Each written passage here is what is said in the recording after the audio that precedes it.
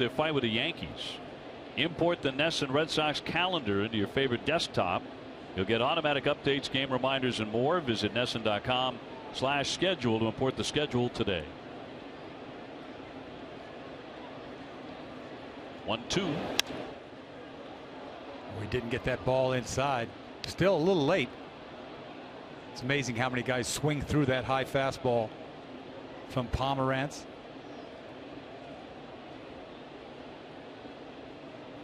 You know, almost a two-pitch pitcher. You know, he forgets about throwing that cutter and that changeup. You don't even see it.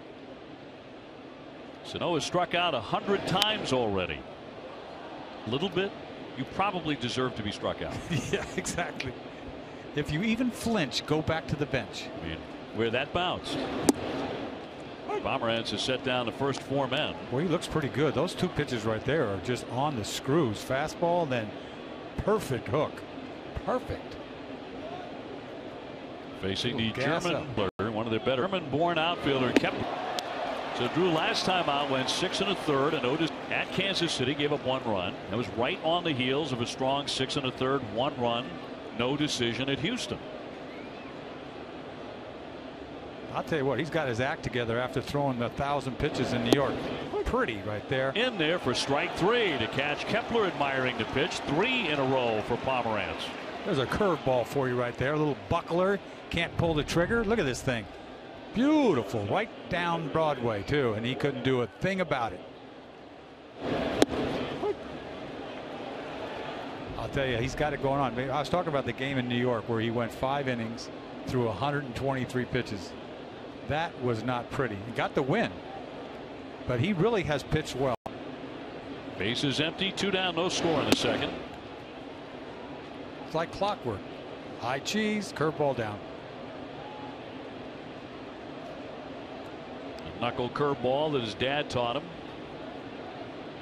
That's such a good pitch for the lefty. Well, he's 6'6". He's finally going to throw a cutter. And foul away. Throwing a lot of strikes here early, isn't he? Yeah, he looks good. 27 pitches and 21 for strikes.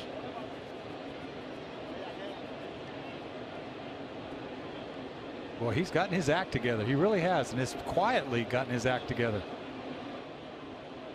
We're so concerned about so many other guys, right? Whether it's Price or Porcello, the way he'd been pitching. I think Drew Pomeranz does everything quietly. Quiet windup. Look at it. He just creeps at you. Routine ground ball, backing up half a step. Pedroia. Another 1-2-3 for Drew Pomeranz.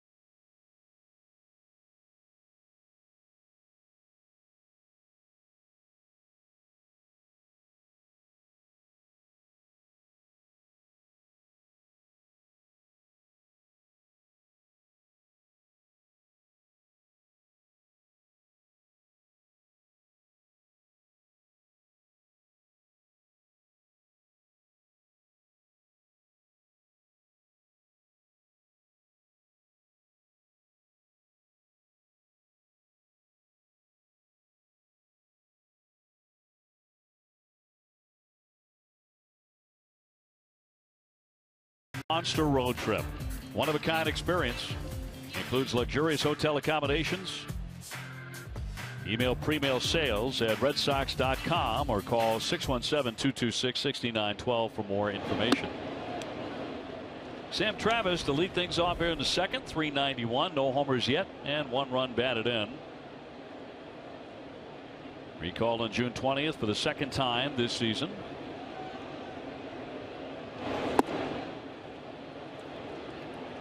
Nothing fancy out there coming from San Diego. Nothing fancy at all. Just mediocre fastball. Travis 8 for 17 against lefties. Santiago survived the first inning where he walked Pedroia and then hit Bogarts on the foot. He got Young to fly out and Jackie Bradley to do the same thing and escape any damage in the first.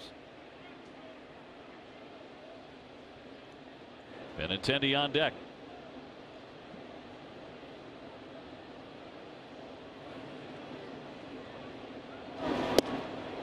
And he takes ball 4, so on 4 straight, Travis becomes the second man to take a walk already. Bruins off season is heating up. Billy and Andy will give you a recap of the Bruins draft and look at the 2017 Hockey Hall of Fame inductees, including Bruins owner Jeremy Jacobs. Don't miss Bruins Summer. Toyota's website for deals, buyatoyota.com. Tomorrow evening at 5, brought to you by Benintendi will check in at 278. He's hit 10 home runs. Again, lefties appear to get an exceptionally good look at Hector Santiago. See Benintendi way down the lineup. You haven't seen him down there for a while, batting 7th. Does have a 7-game hit.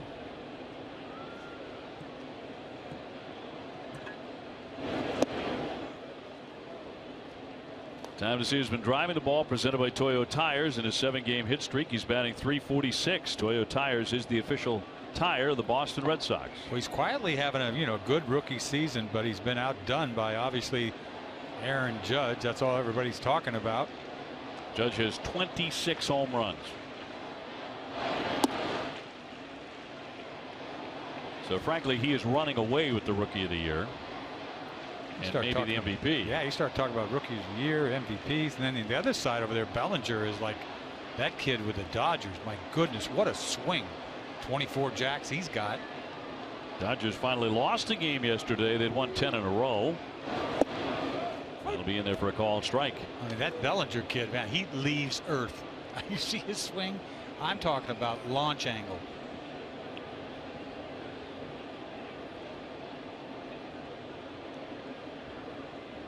Santiago not throwing a lot of strikes as compared to Pomerantz. 31 pitches, just 15 strikes.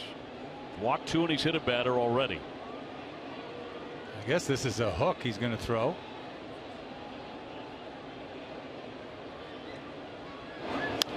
Got a piece. Good swing.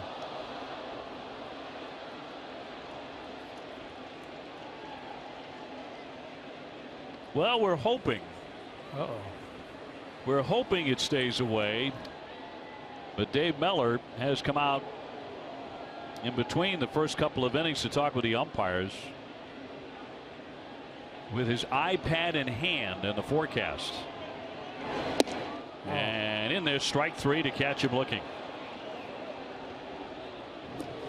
Well, this ball just, I don't know how it fools you. He just had a good swing at a curveball the last pitch, and he throws him a fastball right there. See ya. You got to be looking for something.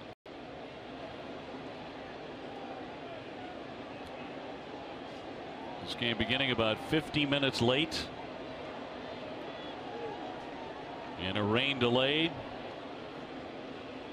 Certainly have the fingers crossed there's no more of that tonight. Vasquez the batter. He's hitting .293, no homers, 13 runs batted in.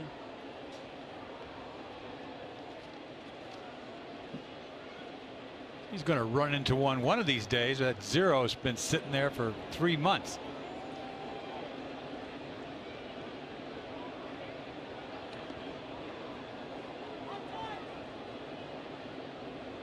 And the lefty deals through there for a called strike.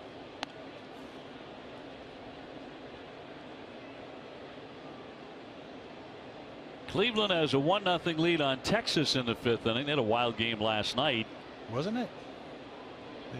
Who do you call is winning 9-3, and they end up crazy offensive game. Cleveland manager Terry Francona is not managing that game against Texas tonight. He was hospitalized on Monday night for the 2nd time in a month. Doctors have not ruled out any major illnesses. He left last night's game because he wasn't feeling well. Tito now 58 years old. Last season he missed a game in August because of chest pains. They have ruled out any major illnesses, which is good news. The 1-1.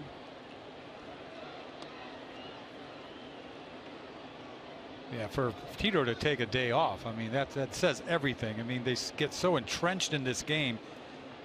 Detrimental to your health is what it comes down to. We've seen him battle so many things over the years.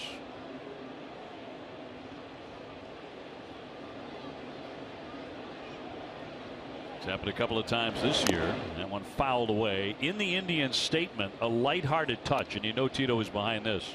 The statement read, Francona also wanted to express that medical personnel have not yet ruled out an allergy to bench coach Brad Mills, who has the team tonight.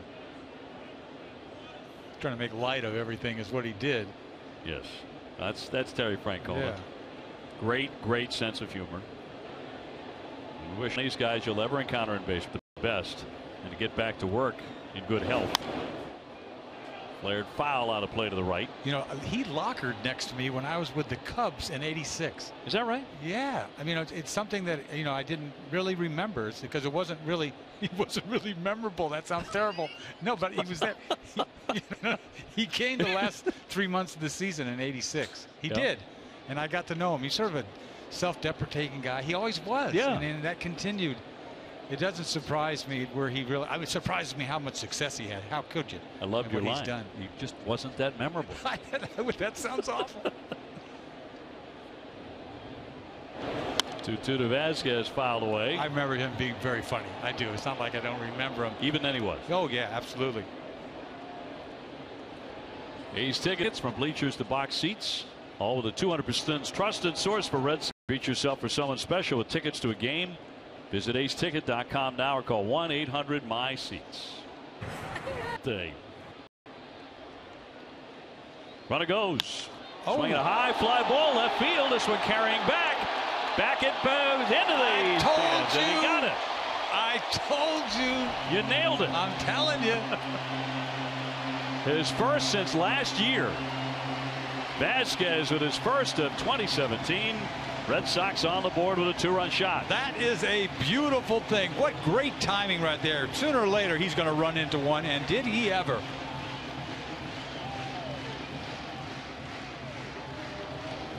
Fouled off a couple of balls and got himself something that he could drive. Santiago, he can give up some bombs, and he gave up one right there. Now the walk and a 2-run shot to put the Sox in front 2-0. Get that monkey off your back. I'm telling you, you know you haven't got any jacks. 409 feet for every Red Sox homer. Speedway donates $500 to Boston Children's Hospital now through the end of July. Use your Speedy Rewards card when you purchase any size fountain or frozen drink for 69 cents and get an entry code to win a VIP experience. Marrero checking in at 156. Another look at the home run cut. Cross seam, belt high, extension. Look at this. Belt high, cross seam, extension, bridge. Ball's gone. That's a beautiful thing.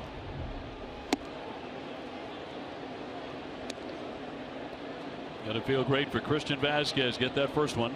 No doubter, it's got to feel great. It's got to just feel great coming off your bat.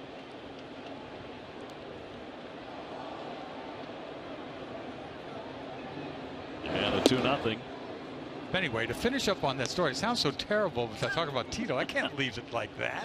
I love the idea. I know that sounds awful. I don't mean it at all. Yeah, it just wasn't that memorable. I love Tito. I really do. And back then, we had such a horrible team in '86 with the Cubs. Yeah. We really did. Not a memorable year. That's what it was. There you go.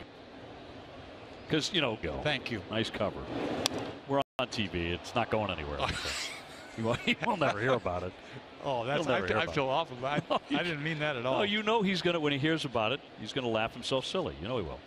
I'll tell you what, he's going to the Hall of Fame is where he's going, sooner or later. It's another good cover on your part. Thank you very much.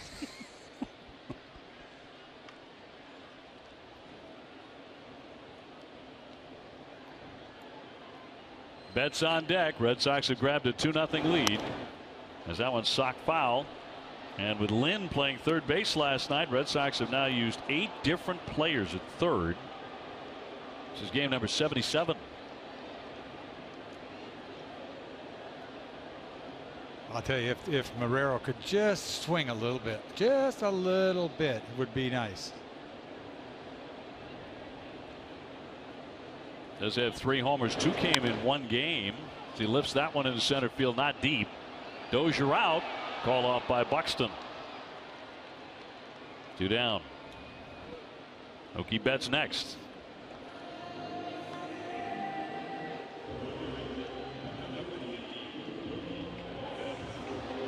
Mookie struck out in the first inning, caught looking.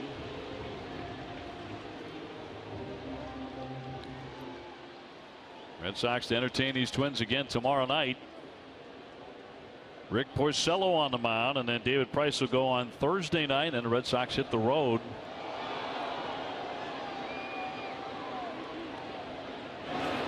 As Betts will take low ball 1. Red Sox will be heading to Toronto, Texas, and Tampa Bay. We talked about Mookie in the open. We haven't seen the best of Mookie. We've seen a couple little spurts here and there, but not like he torched it last year. He had it going on. You saw that number, only 1 home run this season at Fenway Park. I mean, really? That really jumps out at you. It does. Now, he's been in a couple of ballparks. Obviously, Baltimore's one where the fences are lower. You wonder how many home runs a year he loses up against the Green Monster. Mauer coming over near the Red Sox dugout for round number 3. But Christian Vasquez, for the first time this season, touches them all. Number 1 as he kisses that one goodbye at Fenway.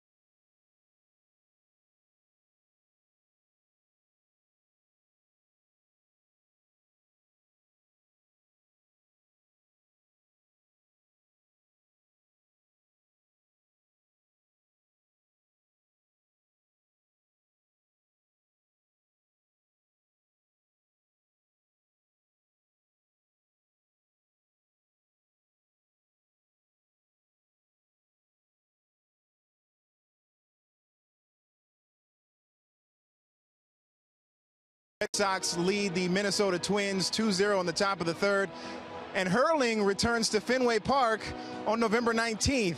It was here in 2015, and about 28,000 people were here in attendance to see the game. It's believed to be the world's fastest field sport. Cross and street hockey, kind of a taste of 9th. You can visit redsox.com/hurling. Talk to some of the players from Ireland, some of the guys you see on screen currently. They told me it's a very physical game, a very physical sport, and the sticks look like if lacrosse and baseball had a baby, with hints of field hockey and tennis. And 30 players on each side, guys. It should be exciting. November 19th here at Fenway Park. All right, Jemai, I don't even want to think about that, but thank you very much. And it's an incredibly popular game in Ireland. They draw huge crowds. Did you ever play it? I did not. I saw Sam Kennedy look very, very comfortable. I wonder if he played some lacrosse back in the day. It's beyond me. Well, they are tarping the field, as Jemime mentioned. And right now it is not raining at Fenway Park, but they're expecting that second front we've been worried about to pass over the ballpark. And we've already had one rain delay tonight.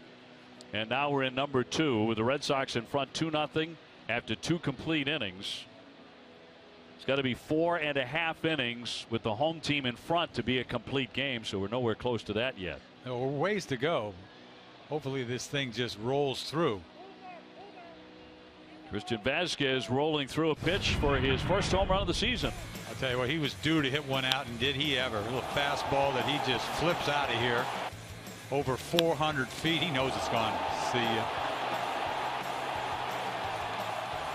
4:09 deep up into the monster seats, and the Red Sox took a 2-0 lead. He's loving that, isn't he? Wait 3 months for it. You're going to feel it. Now, in the meantime, we take a look at the radar and what is coming our way. Brought to you by our great friends at Fox 25, the Doppler radar, and there it is, just about, well, it is on top of us in too many colors. Yeah, that's not pretty at all. Well, they're ahead of this thing, though. They've got this tarp down before it even came down. One drizzle came down. TC, Wake, and Steve are standing by to take it from here. And guys, we will do what we can do to keep an eye on the rain and on the weather and update you anytime we get the opportunity. Right now, back to Tom Caron.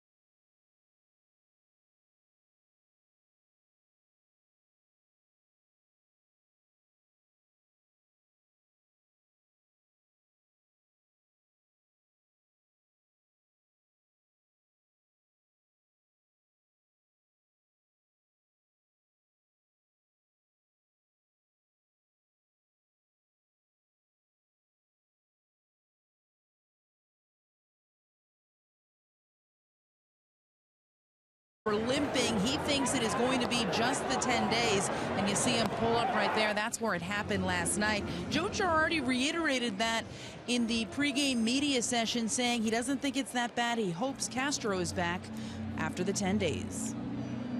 Well, grade 1 is about as good a news as you could get, and that's the exact same grade that he had last year, and he missed 10 games. So they're hoping he does get back, as Meredith said. But you also mentioned, in an aside, it's not easy to lose your second, third, and fourth hitters. He said that's essentially what we've done. So Aaron Hicks is out, Stormer Castro's out, and Holiday is not on the DL, but power to lose. And Castro's he's not available, so that's a lot of fireworks. Part of what the Yankees have done this year. Also making a push for that All-Star game too, right? Now he's going to miss 10 days. 1-1 on Austin Romine.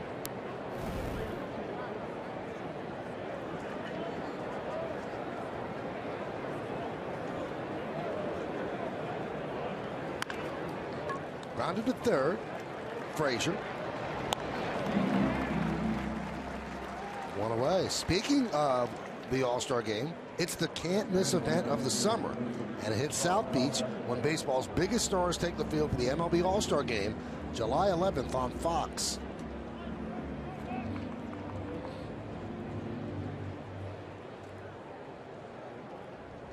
He's probably going to be there. Leading vote getter in the American League, Aaron Judge. Refsnyder fouls it away. He says he has not thought about the home run derby, right? Concentrating on winning. That's what he said. Kind of hard to believe.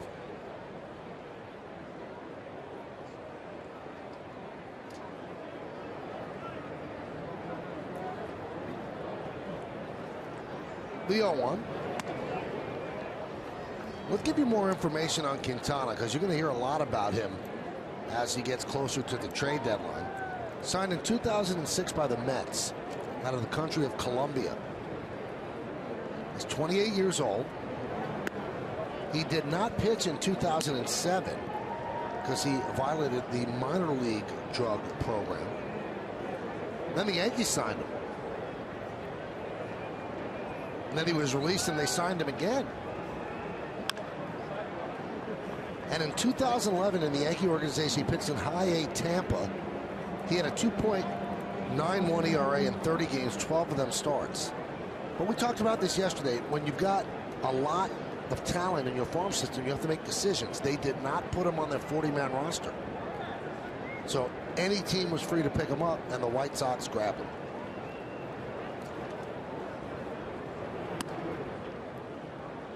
And the White Sox also signed him March 24, 2014 to a 5-year, $26.5 million deal. And there's 2 team options, so it could take it into 2020. That's unbelievable. Exactly. To get this type of pitcher that price, and that's why the price for him on the trade market is going to be very, very high.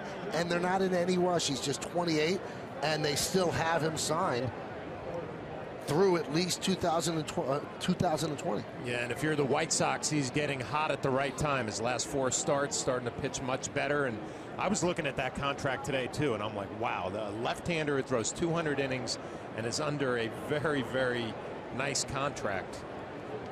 It's going to get interesting at the deadline. Fly ball center field. Angles there, 2 away. Now, one of the promises he made to himself, John, was in 2013. He said, I am going to learn English. I'm going to do interviews in English. I'm going to talk to my teammates in English. It's important that I learn English. So you know how he did it? He watched Jimmy Fallon every night.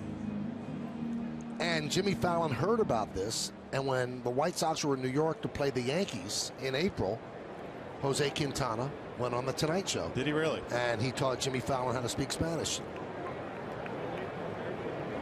Kind of a nice moment. Great stuff.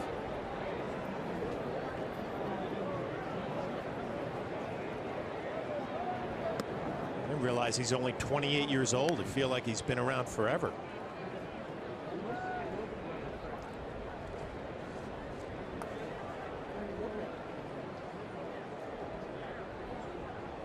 I learned from Jimmy Fallon, too. I learned to send out thank you notes on Friday. That's important.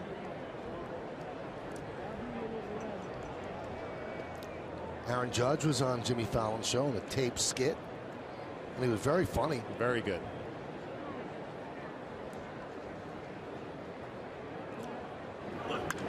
Line drive. Oh, what a play by Frazier, taking an extra base hit away from Ellsbury. An outstanding grab of a blistering line drive. Not too much reaction time there, but Frazier made it to end the inning.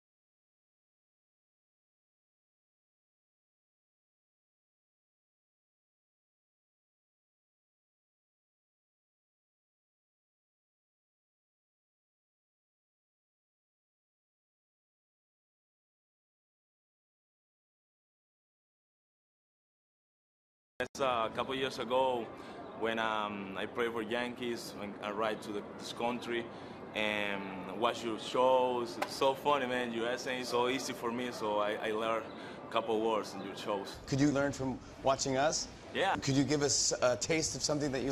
You are awesome. You are so good. So awesome. So good. So great. So funny. Okay, Yes. okay, we get, okay. Well, that was Jose Quintana with Jimmy Fallon earlier this year. You can see the energy and just the happiness coming from Quintana, who's certainly done well in the major leagues. And now all of his interviews are conducted in English with English-speaking media. Got to be happy about his first 3 innings. Count 2-0 on Kevin Smith. It's Smith, Engel, and Sanchez, 8, 9, and 1 in the order against Luis Severino.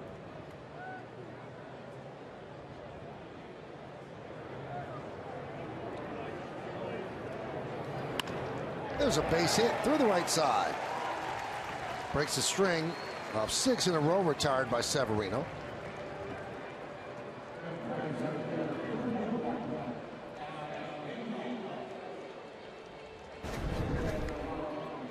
He just challenged Smith with a 2-0 fastball down the middle. He just blocks it off the other way.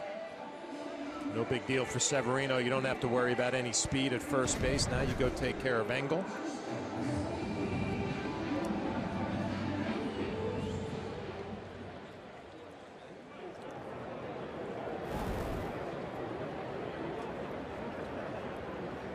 Engel hitting .302. Swing and a miss.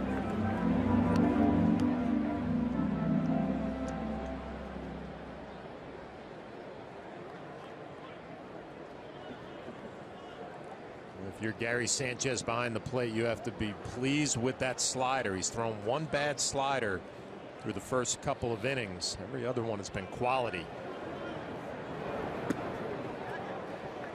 Goes around 0-2.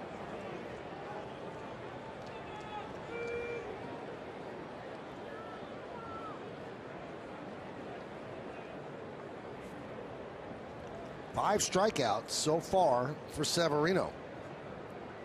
And he struck out the side in the second.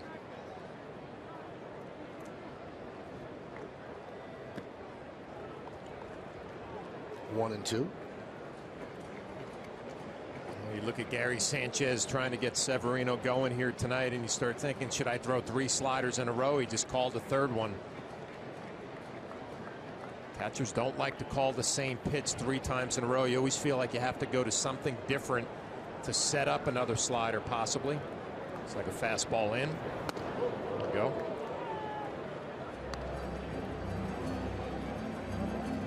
%99 of the time after you set up that pitch there, fastball up and in, you're going back down and away to that slider that's been devastating early on in this game. And here it comes.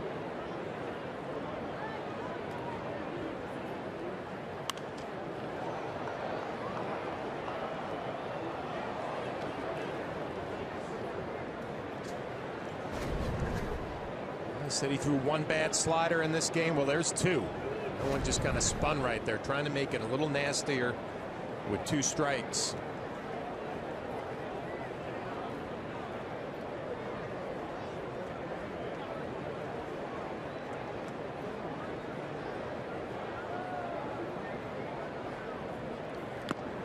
Swing and a tip into the glove of Sanchez. Strikeout number 6. 1 away here in the third.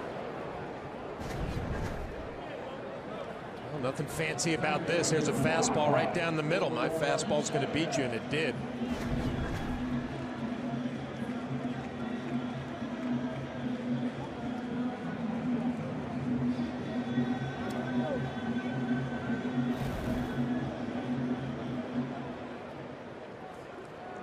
Here's Sanchez, who doubled in the first and was left stranded.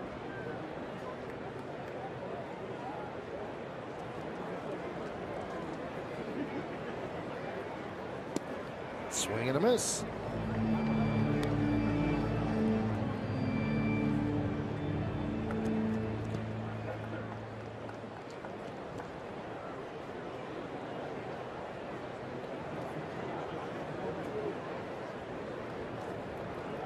Smith leads off first, held there by Romine.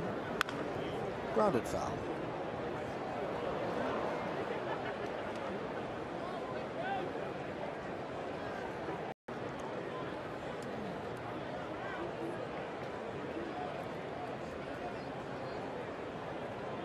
Gregorius shades up the middle. And there's a base hit through the right side. Smith stops at second. Sanchez is 2 for 2 against Severino.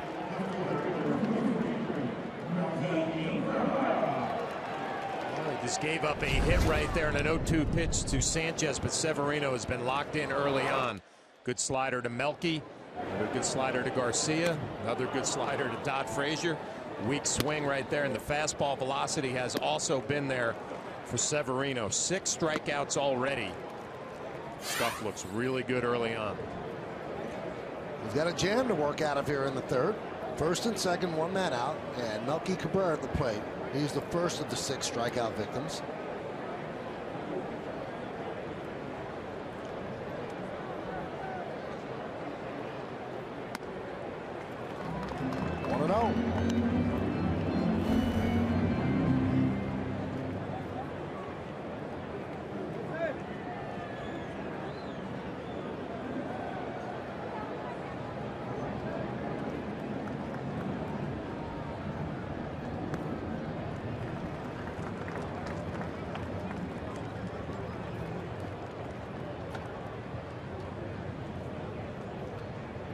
Melky likes to hit against the Yankees. 310 in 47 games.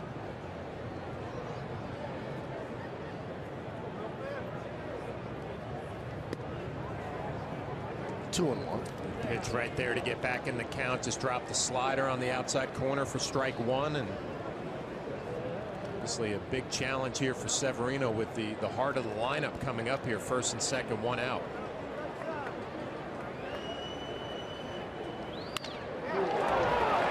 Fly ball right center. On the run is Ellsbury, makes the catch. Tagging is Smith. He'll stop right there.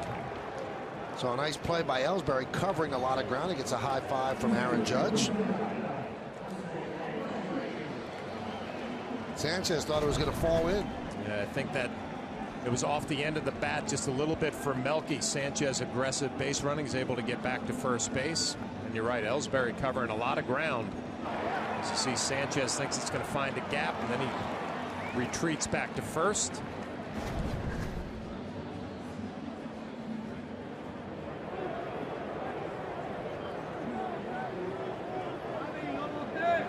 Here's Jose Abreu. Grounded to third in the first. And he takes a pitch low and inside. 1-0.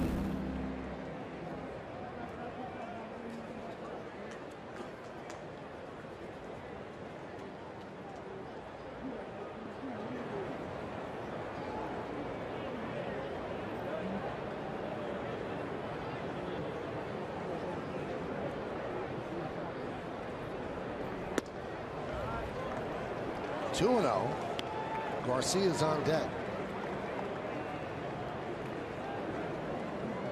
Severino starting to fall behind in counts a little bit, and these aren't the guys you want to fall behind to. Abreu, Garcia, Melky Cabrera. Got away with it with Cabrera. Be very careful with this pitch right here. Grounded inside first and down the right field line. Kevin Smith will score. Sanchez is going to third. They're going to hold him up right there. It's an RBI double for Abreu. It's 1-0 White Sox.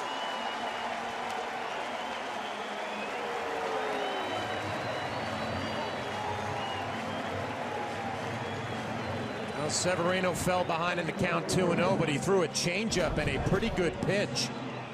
Down and away, and Abreu just flips it the other way. I mean, that was a great pitch by Severino. And didn't get away with it. Abreu stayed on it just enough to drive it the other way, and the White Sox are on the board. 49th ribby for Abreu. And now you have a tough cookie in Garcia with runners on second and third. 2 men out. First base open. Frazier is on deck. Garcia struck out in the first, and he swings and misses. here in the third. Again, Larry Rothschild is in my ear. Fastball command has not been great lately. And you see how far Sanchez has to reach for it. I mean, he missed by a full plate. Got away with it because of the velocity.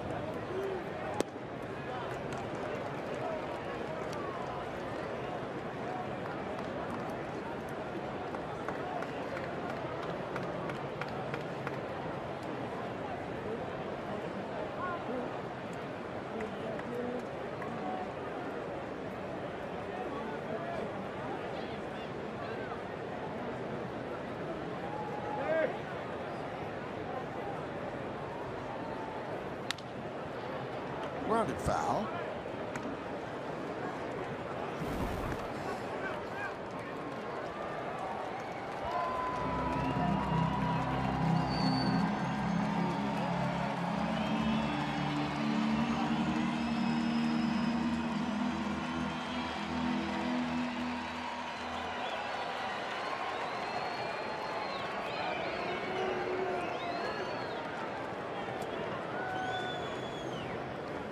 Swing and a miss. 99 miles an hour, and Garcia down on strikes. But the White Sox get 1 run on 3 hits, 2 men left on base. But he blisters one past Garcia to get out of further trouble.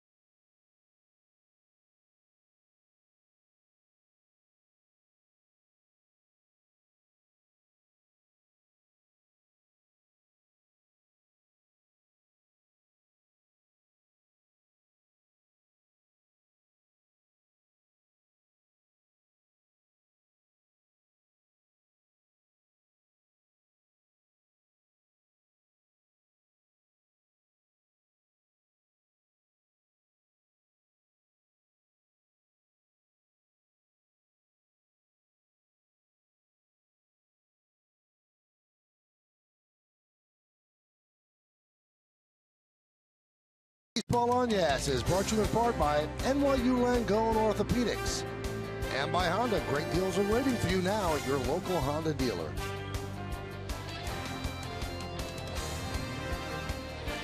That's the Married with Children fountain. That's what I call it. Chase Headley takes a strike.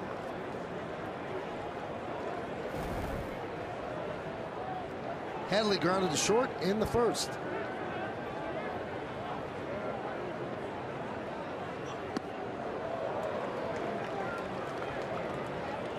Out of the scoreboard, 1-0 White Sox.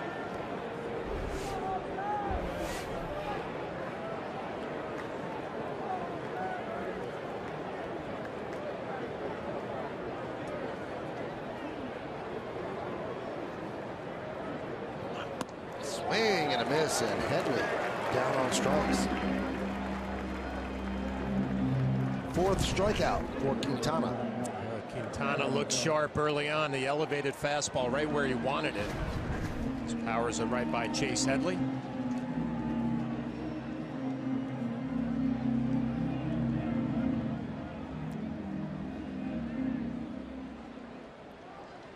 Here's Aaron Judge. He walked in the first inning. In fact, that's the Yankees' only base runner.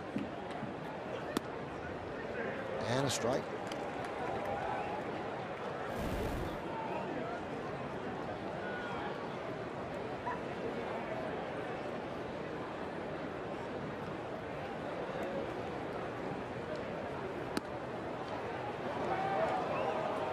There's that pitch we were talking about last night, that fastball inside. The pitchers are trying to get strikes on the inside corner.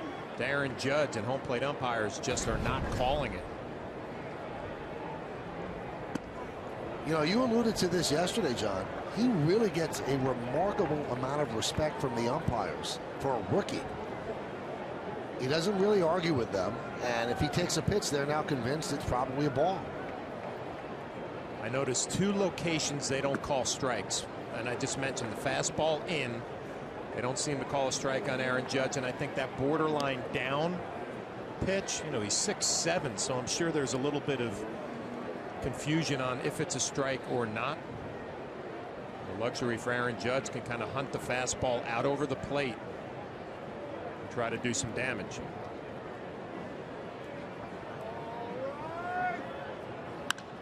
High fly ball, right field, going back Garcia, and he's there to make the play. Did not have the carry.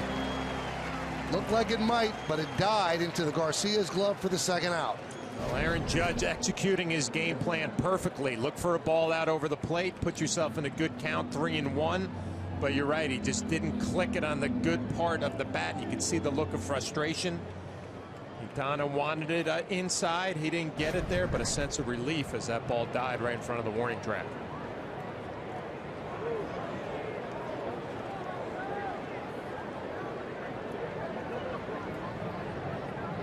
Here's Gary Sanchez. You know, on a warmer night, that ball probably goes out, but it's not that much of a warm night. I'm also thinking back to last night where the flags were really blowing out to right center field. Not that Aaron Judge obviously needs any help, but he didn't hit that on the good part of the bat. Not a whole lot of wind tonight.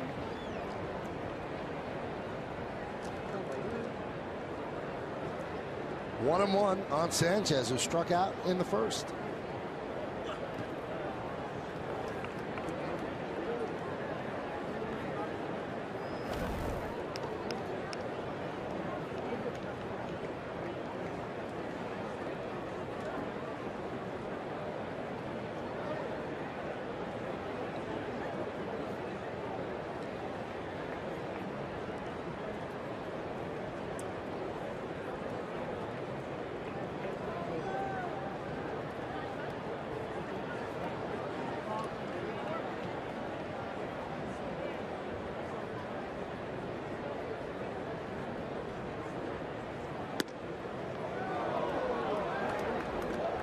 Three and one on Sanchez. He goes with a 2-1 breaking ball, misses. Joe West not giving him that lower outside corner.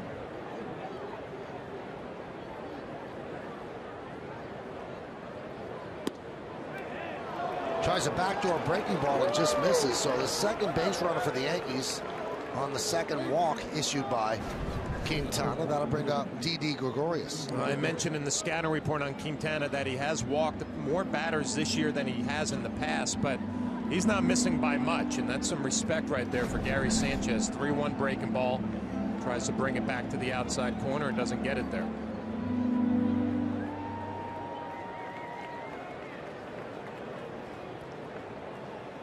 Here's Gregorius, who struck out in the second. Loops that one toward third. Tough hop. Frazier stays with it, but the throw pulls Abreu off the bag. It's a base hit for Didi Gregorius. Boy, that was like a pull shot cued off the end of the bat. Didi got jammed, and I think it put some real spin on the baseball. We'll see. Frazier goes to his right, and then he's going to have to reach back because of the spin when it hit the dirt. And because of that, he doesn't have his feet underneath him, and will have nothing on the throw. A little jam shot the other way, some spin. That combination leads to an infield hit. Yankees' first hit of the night.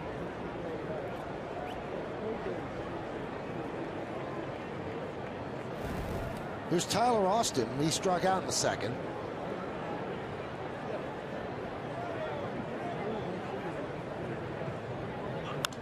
Foul back.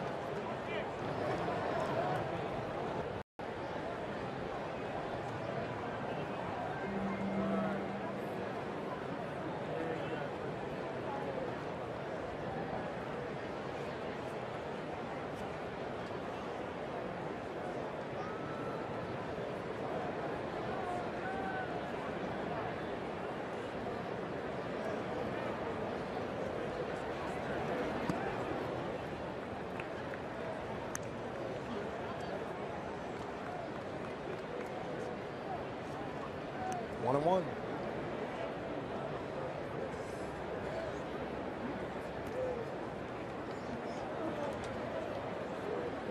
Two hits and 12 at bats for Austin. One of them a home run. Strike on the inside corner, 1-2.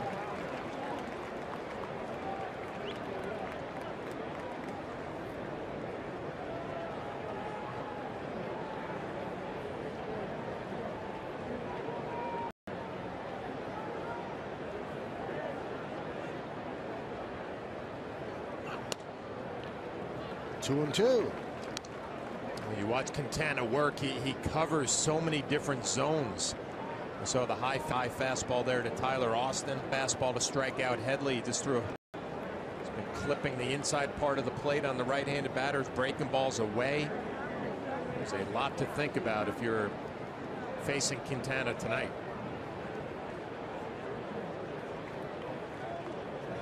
Two balls, two strikes, two outs, 2 on. 1-0 White Sox, top of the 4th. And that one gets away from Smith. Both runners move up.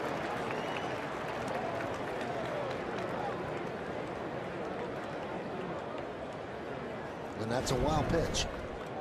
Yeah, Smith wants it down and in, and it ends up middle and kind of has that spin that he can't get it off of his chest protector.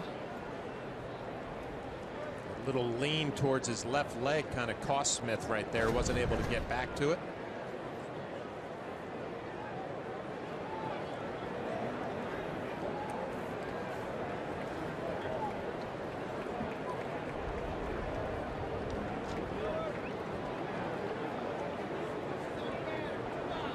So 3-2 now on Austin.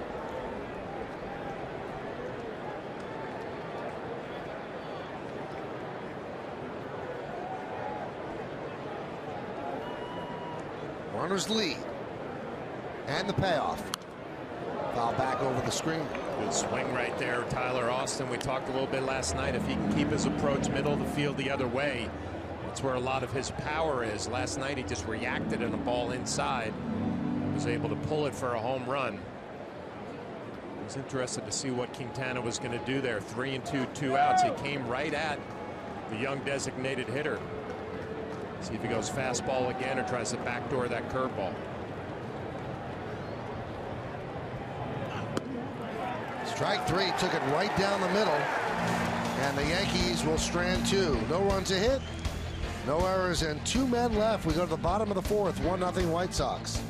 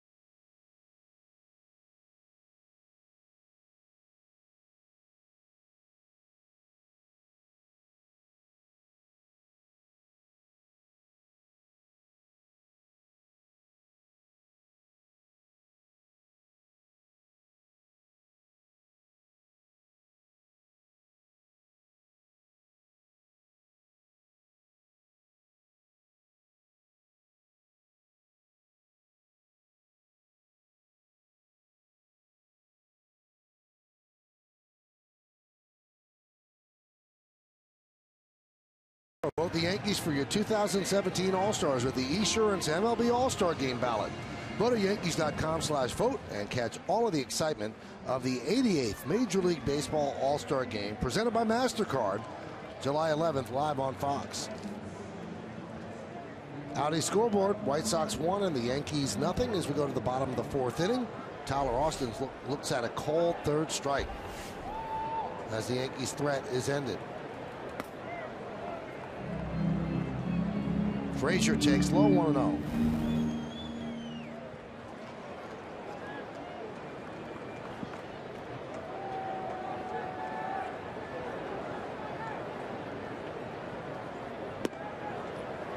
There's a strike, 1-1.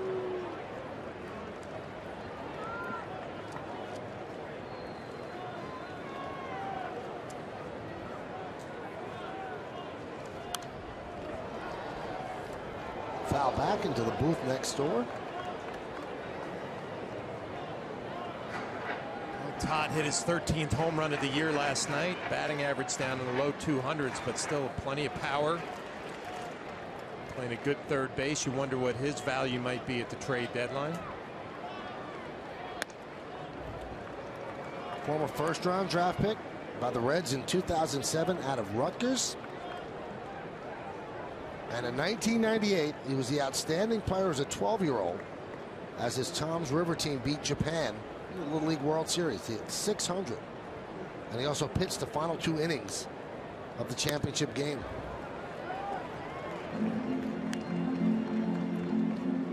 And because they won Little League World Series, they came to Yankee Stadium. Here he was standing next to Derek Jeter during the national anthem.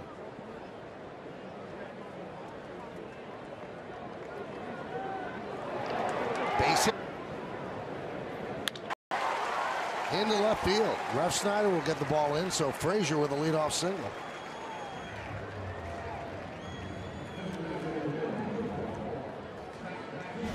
Severino looked like he had it locked in the 2nd inning with his 3 strikeouts, and there just a 3-2 slider, throws it for a strike. Give Todd Frazier a little bit of credit for making an adjustment. He looked bad on the slider his first at bat. Severino went back to it, and he was ready this time.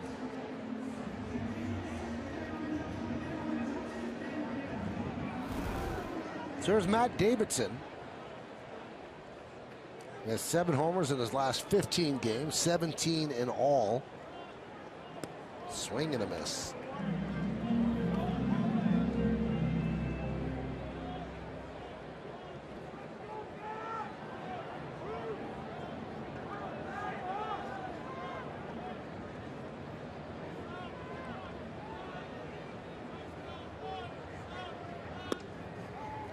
Snap throw to first. Frazier's back.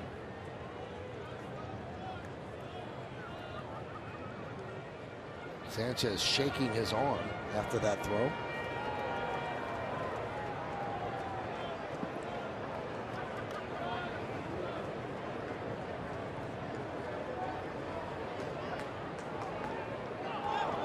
They've got him hung up. And Frazier is out. 1-3-4. He just took off when Severino still had the ball. It looked like he was sizing him up the first couple of pitches and obviously guessed wrong right there. Austin Romine gets an angle, a good throw to Torreyes. Just trying to go with that secondary lead and take off with the timing of it.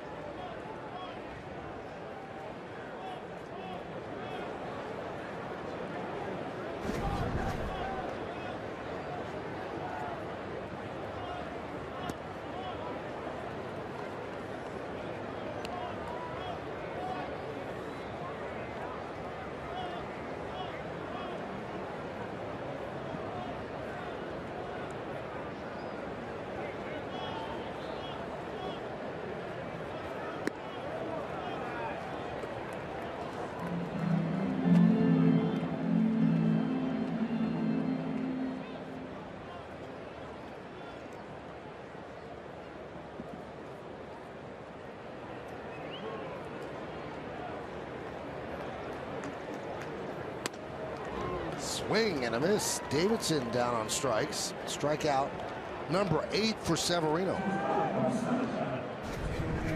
He feels good about his fastball, just kind of letting it fly tonight. Goes right by Davidson.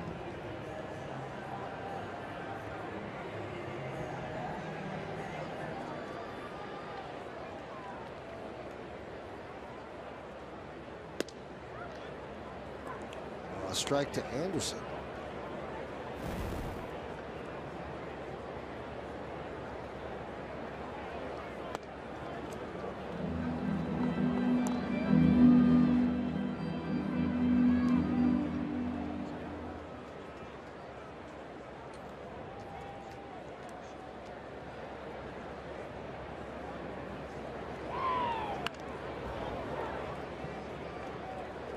Check swing, and the count 1-2.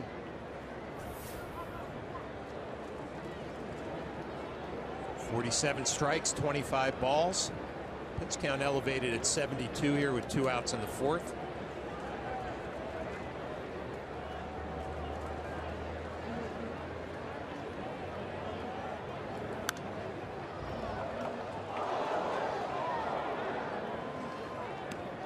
In his only other start against the White Sox this year, Severino struck out 10. That was on April 18th.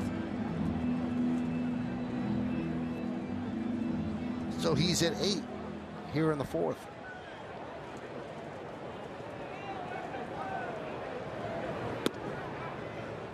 The whole Yankee team came off the field on a late call by Joe West. They knew before he did, so there's 9 strikeout as Anderson goes down looking. We go to the 5th.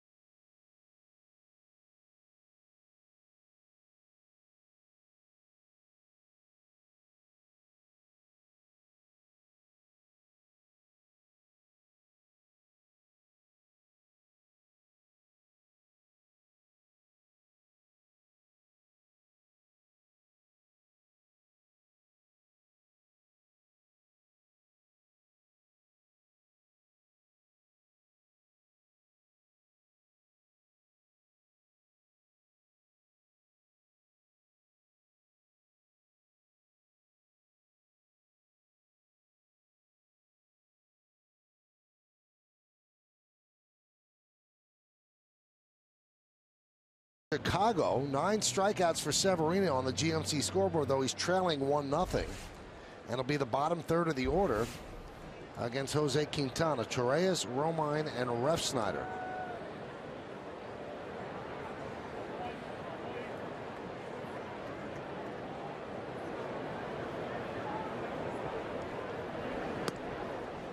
Pitch outside. Torreyes with a fly ball to right. This is his 6th straight start.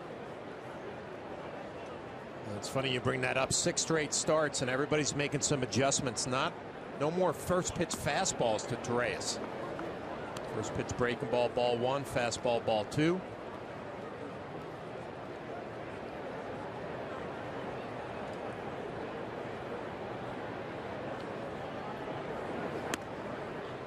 (3-0) on Ronald Torreyes. So Starlin Castro put on the DL with a hamstring injury, grade 1. The Yankees are hoping that he will be back in the 10-day DL stint.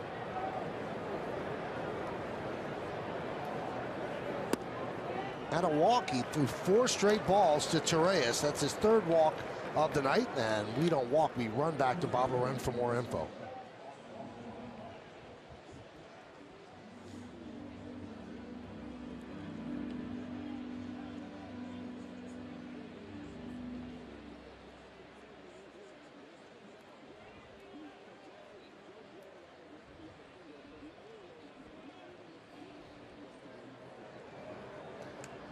Thank you, Bob. Runner Romine, and he grounds one to Frazier.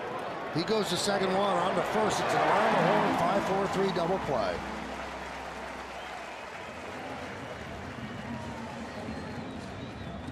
Well, pitcher's best friend, especially after you walk the number 7 hitter on 4 straight pitches. Nice easy play for Frazier across to Sanchez.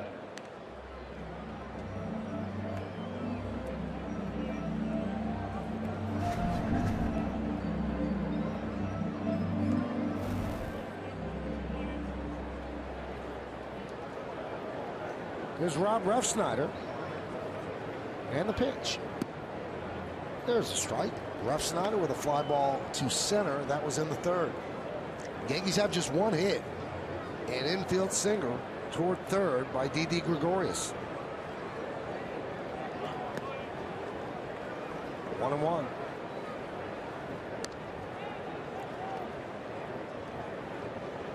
White Sox have lost 4 in a row and 7 of their last 8.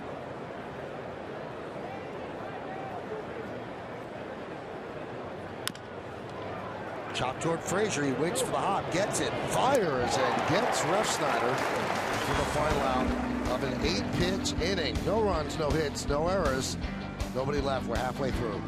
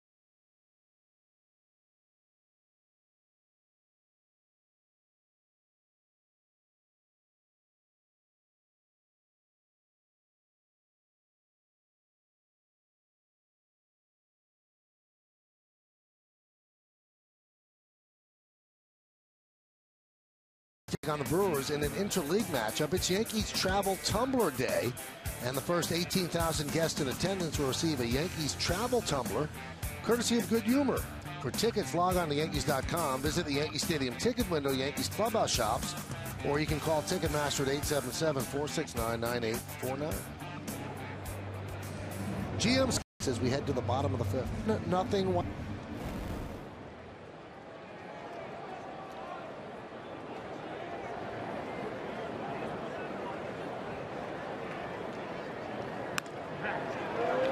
Base hit over the head of Romine for Kevin Smith. Second time he's gone to the right side, so he's 2 for 2. Severino is beating him with his fastball, but you're right, he just stays inside of it and fights it off the other way. Looks like his approach is right side of the field.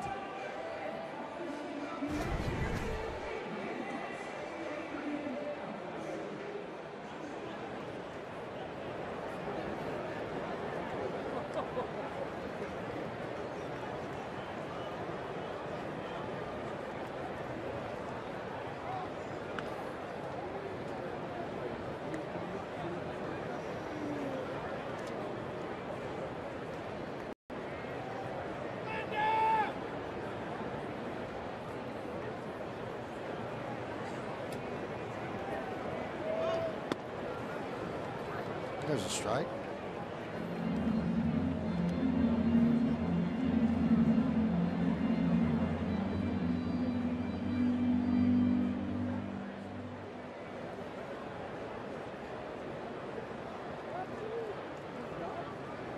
Obviously, Kevin Smith, being a catcher, is not a great runner at first base. If you're the Yankees defensively, you're thinking high fastball.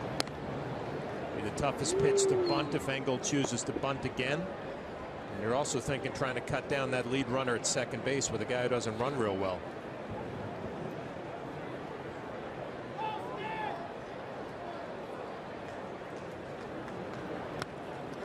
Squares the bunt. They call it a ball, 1-1. If I'm Severino and Sanchez and Engel wants to bunt, I'm going to try to elevate that fastball at about 98, 99 to be a tough pitch to get down. Hear that slider down in the dirt. Sanchez is backhands it, keeps it in front. This high target here. Bunted toward first.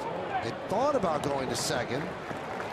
But remember, Romine's essentially a novice at first, so he takes the out at first, flipping it to Ronald Torreyes. So the sac bunt is 3-4. Engel gets a job done. You're right. An experienced first baseman, probably a little bit more aggressive. Austin Romine, the right play.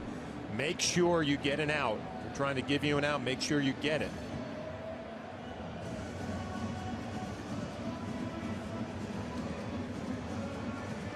Meredith Marakovits asked Romine about playing first, and he smiled. He said, whatever gets me in the lineup. Here's Sanchez, who's 2 for 2 against Severino. Pitch high, 1-0.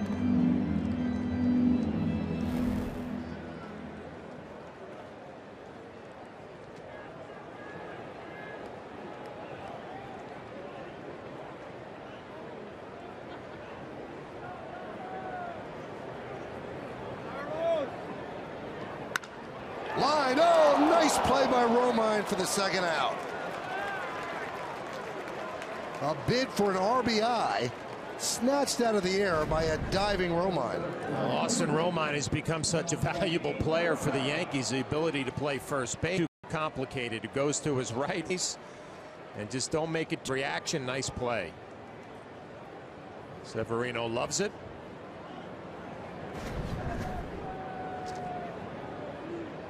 It is not that easy to move from behind the plate to first base. Things happen awfully quick out there.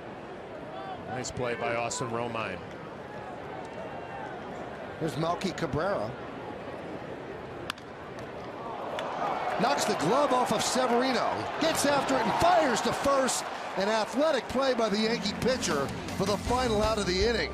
No runs a hit, no errors, and one man left. Where's the glove? He doesn't care. He got the out.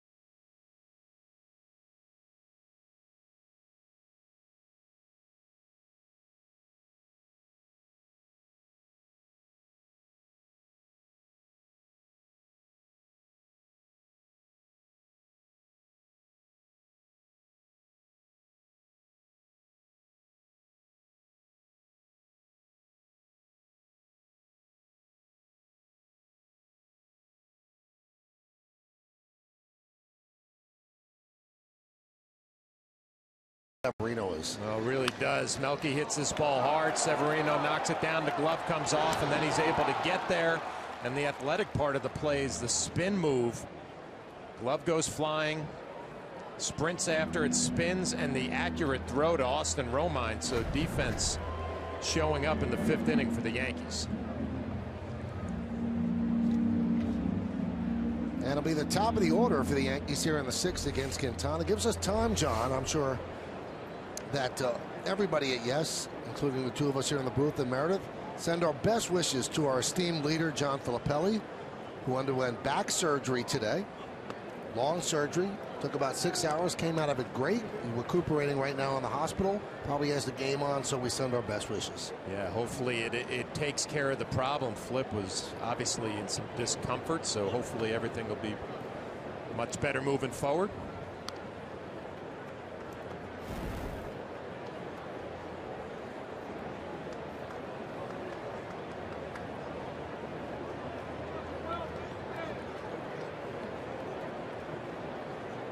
One could not hold up. 1-2. Last time up, Ellsbury blistered a line drive. Great play by Todd Frazier. Took away what was likely an extra base hit.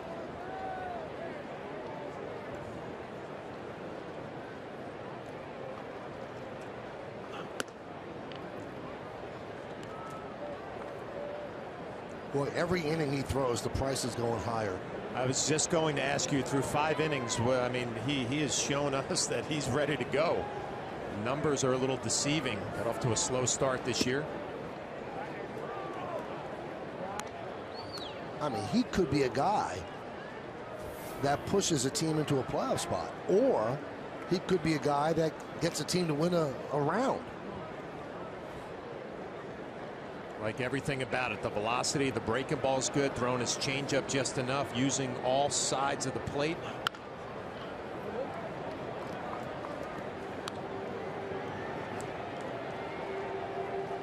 Well, lowest ERAs from 2013 through 16. Quintana has the 5th best, and the other names are pretty impressive. Sale, the King, Kluber, Price, and then Quintana. Ground ball at second. Sanchez gets Ellsbury for the first out.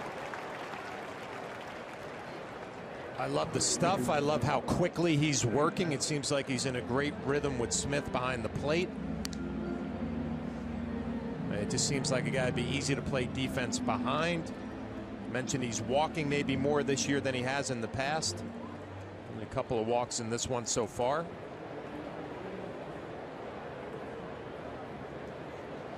And he'll give you 200 innings. Very valuable from the left side. High fly ball, right field off the bat of Headley. Garcia makes the play in front of the track.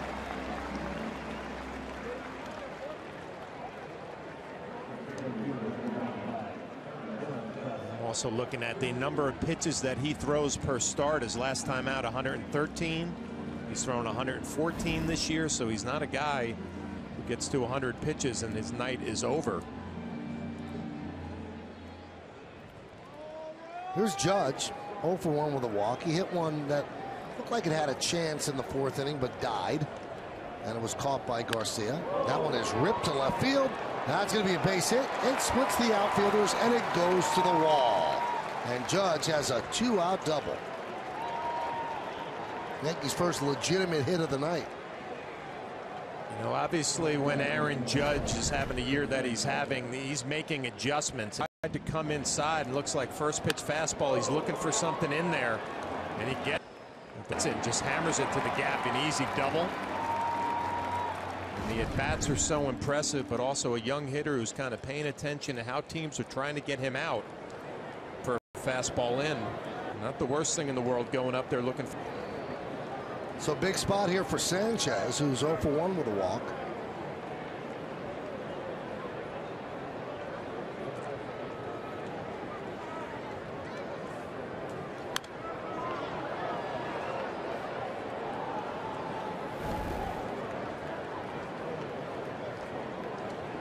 Quintana doesn't mess around. Didi Gregorius on deck, a left-handed hitter, obviously. First base is open.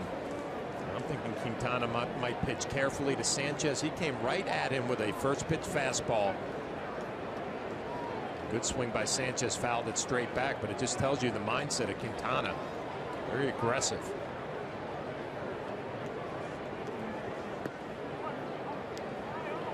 Yeah, the walk by Judge in the first, a double here in the sixth, extends his on-base streak to 29 straight games.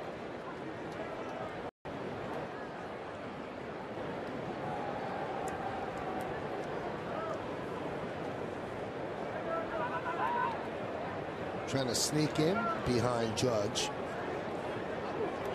And that is the longest streak by a Yankee since Derek Jeter had a 34-game streak to end the 2012 season. So Judge leads off second. White Sox lead 1-0. Top of the sixth. 1-2. With runners in scoring position this year, Sanchez hitting .341.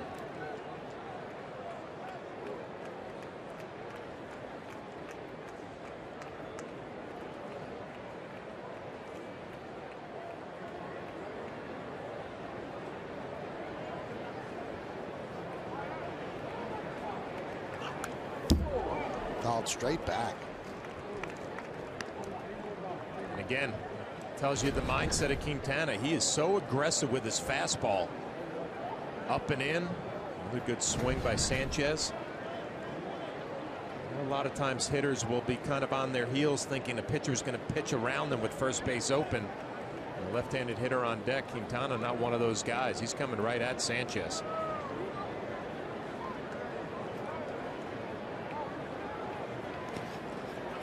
Nice block there by Smith. Breaking ball in the dirt. 2-2. We talked about Smith a little bit last night and his ability to block the baseball. Another good play here. The glove leads, the body follows. Redirecting it back towards the playing field.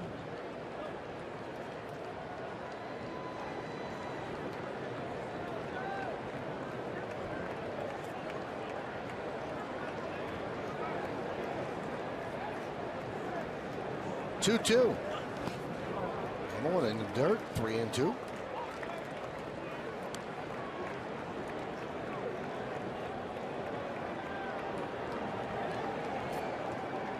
I talked about the aggressiveness of Quintana in this at bat with his fastball. We'll see what he's thinking here. 3-2. 2 down. Aaron Judge at second base. A left-handed hitter on deck and first base open. And 2 breaking balls in a row. We'll see what he does here. 3-2. Judge leads off second. 3-2 pitch. Popped up. Sanchez makes the play, and Quintana works out of trouble. No runs a hit. 1 man left. We go to the bottom of the sixth. 1-0 Chicago.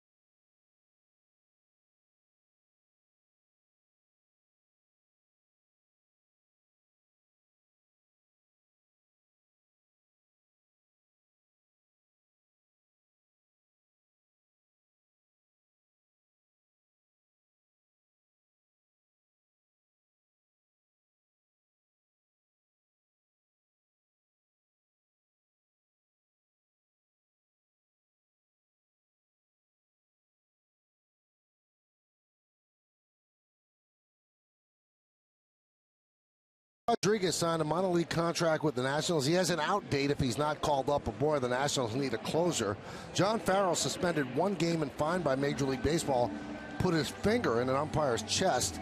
And Jason Grilli, who's been really batted around this year for the Blue Jays, designated for assignment by Toronto. And the umpire that got poked was Bill Miller. 1-0, White Sox, as we go to the bottom of the 6th inning. The only run scored on an RBI double by Jose Abreu in the 3rd inning. And here he is leading off. He's 1 for 2.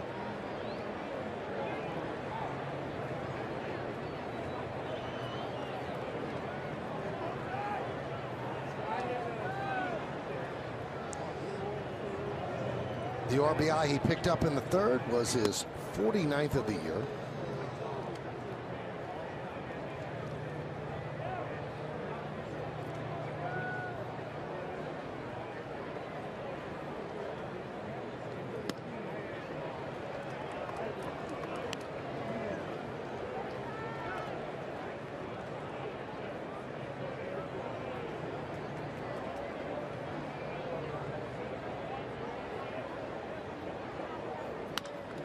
Grounded to 3rd, fair ball. Headley field, sets and fires, 1 away.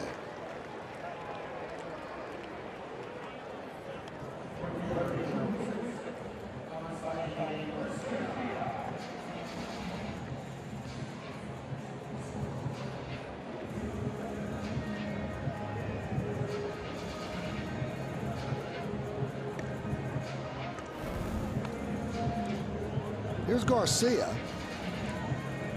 He's having a great year, but right now he's in an 0 for 15 slide, 1 for 19.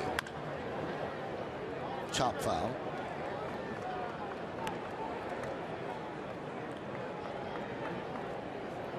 Probably between Garcia and Abreu to be the White Sox representative in the All-Star game.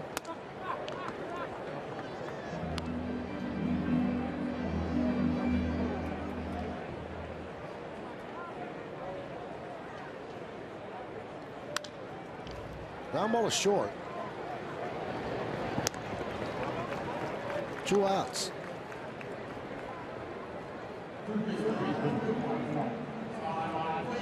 Didi's having a good year, but there's so many outstanding shortstops in the American League. He just might be blocked for a long time unless he has like a season for the ages. Correa, Lindor, Bogarts, just to name a few.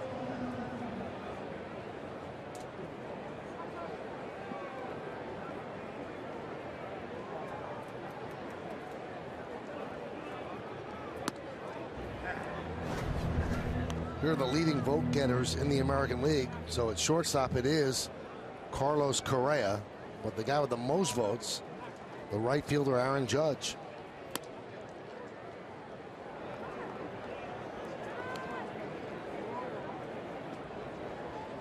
And overall, Bryce Harper has the most votes, so Judge is second in all Major League voting.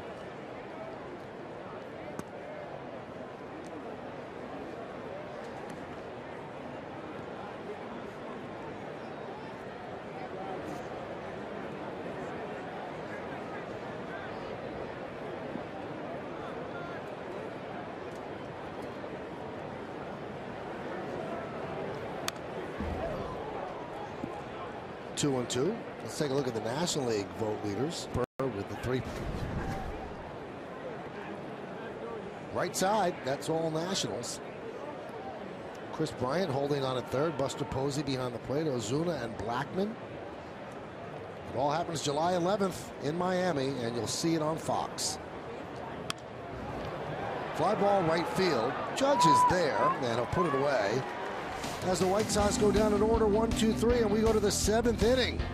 1-0 Sox.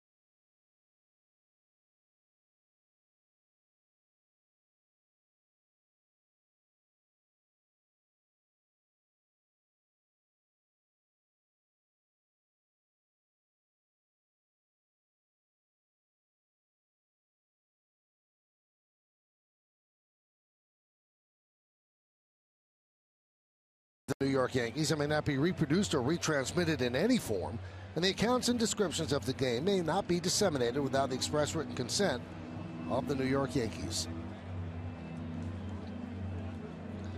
That was good.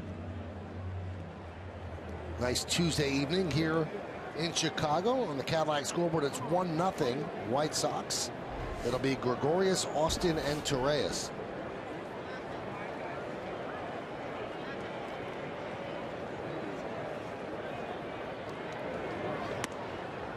Got a fastball by him. 91st pitch for Quintana. Get some action in the Chicago White Sox bullpen. Swarzak and Jennings.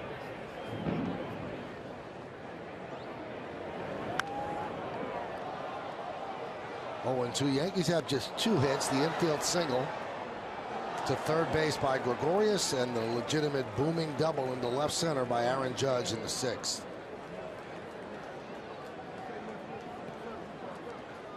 I think the way this is going, Joe Girardi wouldn't mind seeing a White Sox reliever in this game. Quintana has been on top of his game.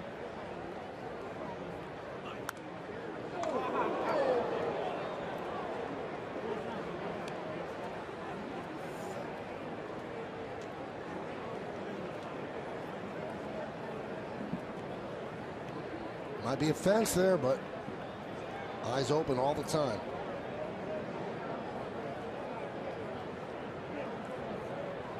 The 0-2.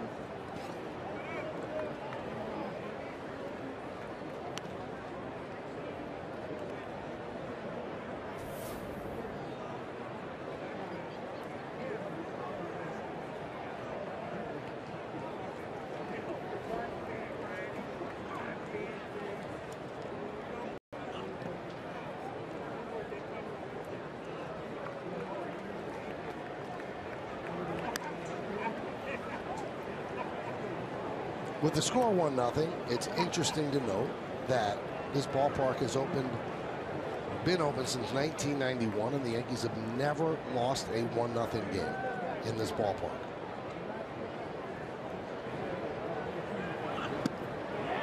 Swing and a miss. Gregorius down on strikes. Well, Jose Quintana has been on top of his game, and obviously a very valuable piece at the trade deadline. Take a look at his strikeouts, a good slider. I've been impressed with the way he's elevated his fastball against some of these Yankee hitters. He's pounded the ball inside. He's thrown his breaking ball. Left on left, he has a valuable weapon with that big-time breaking ball there. Austin takes upstairs. Austin had a chance, second and third, 2 men out in the 4th inning, but looked at a pitch right down the middle. Called third strike to end the inning. So he struck out twice against Quintana.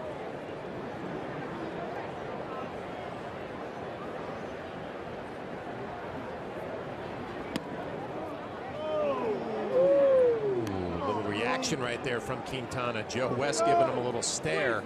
Thought he threw a good breaking ball for a strike. We'll take a look. Just off.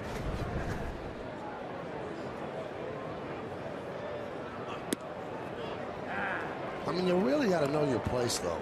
Joe West is a guy, it's not going to help you.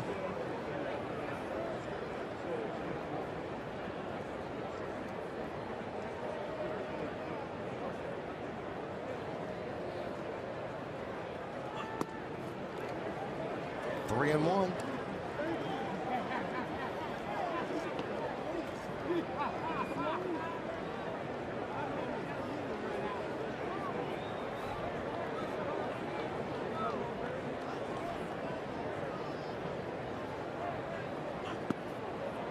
And he walks Austin. Well, your scouting report was right on, John. He's putting up good numbers, but he's also walking people more than he should. And that brings Rick Renteria out of the dugout, and the Yankees breathe a sigh of relief as the White Sox manager signals to the bullpen. Going for the right-hander with Torreyes coming up.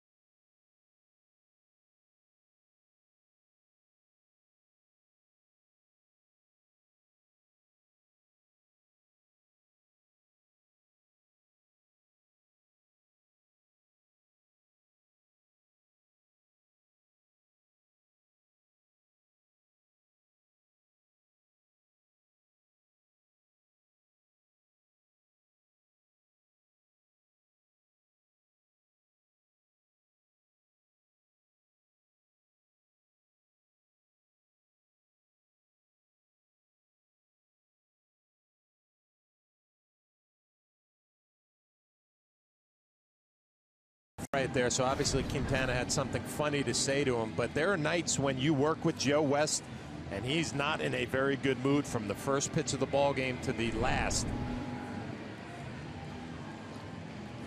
Been a pretty good pitching matchup.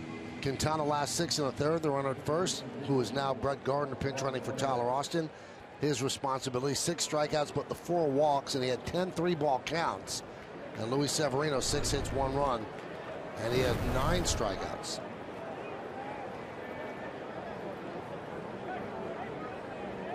So here's the numbers on Swarzak, former Yankee. As I mentioned, Gardner pinch running for Tyler Austin at first. Swarzak having a good year. Just to get Quintana out there, maybe the Yankees get something going.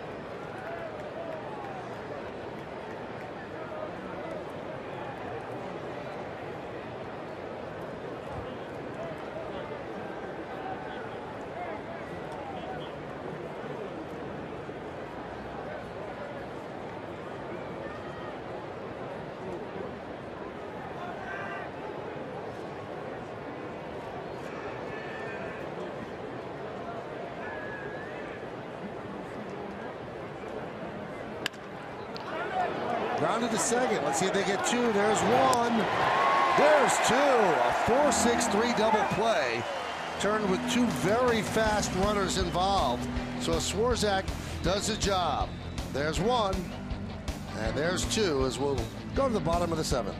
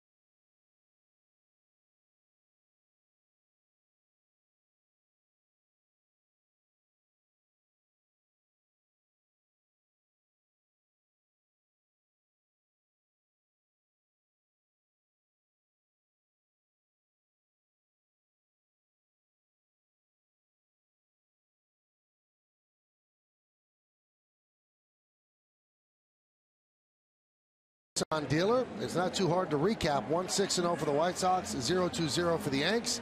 Severino still in there. Quintana went 1 out into the 7th. Abreu, the RBI double, that's the only run. And Aaron Judge has walked and doubled for the Yankees. Another good performance by Severino. Caddy scoreboard, 1-0. White Sox over the Yanks. Swing and a miss. He's got these 9 strikeouts, John, doesn't have a walk. He's been outstanding, and Larry Rothschild again getting back to it before the game said he didn't want him to change a thing. He felt really good about his stuff. Fastball command maybe could get a little bit better, but the 9 strikeouts, no walks. And Jack just talked about it. The 1 RBI base hit, a cue shot on a changeup.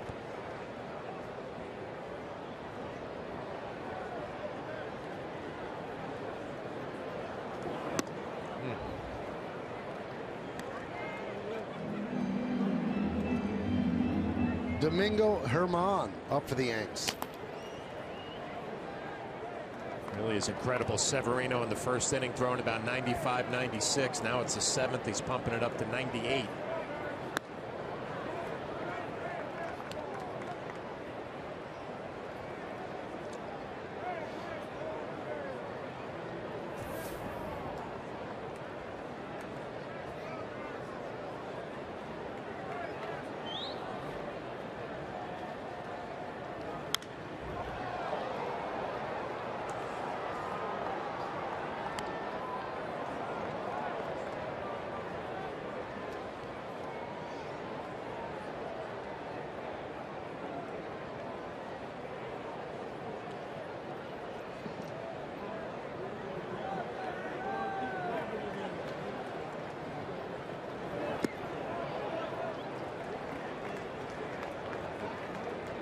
3-2 on Davidson, who struck out twice against Severino.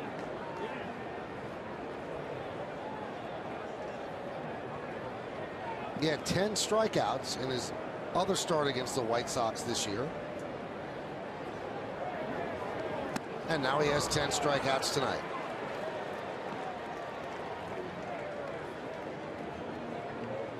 There's a lot to like if you're Joe Girardi, watching your young right-hander strike out 10 White Sox batters. Here's my best fastball up in the zone. Throws it right by Davidson.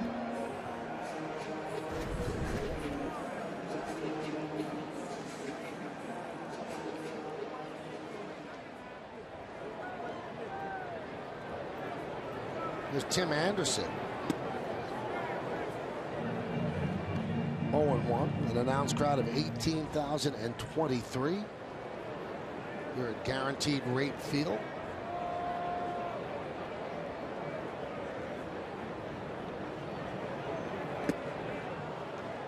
Two.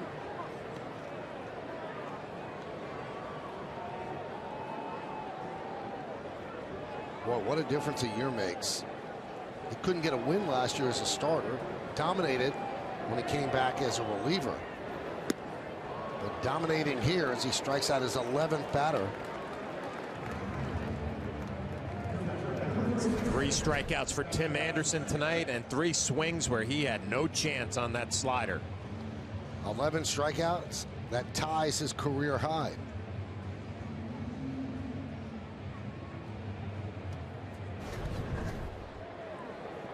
Well, no strikeouts against Kevin Smith.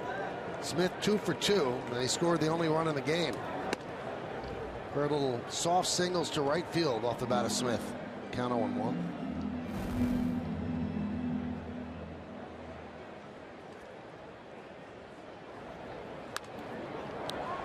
0-2. Hey, he knows anybody gets on, he's probably out of the game. They don't want to push his pitch count that high. So he is just rearing back and throwing strikes. This will be his 105th pitch. And the 0-2. Strike 3. It's a career high 12 strikeout game for Luis Severino as he impressively strikes out the side here in the 7th. We go to the 8th, 1-0 White Sox.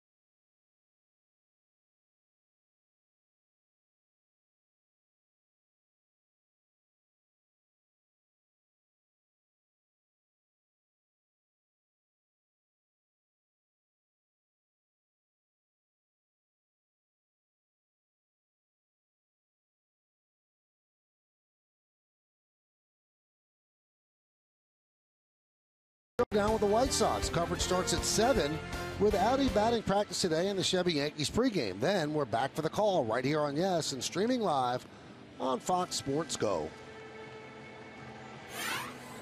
Still 2 more innings to go. Luis Severino with a career high 12 strikeouts. His night's over.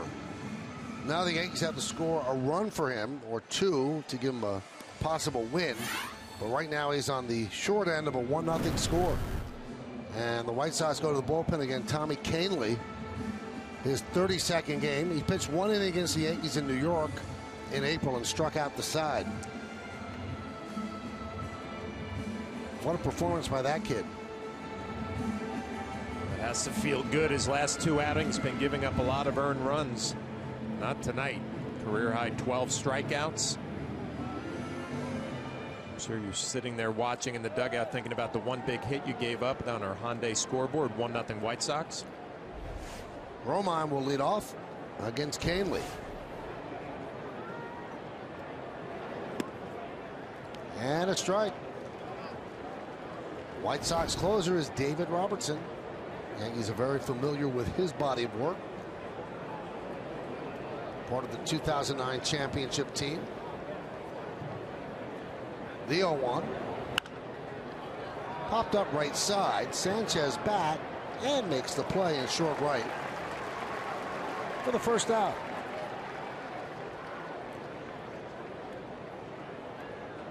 And this will be the major league debut for Tyler Wade. You see the numbers in AAA, they were impressive. The .313 batting average.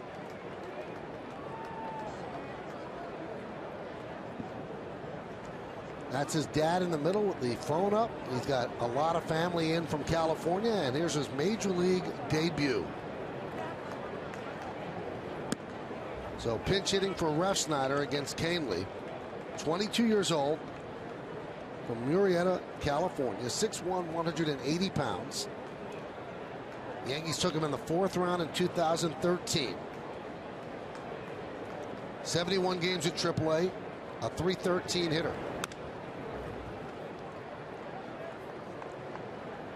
Was on a Little League road trip to the East Coast, and his dad took him to Yankee Stadium. And they're watching the game, and Derek Jeter made one of those jump throws that he made in the hole. And he said to his father, "That's what I want to do." Be Derek Jeter? I guess be a Yankee or be a major league ball player who did that.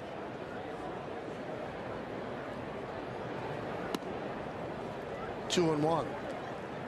You've had a first major league at bat. Is the heart pounding? Oh, it's pounding, and you know there are people give you some advice. I remember Gary Allenson, my third base coach, said swing as hard as you can at the first pitch, and that control though. 2-2.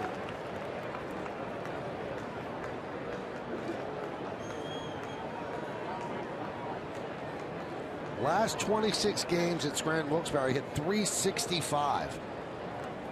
So he has been hot. And the 2-2. 3-2. Now the White Sox have to be careful. You walk Wade, and he can steal a base. 24 stolen bases at AAA. It's one thing when you talk to people about Wade's game, they love the way he runs the bases and his speed. 3-2. Stays alive.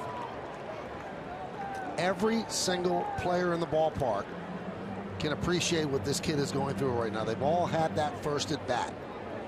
They know how it feels. I guess the longer the at bat, the more normal it feels.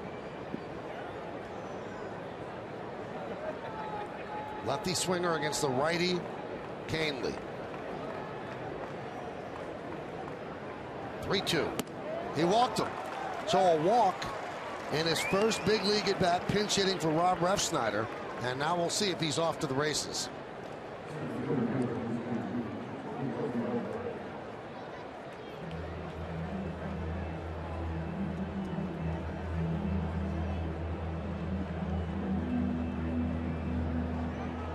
I'm sure Tony Peña's talking to him right now. He's probably not even hearing anything that he has to say. So pumped up, excited.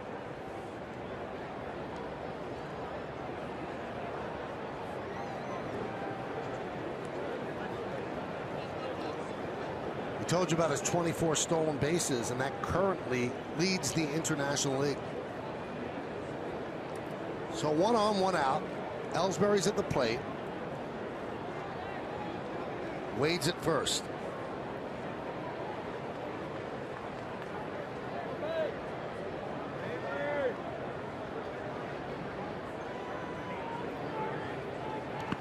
Bounced up there. Smith lost it for a moment, but recovered. It's a 97-mile-an-hour fastball that Smith was able to somehow keep in front.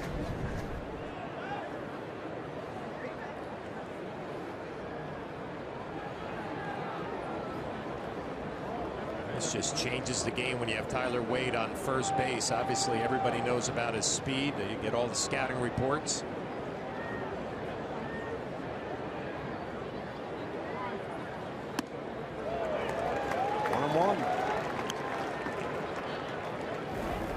Ellsbury's 0 for 3 tonight.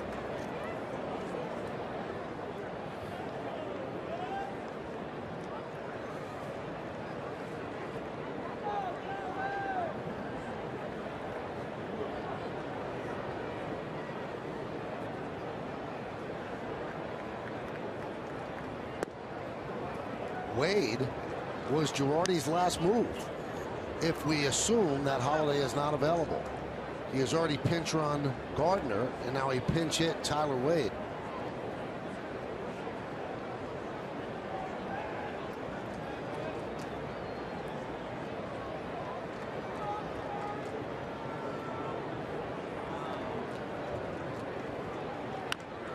Slow tapper, going to be a tough play, and it is not made by Frazier. Infield single for Ellsbury. Wade moves to second.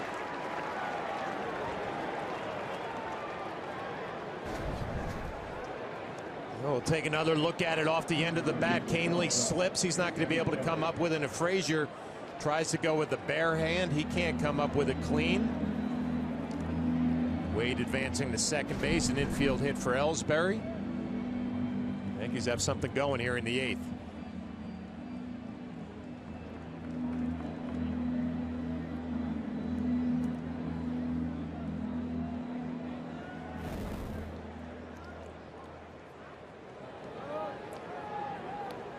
So here's Headley. He's 0 for 3 tonight, but he has been hot. The Yankees certainly have speed on the bases. Wade leads off second, Ellsbury off first. And a strike to Headley. On deck is Aaron Judge.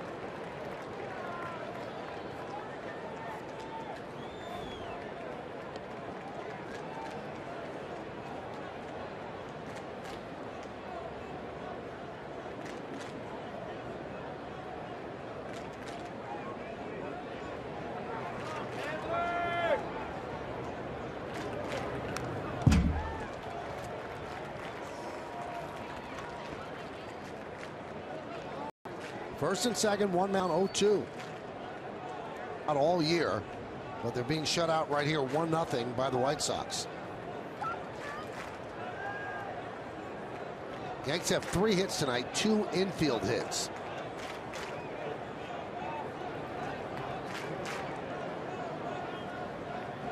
Kahnle was taking too much time, paying too much attention to Wade, and Headley called time.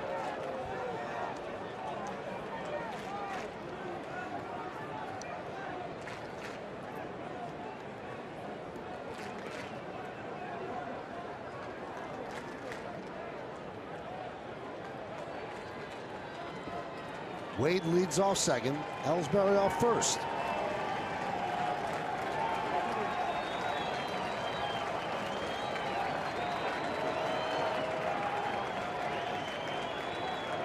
And the 0-2.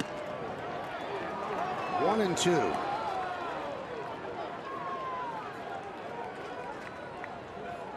The anatomy of a rally. Tyler Wade, first big league at bat, draws a walk. Ellsbury squibber to the third base side of the mound, gets an infield single. First and second, one man out. Here's Headley with a 1-2 count. And he swings and misses for the second out, and that will bring up Judge. Well, that's what Kahnle does. He's a big-time strikeout pitcher with the fastball at about 97 and a nice changeup down and away. Well, Don Cooper will go to the mound, and they'll talk about the ways to approach Judge. What's been said, what's been tried, that hasn't been said and tried already. Well, you look at Caneley's numbers, and they're much better against right-handed hitters. A 136 batting average against righties.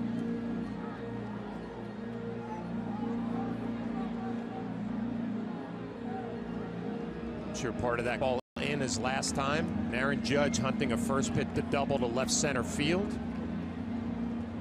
Now, if you're careful with Judge, you got to face Gary Sanchez on deck. So Sanchez does provide him some cover. But you can make the argument you'd rather pitch to Sanchez than you would Judge.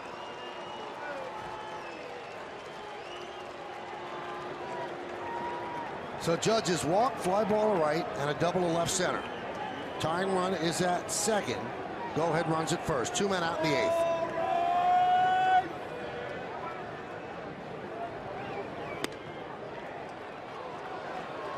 1-0.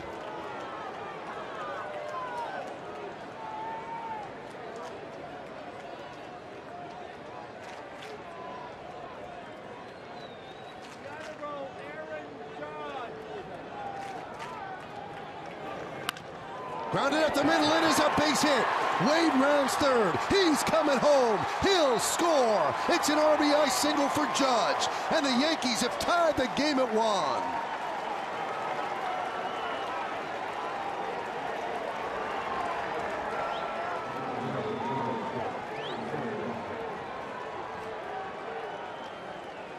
Aaron Judge continuing to just do what he's done all year long, and that's drive in big runs for the New York Yankees. Wade scores easily.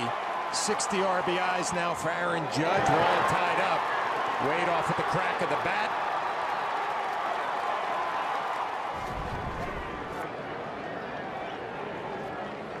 Well, Dad's got that on his phone. What an emotional moment for the family. What a great moment for Tyler Wade. Welcome to the big leagues. He just tied the game. Here's Gary Sanchez with a chance to put the Yankees up. John mentioned 60 ribbies for Aaron Judge.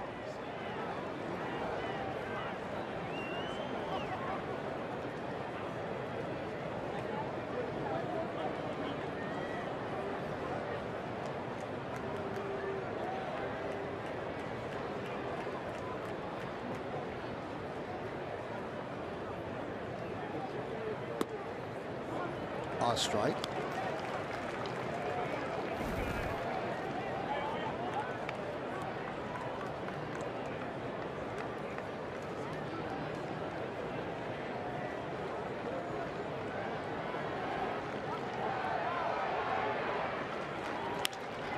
Fly ball into right center field. It's a base hit.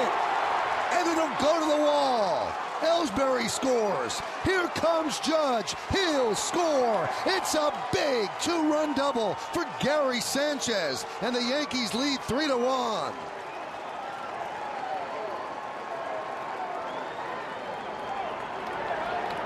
How about this 3-4 combination for the New York Yankees? Aaron Judge, the big base hit to tie the game. And Gary Sanchez plate and just hammer too much, stays this ball to right center. Showing a little bit of emotion. And Aaron Judge, who really runs the bases well, scores easily from first base. Huge hit for Gary Sanchez.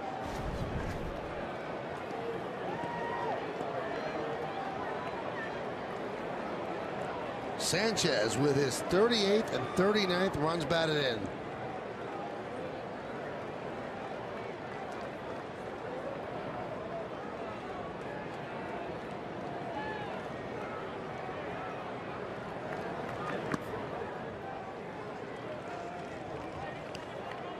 And for Sanchez, his 27th run batted in this month. And that's in just 21 games. The Mariners' Mike Zunino has the most with 30. Still more June, though. It's just June 27th.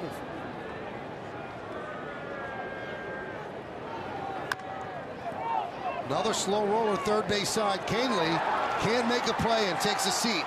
Moving to third is Sanchez. Infield single for Didi, his second of the night.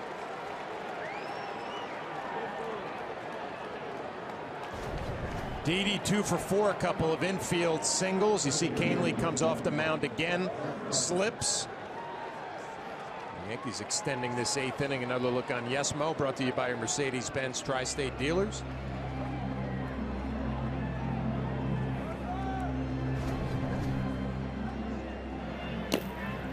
Germán still throwing. Would they use him in the 8th with a 3-1 lead? Now, one thing that this lead has done is it's rewarded Luis Severino for an outstanding 7 innings. So if the bullpen, however it's used, can hold the lead, Severino gets a much-deserved win. So here's Rick Renteria, and with Brett Gardner due up, he's going to call on the left-hander Jennings. So Kahnle gives up the lead. It'll be Jennings against Gardner. Runners on 1st and 3rd. 3 runs already in. Yankees up by 2.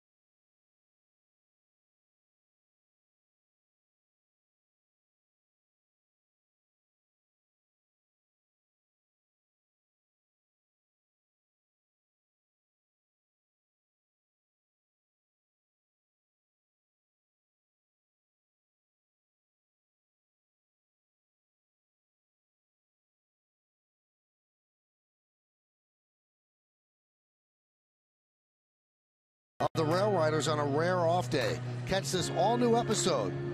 Tyler Wade's in the episode tomorrow night following Yankees coverage right here on Yes. I got to tell you, John, Tyler Wade looks like he's the bat boy. He looks so young. Wow. 22 years old. A lot of smiles for him in that Yankee dugout. He got this rally going here in the 8th inning, working a walk.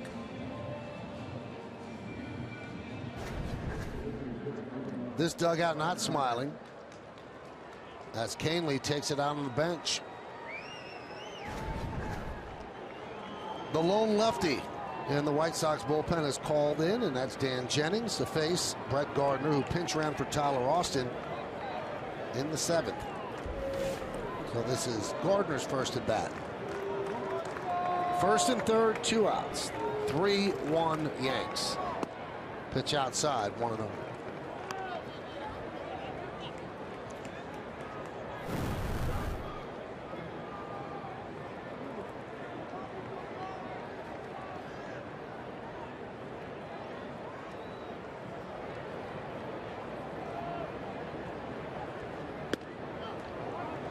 A strike.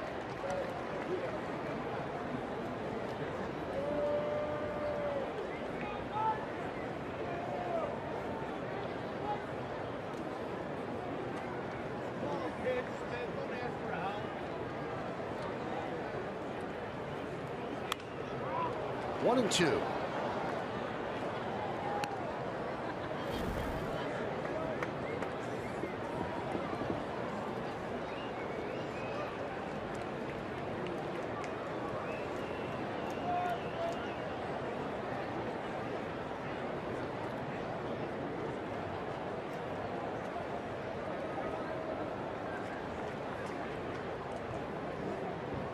And the pitch. Lined right at the shortstop. Anderson to end the inning, but the Yankees take the lead with 3 runs. The anatomy of a rally, a walk, an infield single. Then Aaron Judge delivers a game-tying RBI single. And then another baby bomber with a 2-run double. Yankees lead 3-1.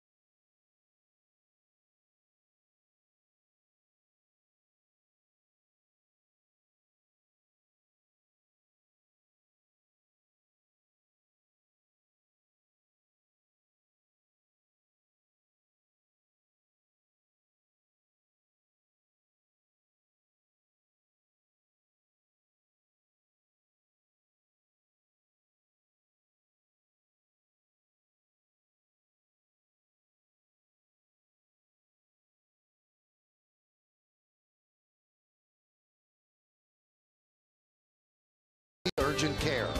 By People's United Bank N.A., keep business at hand with mobile cash management. And by your Tri-Honda dealers. Hurry to your local Tri-Honda dealer for great deals on the 2017 models.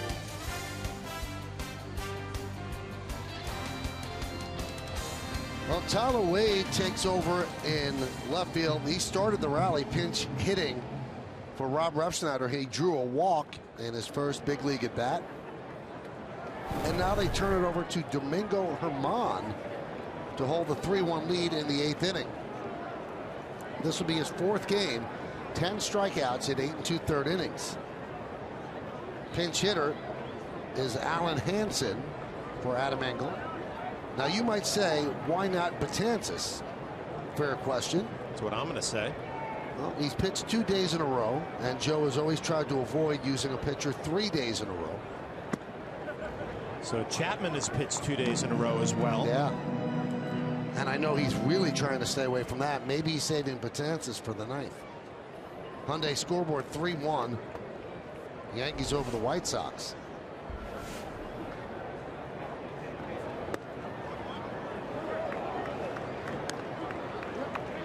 Tyler Clippard.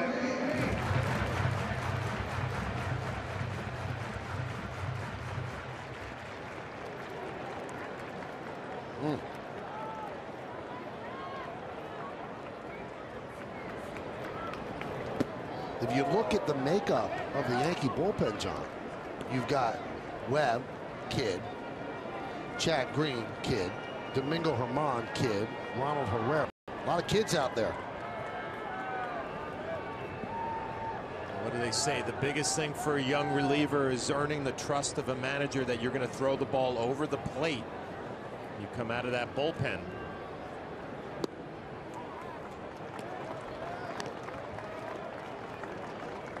Here's how it breaks down.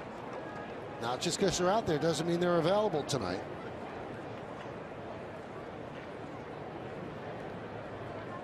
You would think that Chad Green was available. Yep. He pitched Sunday, didn't pitch yesterday. 3-2. Critical alert from on Alan Microsoft. Hansen. If you're Germán, you have that good riding fastball, sinking fastball at about 96. This virus may be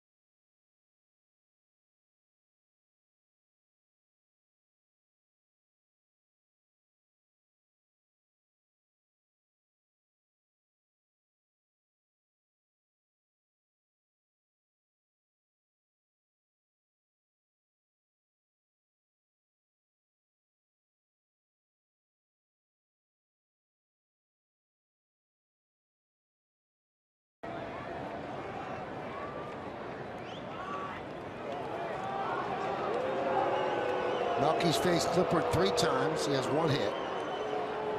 The Yankees are expecting a bunt. Headley in on the grass. Romine playing behind Sanchez at first. Let's see what Melky's thinking.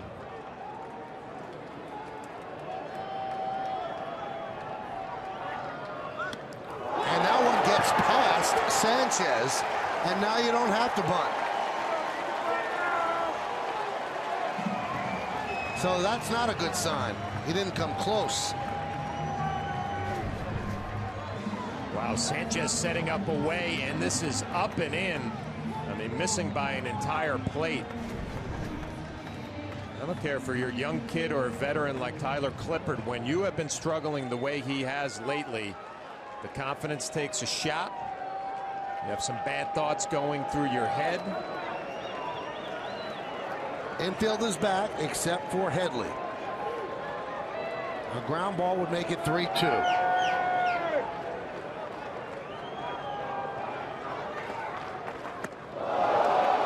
2-0. Strangely, there's nobody up in the bullpen. I don't know why you wouldn't at least have Shreve warming up. How about Chad Green? Yeah. I mean, Chad Green comes in throwing strikes out of the bullpen. You know that. Very odd usage right now. First Tremont and then Clippard, and no one up right now. With second and third, nobody out. You're holding a 3-1 lead in the 8th.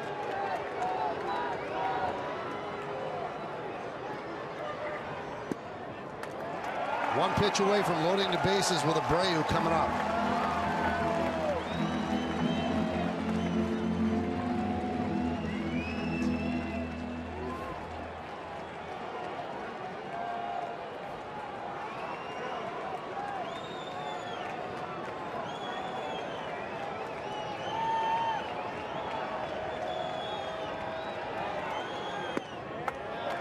Ball 4. 3 straight walks have the Yankees in a major jam. Well, Gary Sanchez turning around talking to Joe West, the home plate umpire. But when you miss as badly as Clippard missed the first couple of pitches, you're not going to get the close ones. And you see the Yankee bullpen the last 13 games. Numbers are not pretty. 7 innings, didn't walk a batter. So Severino pitched the first 7, now 3 straight walks. This inning, 12 balls and 2 strikes. Yankees play back, hoping for the double play off the bat of Abreu. He is 1 for 3.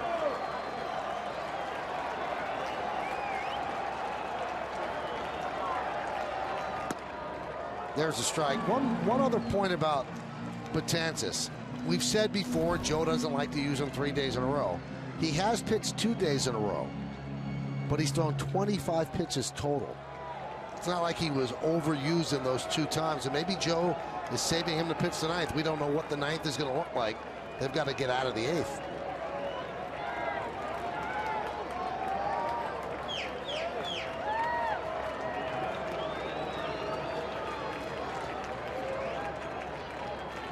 The 0-1. 0-2. That's the thing that Clippard is really worried about, is the fastball location. He said there are times when the changeup's not there, and the changeup is his money pitch. But if you don't have the changeup, then you are left with a fastball that's not a 98-mile-an-hour fastball, so it's imperative that you locate it, and he hasn't been able to do it. And it doesn't have any movement at all. It's straight as a string, and he's been elevating it and getting beat on that pitch quite a bit lately.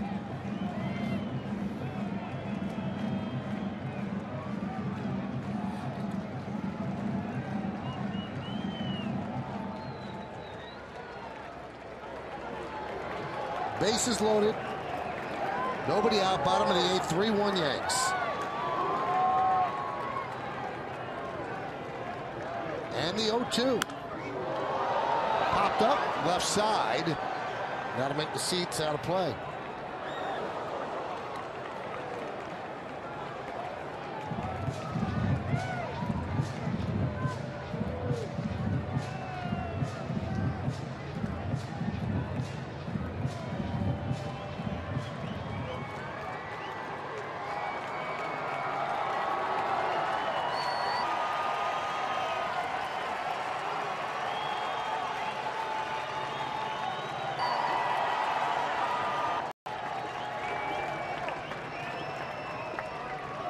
And the 0-2. 1-2.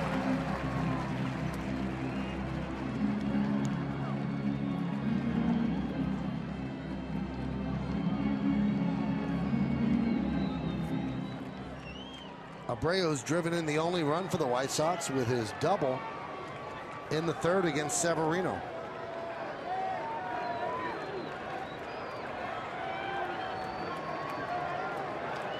Hits are even at 6 apiece.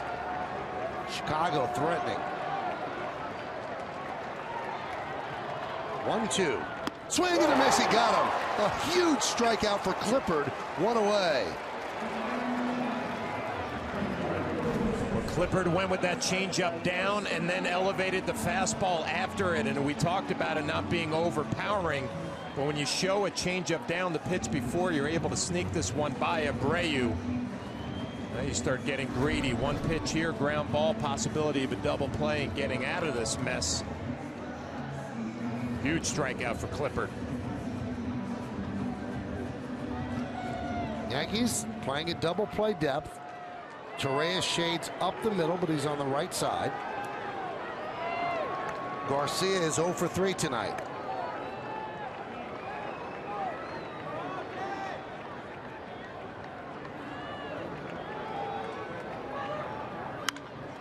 Popped up. Going back is Torreyes. Coming in is Judge.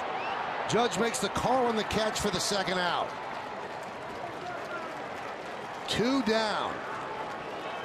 Abreu and Garcia combined 100 RBIs between the two of them. They could not get a run in.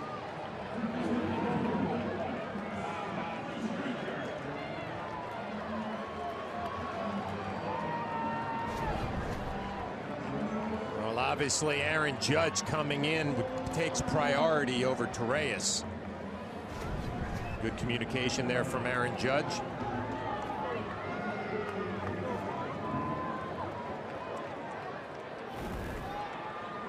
And here's Todd Frazier, who was 1 for 3.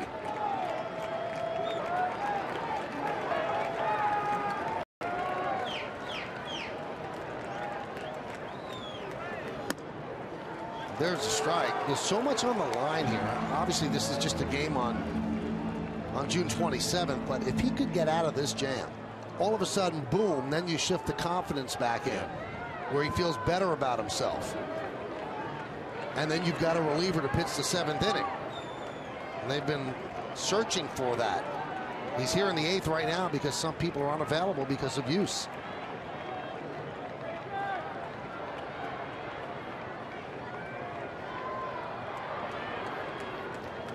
The 0-1.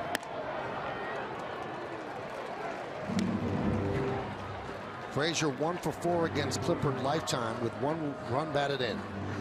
Tyler Clippard is doing it with his fastball. He's just showing his changeup, bouncing it to Abreu with this inning. It's pretty much, here's my fastball coming right at these hitters and getting away with it.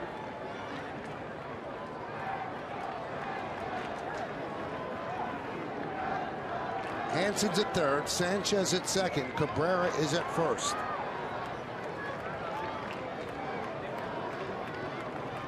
One. Just missed, and boy, Clippard showed his disappointment on the mound. Count 2-1. What a difference that call makes. You see Sanchez setting up away. It ends up in. He tries to bring it back, and Joe West not buying it.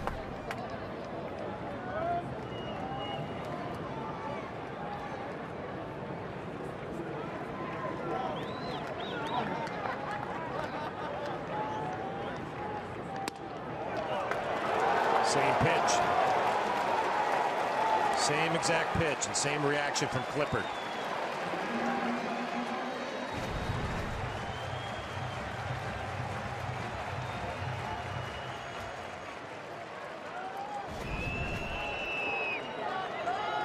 Three and 1.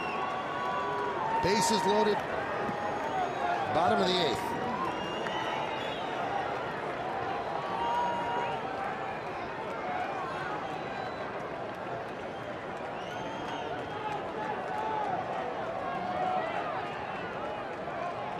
And the pitch. 3-2. Oh, what a huge pitch that was right there. I was thinking sometimes you have to throw your fastball down and away and take your chances. Tyler Clippard not thinking the same way I was. Changeup, middle down. Frazier hunting a fastball. Did not get it. John, that might be the best changeup he's thrown in maybe 10 appearances. Yeah, you're right. Couldn't have come at a better time. A 3-1 count. Frazier looking for the fastball. Clippard pulls a string. What do you do now? Now I'm thinking he's been going to that fastball to get some strikeouts and some pop-ups. That'd be a good time to try to sneak it by him away.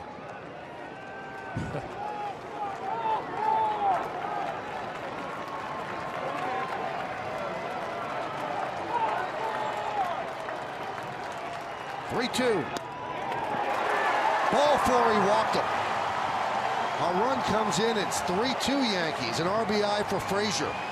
4 walks in the inning. He went with that fastball, he just was not able to locate it, just missed down and away.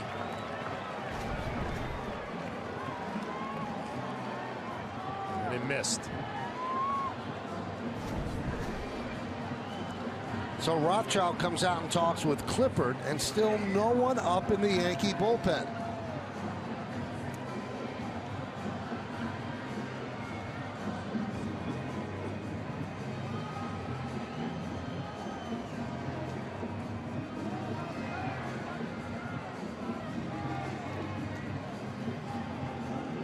Now here's as Rothschild finishes at Davidson. The long conference with Clippard.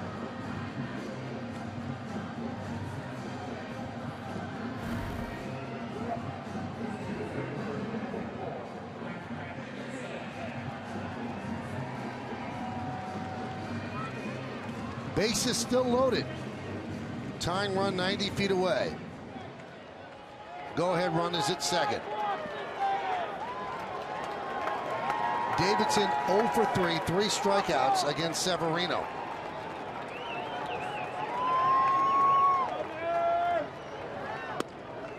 And a strike.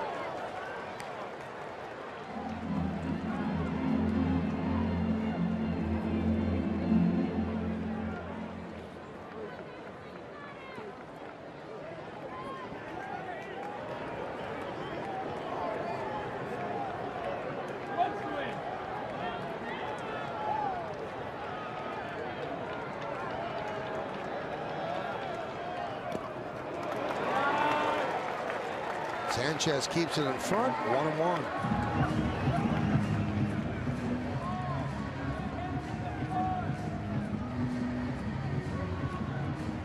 Strange game of baseball, as we mentioned. First 7 innings, not a walk. Now 4 in this inning have forced in a run against 2 Yankee pitchers.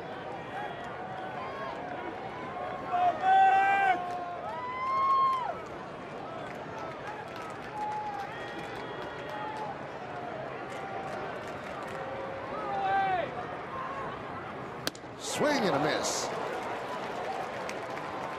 Somehow, just the threat of the change is making 91 seem faster to the White Sox.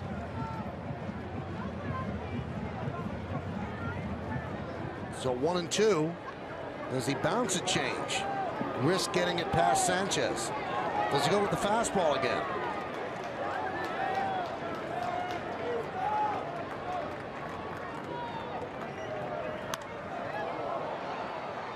With the fastball. You can throw 91 if you elevate out of the zone. That right there wasn't quite high enough from Tyler Clippard. Gary Sanchez wanted it a little more elevated. Joe Girardi wanted a pop-up. He didn't get it.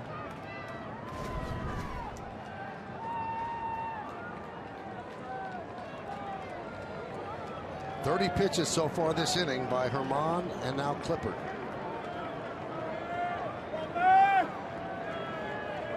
One, two. Just got a piece. And another Sanchez trip to the mound. Good pitch. Davidson fouls it off right off of the glove of Gary Sanchez. And you see the frustration.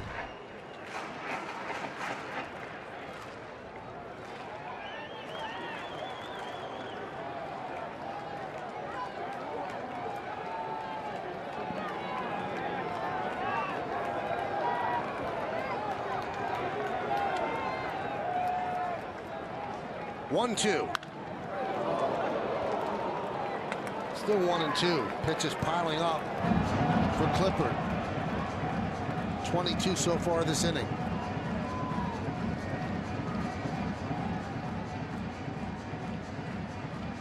Yankees clinging to a lead. It's 3-2 now, Yanks.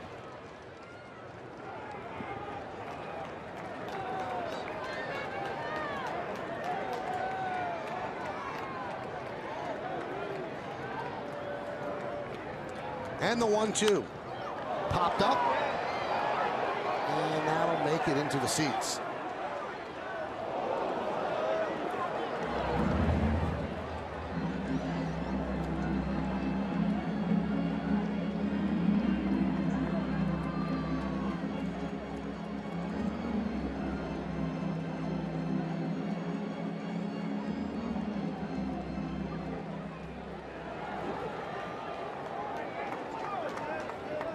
Bases loaded, 2 men out.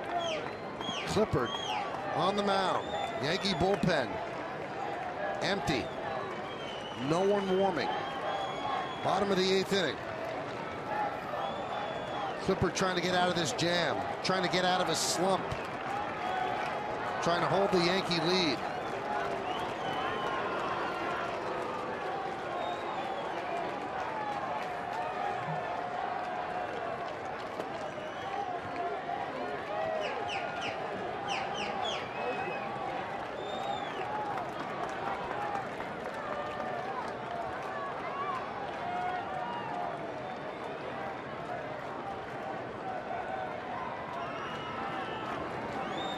And the 1-2.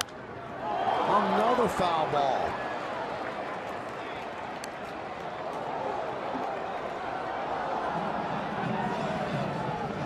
This will be the 9th pitch coming.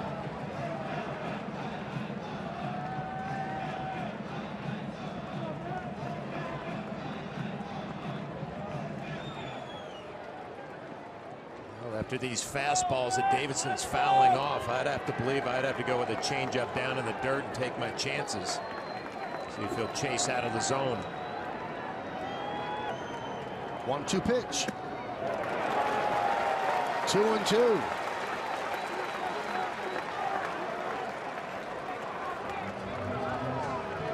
Another trip to the mound.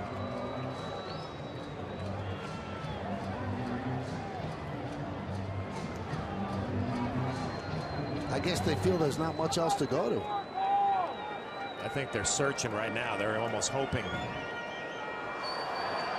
That looked like a breaking ball there, not a changeup or a split that we've seen from Tyler Clippard. We'll see what he comes with. 2-2.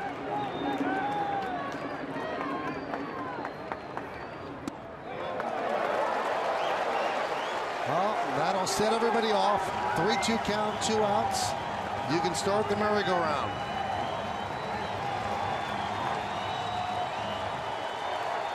And we'll just sit back and let you watch.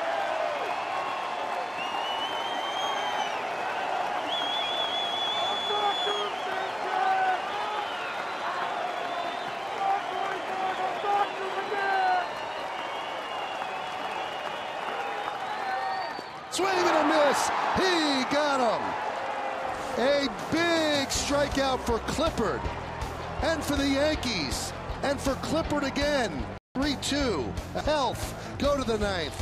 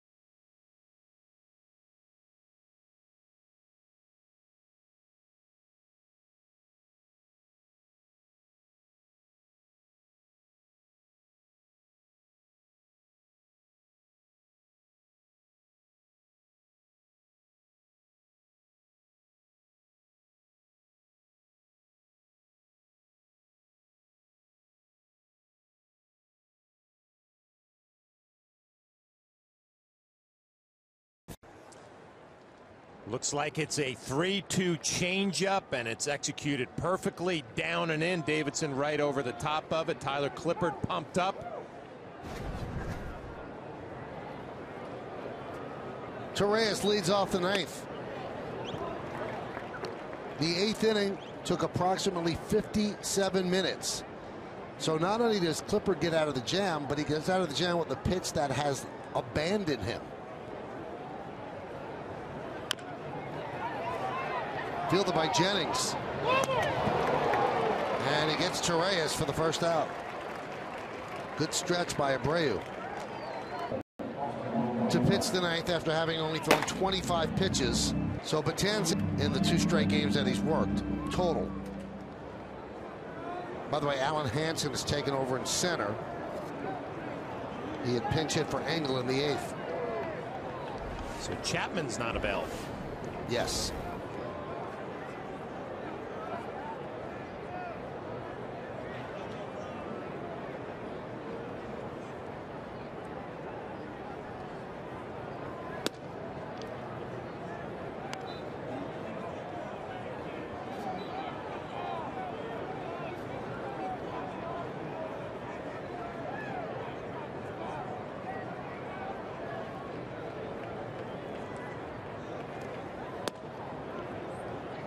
(2-0) on Romine. Tyler Wade is on deck. He started the Yankees' 3-run rally in the 8th with a pinch hit walk.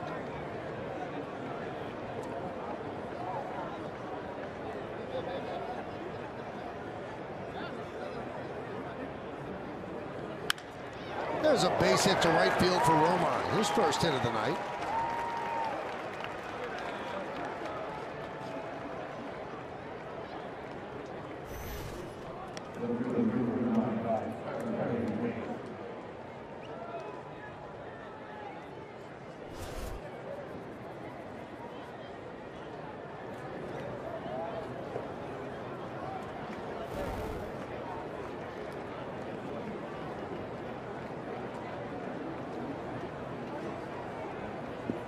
So Wade, probably a bit more relaxed this time up. He's had a half inning in left field. He scored a run. He's walked. Now lefty against lefty. And your scouting report that you got today is not really neutralized that much by lefties. No, John. he's done a better job this year against lefties than he has in the past. And I'm just thinking about this matchup with his speed. I'm sure the bunt game is probably a big part of his game, the way he runs. But yeah, they said he made some adjustments hanging in there against some lefties this year. When you're hitting .313 down in AAA, obviously you're getting your hits off righties and lefties.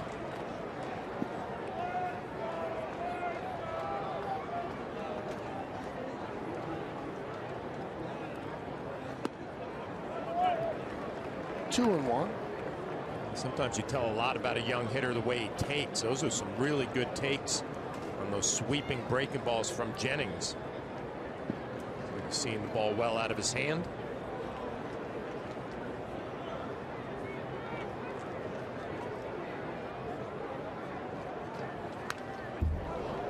Well, doesn't get cheated on a swing.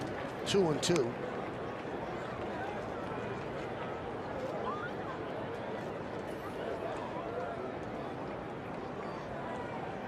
Dad's using up all of his memory and storage.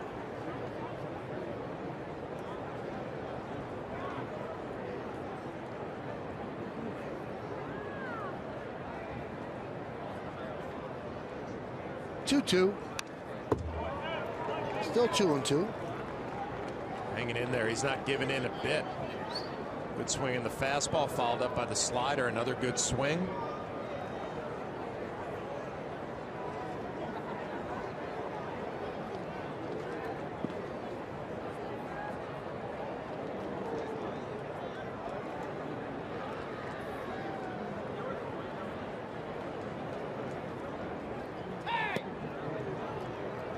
and two.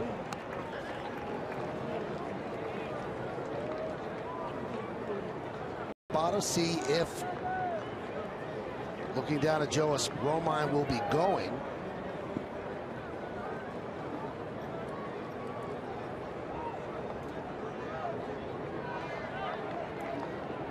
Romine does not have much of a lead at first.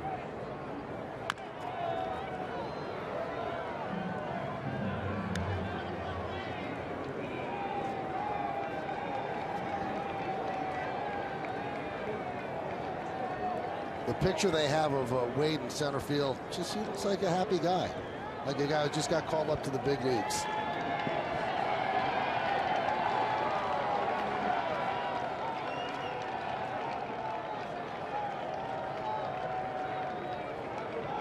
Three-two. Strike three, Wade down looking. So he saw 7 pitches his first at bat. He sees 8 pitches in this at bat. It doesn't end up the way he wants it to. Jennings just dots a fastball right on the outside corner, but a good at bat, good swings against the lefty. I don't see any give against a left-handed pitcher.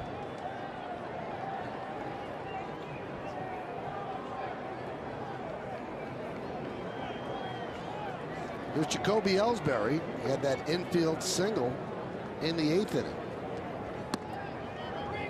And a strike.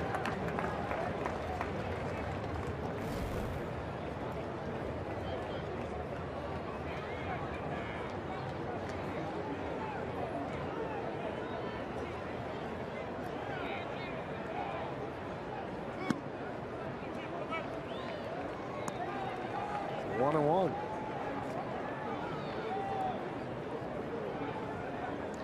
Jake Petrichka up for the White Sox.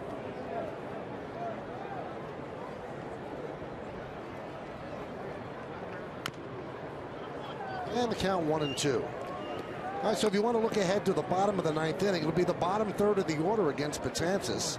Anderson, Smith, and Hansen.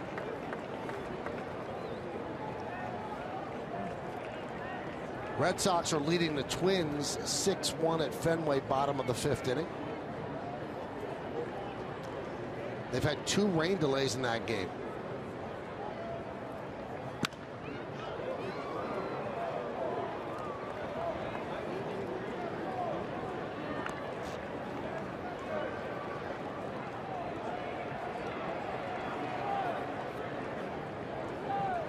Baltimore beat Toronto 3-1, and there's a catcher's interference against Kevin Smith, and I believe that's his 29th lifetime, which ties Pete Rose for the most in big league history.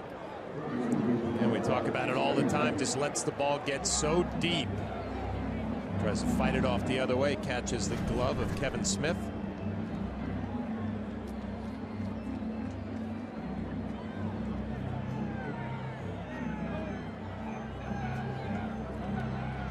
So that's exciting, John. We see a Pete Rose record tied. I have a feeling he's going to break that, too. I got a feeling he will. First and second, 2 outs. Here's Headley. And a strike. Aaron Judge on deck. Yankees looking to give Betances a little more breathing room in the bottom of the 9th.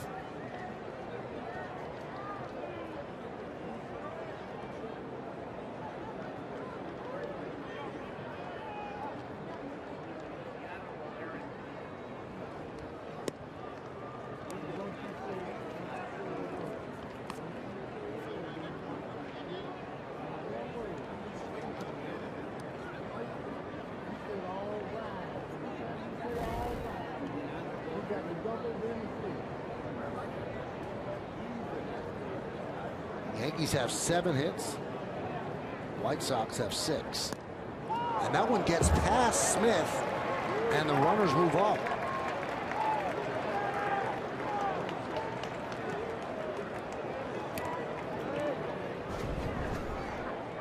Take a look. Jennings with that 3/4 arm angle just slings it down and in.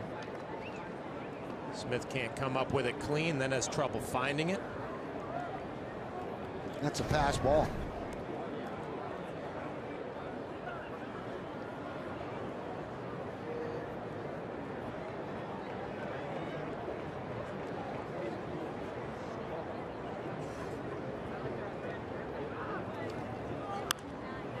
Two and two.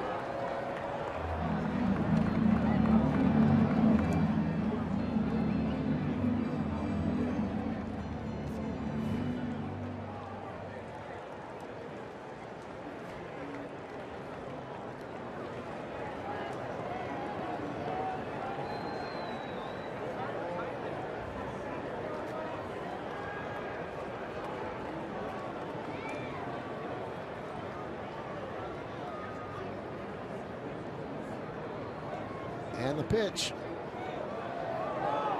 Is time called? If not, it's a balk. Joe West called time.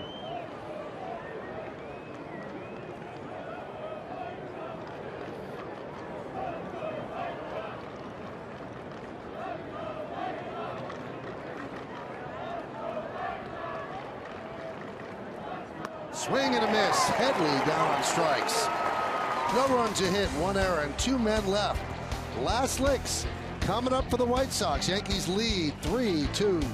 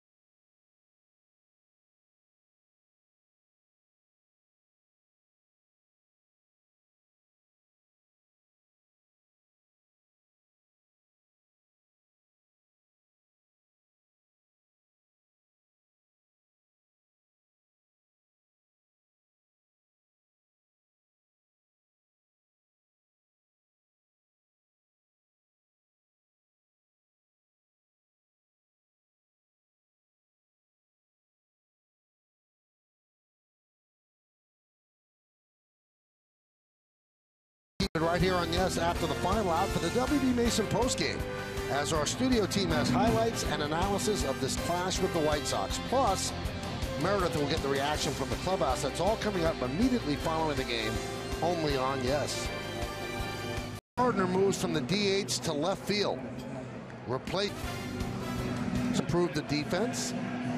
Dellin Betances will come on and try to close the game, so that means Betances would have to hit in the number 9 hole because the Yankees have relinquished their DH.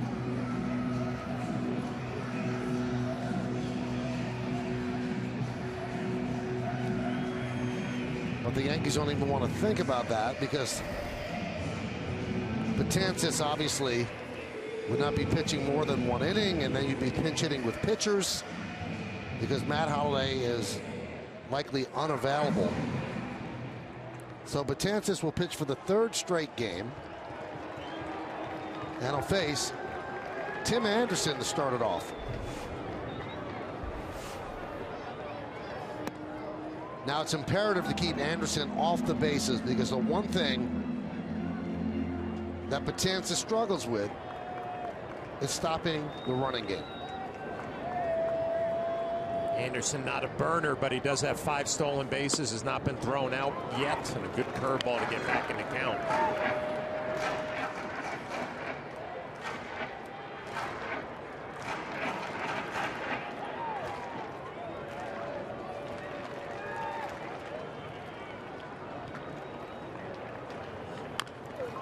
Chop to third, charging Headley. He fires to first, and they get Anderson for the first out. Big out. And you just saw Dellin Betances going on the run. Say that a boy to Chase Headley. And that's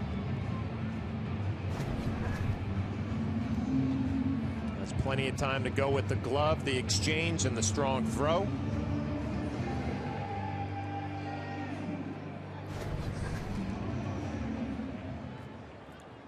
Here's Kevin Smith. 2 for 3. Couple of singles and a strikeout. Breaking ball outside. 1-0. 3-2. Yankees over Chicago. Bottom of the 9th.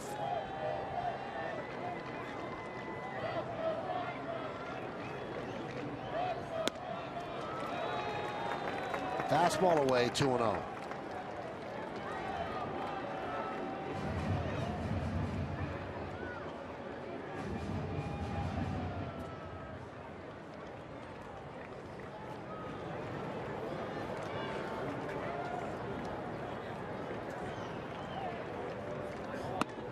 Three and 0.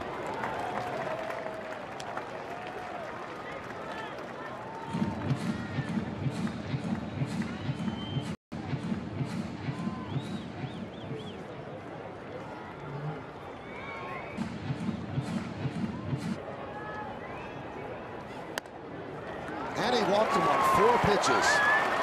So the White Sox have the tying run on.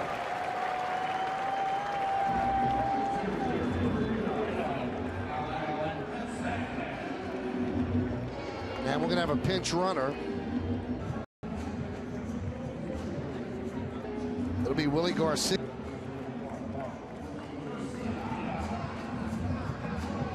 And we'll see if they try to steal right away on Betances.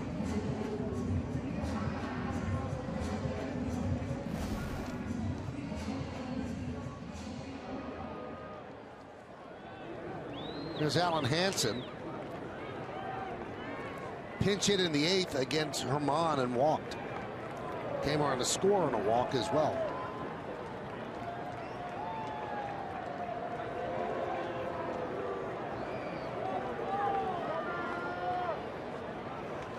This is where it becomes interesting. Dellen's slow to the plate, and Sanchez has not been throwing the way he threw last year, especially accuracy-wise.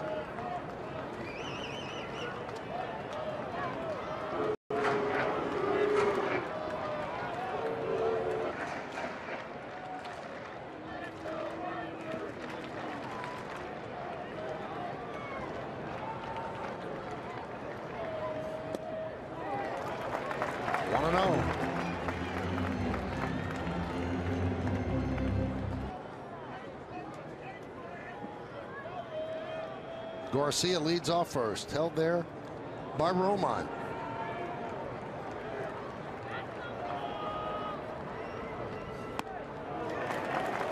Two and 0.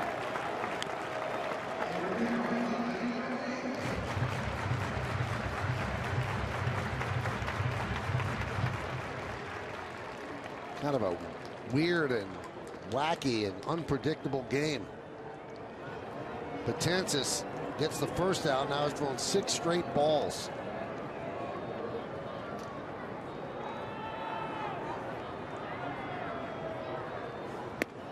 Seven straight. And you can see Dellen's not feeling it because he keeps taking these walks on the backside of the mound. Usually he stands right there ready to throw. Even though Garcia has not run yet, you can tell Dellen paying attention to him a little bit, rushing towards the plate, trying to get it back together.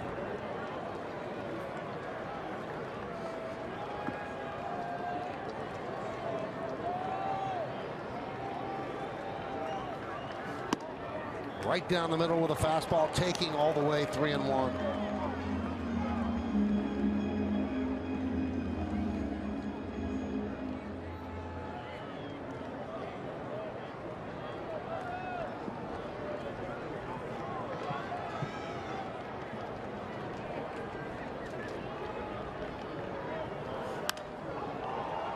Fouled away, so now 3-2. Hansen this year has 10 hits and 27 at bats. That's 370. He's essentially a bench player. Has good speed. He's hit a home run with 2 runs batted in. Will they send Garcia on the 3-2 pitch? He inches off first. He does not go, and the pitch is low, and Hansen walks.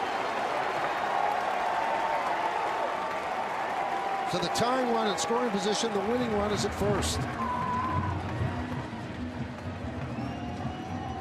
And this is definitely Betances' game. There's nobody warming in the Yankee bullpen. And from the way that Girardi has used that bullpen, doesn't seem like anybody would be able to go.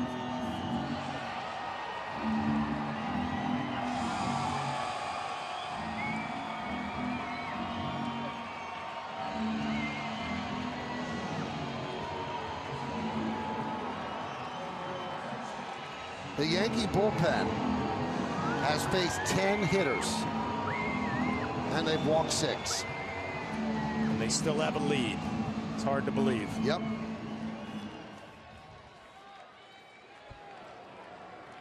Here is Yolmer Sanchez. Time called.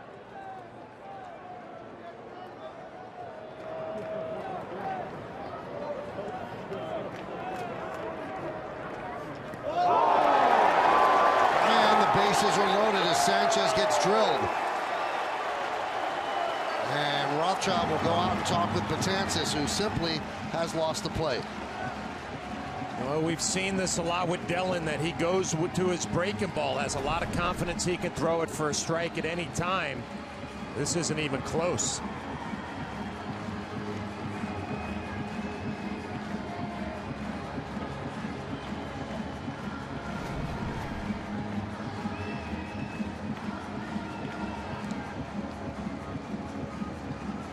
Melky Cabrera, always a pesky hitter, always hits well against his former team, and he's going to come up with the bases loaded and 1 out. And really, when Betances does not have the plate, he does throw the breaking ball. So let's see if he starts Melky off with that breaking ball, but he hasn't had command of either pitch. He's been all over the place, and if you're Melky, what do you do walking up here? I mean, he's hit a batter, he's walked a few. Do you go up there and take a strike? Do you go up there aggressive, hunting the fastball? He threw him a breaking ball for a strike.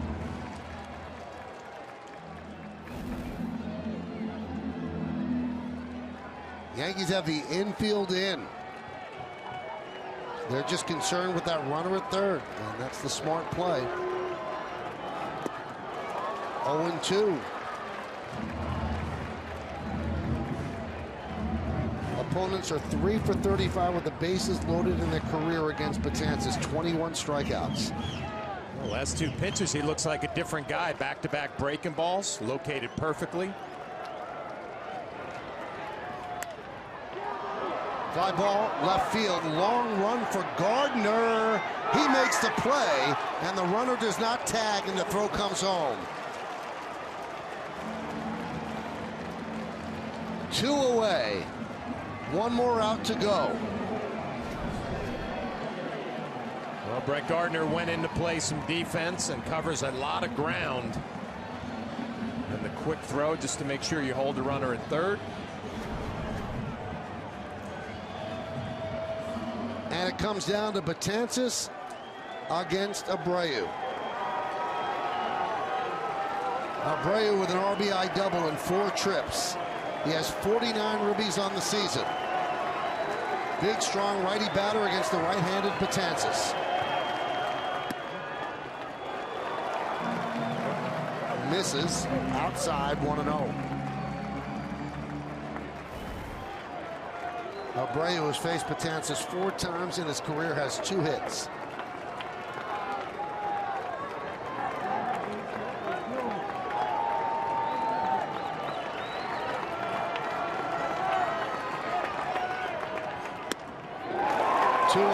And he's lost the plate again. And remember, there's no place to put Abreu.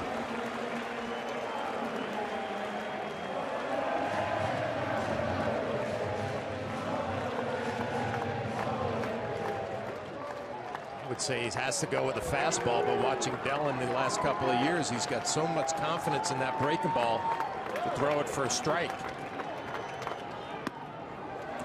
And he throws the breaking ball for a strike.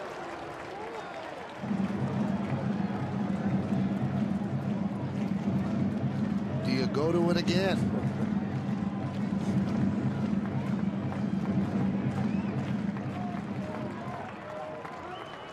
Tying run at third, winning run at second. Bases loaded, 2 outs, bottom of the ninth, 3-2 Yanks.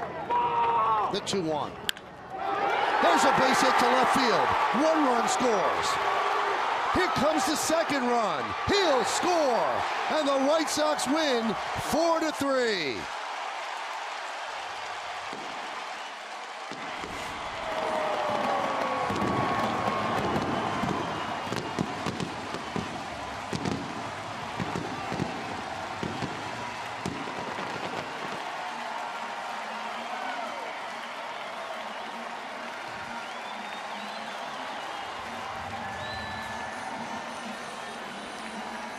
Well, John, that one hurts.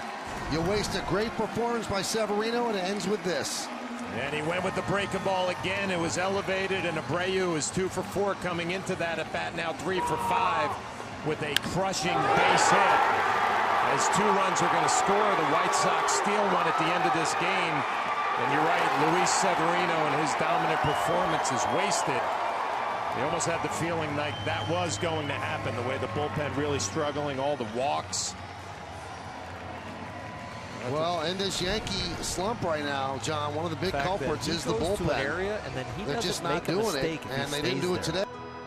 He's able to pound one side of the plate or the other, or stick with a certain pitch, and it's not about varying the pitch all the time. It's just about not making a mistake.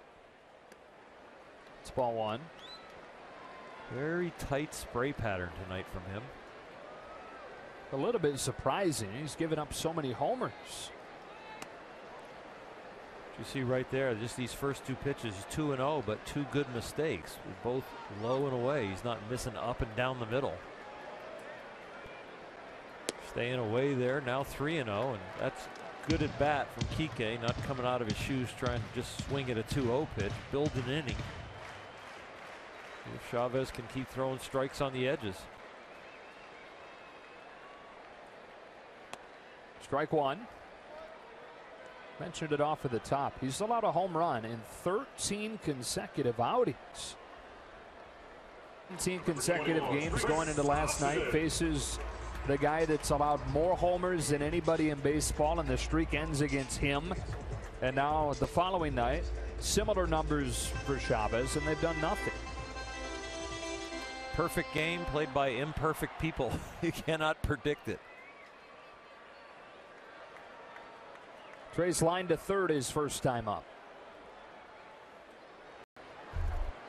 1. Talked about the hole that Trace dug himself to begin this season. The 2 for 55 between the 2 levels combined. Good example for him, he said, as he was going through that, was Chase Utley. As you watch Chase Utley get off to a similarly slow start and then dig his way out of it.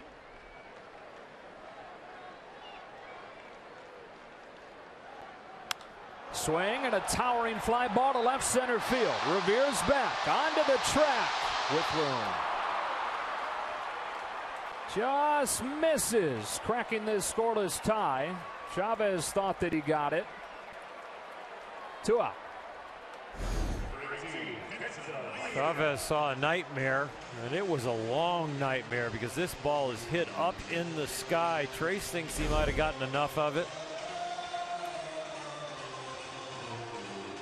Woke up just in time on the mound for the Angels. Just to finish off that thought about Utley, they had developed the relationship obviously last year, both being on the Dodgers. As Maeda gets ready to bat. And one of the first calls that Trace got when he was sent back down after a few ABs up here in the big leagues was from Chase Utley. Told him to stick with it and he'd be fine. It wouldn't be long before he came back, and they kept in touch as they both got off to those slow starts.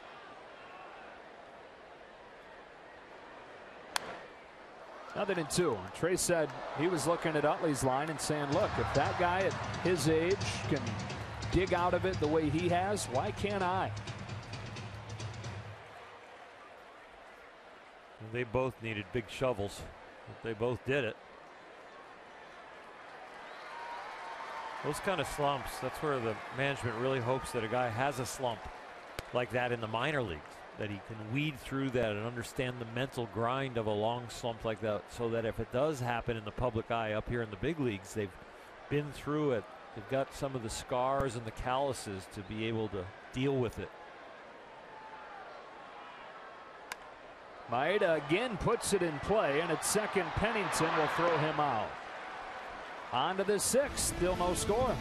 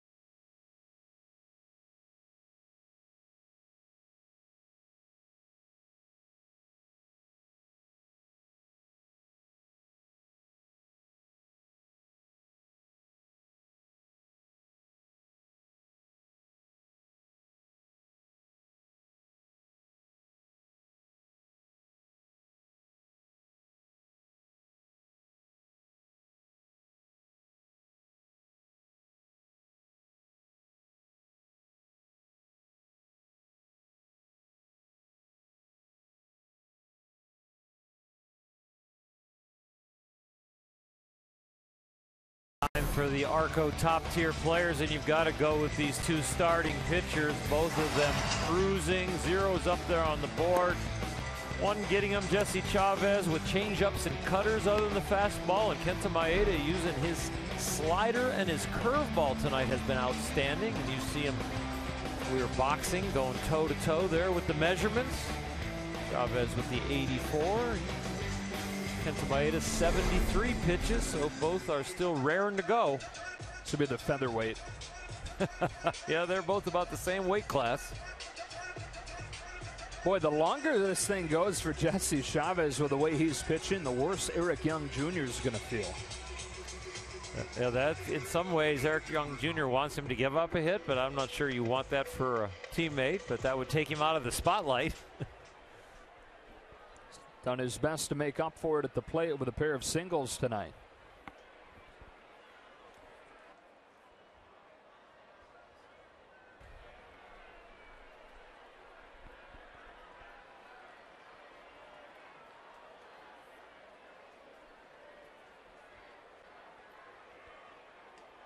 It's inside, ball one. Young, 32 years old, 9th year with Major League time. Rockies, the Mets, the Braves, the Yankees, and now the Angels. Curve's been good for Maeda tonight. 1 ball and 1 strike.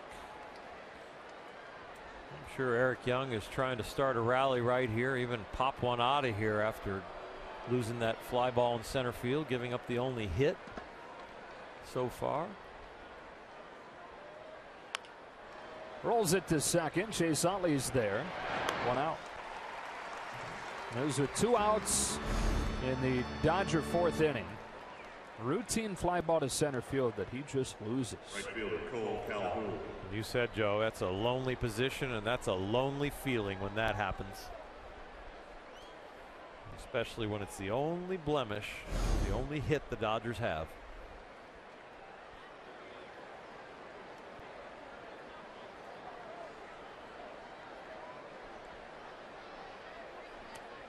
Ball one. And a guy that went undrafted 4 different times when he was eligible. Out of high school, after his freshman year of junior college baseball, sophomore year of junior college baseball, and then after his junior year at Arizona State.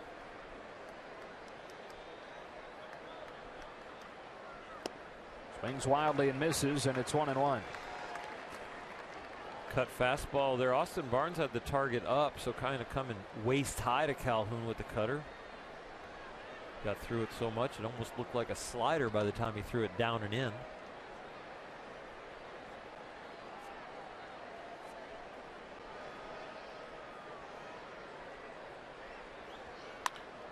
Line to second, caught by Utley. 2 out.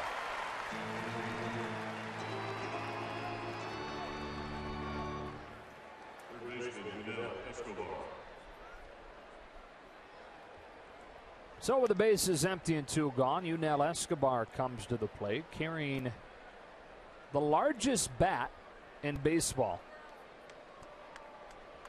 36 inches, 34 ounces, although it looks like a little stick the way he's swinging it like that. Maple. And he's been using this huge bat for the last 4 or 5 years now. While he was with Tampa Bay during spring training, he kept fouling pitches off the end of the bat, and so Joe Madden, who was the manager at the time, said, hey, try this one out. And he did some in spring training. Didn't quite feel comfortable with it. Lifts one to center. Peterson will catch it to end the inning. First time he took it into a game, he hit a home run at Yankee Stadium and hasn't stopped using that big piece of lumber since.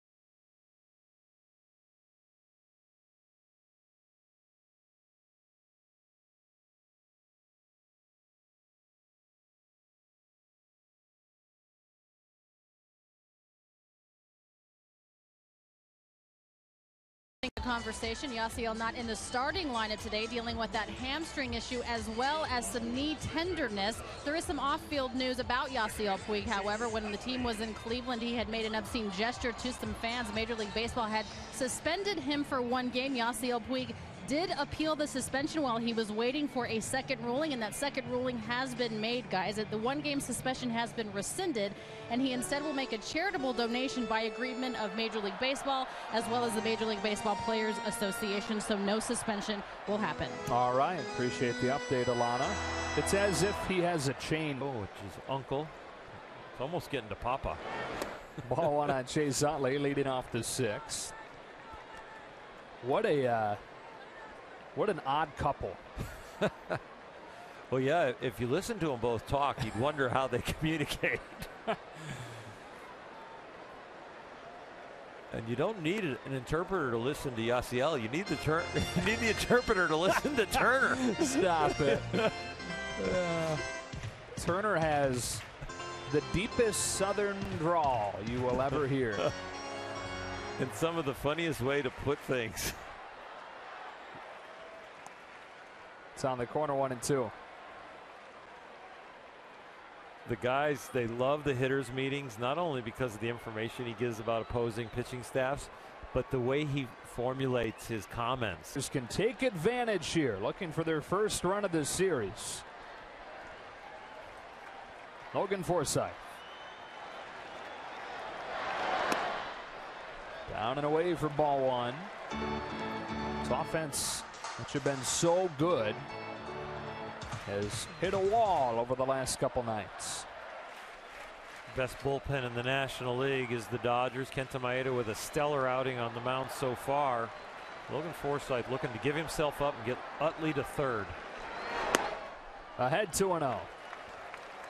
Action down in that bullpen. Jose Alvarez. Angels bullpen, like the Dodgers, has been really good. Big part of the reason they're 2 games above 500, within a game of a playoff spot.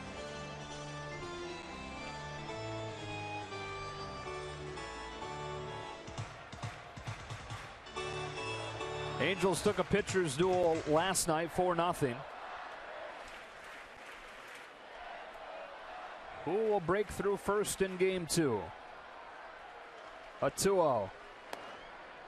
3 balls and no strikes on Forsythe.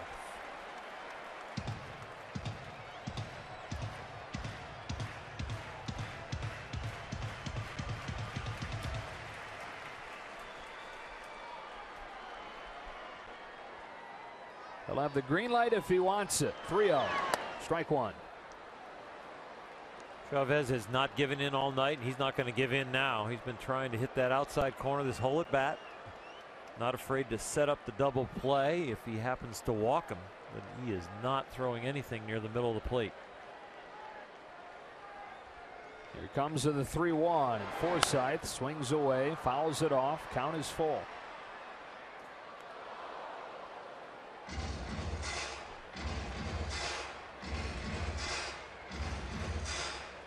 Perfect situation for Forsythe to hit the ball to the right side. Wants to make sure it's a strike, and that's going to put him a little later in his approach, and that's going to make him hit more balls to the right field side. He walks. 2 on, nobody out against Chavez here in the 6th. Charlie Nagy, exceptional pitcher for the Cleveland Indians, now the pitching coach here for the Angels. Outstanding 2-seam fastball when Charlie pitched, and a great curveball.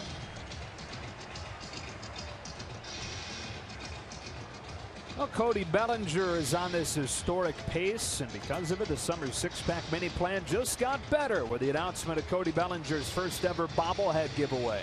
It's coming in September, and you can customize your summer 6-pack around that night. Go to Dodgers.com/mini plans to learn more. 2 on and nobody out with Jesse Chavez 95 pitches deep into this one. And Chris Taylor coming up. Chris Taylor is batting third here tonight, but do you think he was going to bat third in the Dodger order? I don't know if Dave Roberts will have his third hitter bunting here. Chris really broke into the Dodgers this year, you know, hitting 7th or 8th, but has performed so well, has hit in the third hole a few times. Corners come in thinking there's a chance at least. But didn't show any signs of it. Took a ball. I think he's swinging the whole time now. A lot of times you'll have a guy square around a bunt, take, and then look for the cookie fastball where the defense is assuming he's going to bunt, and you get a strike, and you then swing on the second pitch. I think he's swinging for sure. Generous strike, 1-1. Chris has gotten some tough calls tonight back there on these balls that are away. And that one is wide again.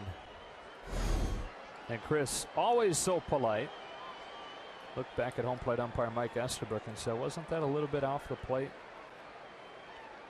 Pitchcast says yes. A 1-1. Down and away, ball 2.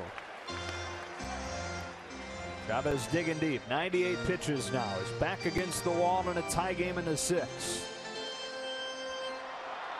There's no sense for Chavez to come inside unless he's coming in off the plate. If you're getting that wide outside corner, you want to throw that 2-seamer or change up out there, make it look wide, and come back and touch the plate. 2-2.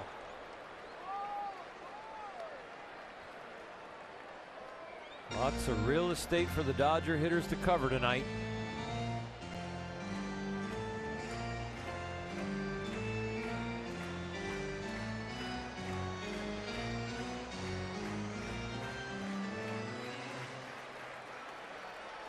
The chance this will be the final batter that Jesse Chavez faces, with Cody Bellinger due next and the 100th pitch forthcoming. And the left-hander and Alvarez all but ready to go.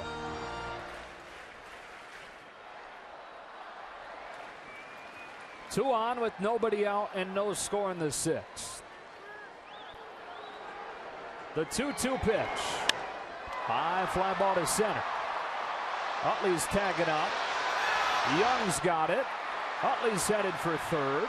And they're at the corners with 1 out. Job well done by Chris Taylor to advance the runner.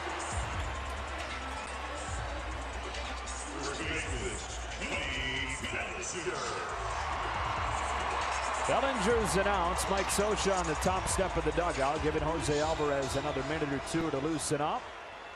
Maldonado out to buy, you would think, a little bit more time. Or, no? Okay, they're going to make the change. Squeezing every ounce out of that time that they could to allow Alvarez to get ready.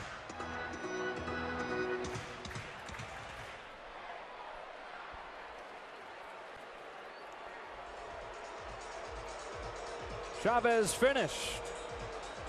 The lefty Alvarez coming on to face the left-handed batting Bellinger. Runners at the corners and 1 out, and a scoreless 6.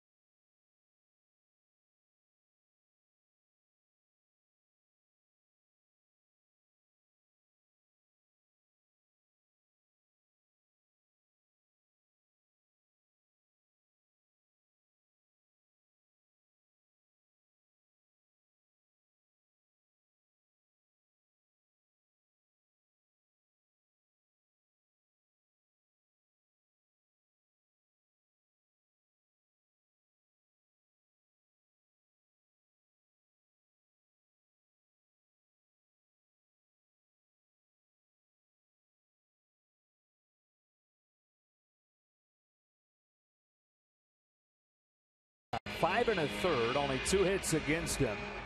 Runners at the corners, his responsibility as he hands it off to the bullpen. Who's in, who's out? Brought to you by In-N-Out. Jose Alvarez, the left-hander, who has allowed 5 home runs this year, and 4 of them have come to left-handed hitters, despite facing just about as many righties as he has lefties. Couple of days off for Jose, so he is very well rested. Not a predominantly powerful guy. Low 90s fastball to left-handed hitters. Your off-speed pitch you got to look for is the slider, and he may mix in a curve, but not a whole lot of them. So it's mostly fastball about 92, slider about 80. And for Bellinger, more home runs against righties, but when you're looking at the number of at-bats that he's had, he actually homers more frequently against left-handed pitchers than he does right-handed pitchers. Doesn't need a home run here. No score in the 6th. At the corners with 1 out.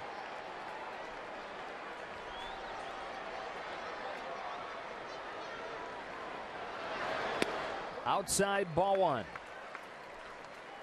Chavez walked him both times he saw him.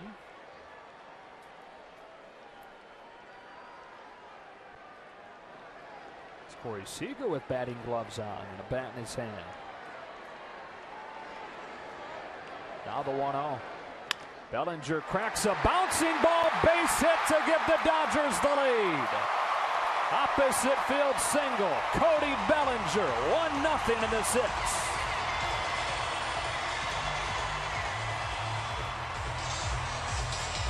A lot of times, first and third, you're trying to pull the ball if you're a left-handed hitter but with the shift with Cody, the left side is more open. He looks like he just blocks this ball over there, knowing with his speed, any ball hit over there is going to be hard to get a double play. He's going to drive in the run. He gets the extra benefit, a base hit. And drives in his team-leading 56th RBI. Not just team leading, but major league leading since the day that he was called up in late April. Seager getting more and more frisky looking. He's a really good weapon or a really good deke for Dave Roberts. Just to have him look like he's active makes Mike Scioscia's wheels turn as Bob Guerin and Dave Roberts go over all the different alternatives, and Mike watching his team fall behind. So the Dodgers have their first run of this series, and Austin Barnes batting with men at first and second and 1 out. Good speed on the bases with Forsythe at second, Bellinger at first. Barnes takes it in the dirt and the runners hold. Did you see the StatCast article that came out yesterday that has data that Cody Bellinger is the fastest Dodger? Wow. They asked Alex Wood about it, and Wood said, it's cool seeing him hit home runs, but I'd almost rather watch him double because it's such a beautiful thing watching him run. The 1-0. Barnes with a cue shot. At first, Valbuena feeding Alvarez, who beats a diving Barnes for out number 2.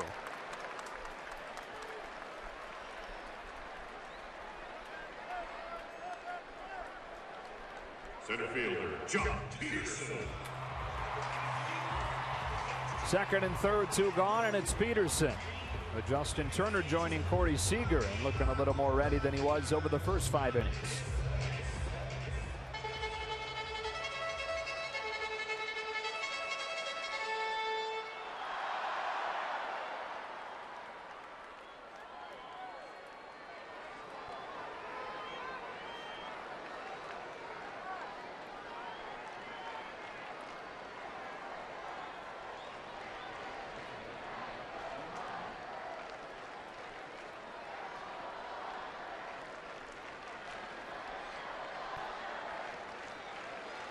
Here comes Alvarez.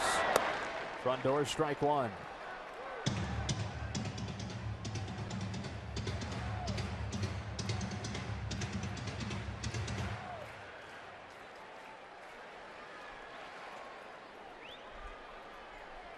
That run charged to Chavez. Just 1 run on 2 hits against him tonight. Peterson lifts a fly ball to center field. Back goes Young onto the track. Leaps at the wall and it's gone. To dead center. It had just enough.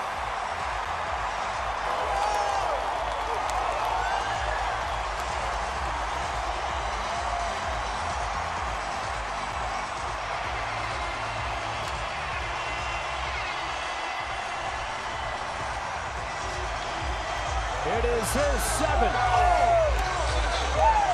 Jock's swing is so compact and yet still powerful now. He fools you with these swings. You don't see the big release of the top hand. You don't see him kind of spin like a top in the box like he killed it. He is finding out that he can hit him out with a more consistent, compact swing. Strike one on Kike Hernandez. 7th homer and his 5th one since coming off the DL a few weeks back.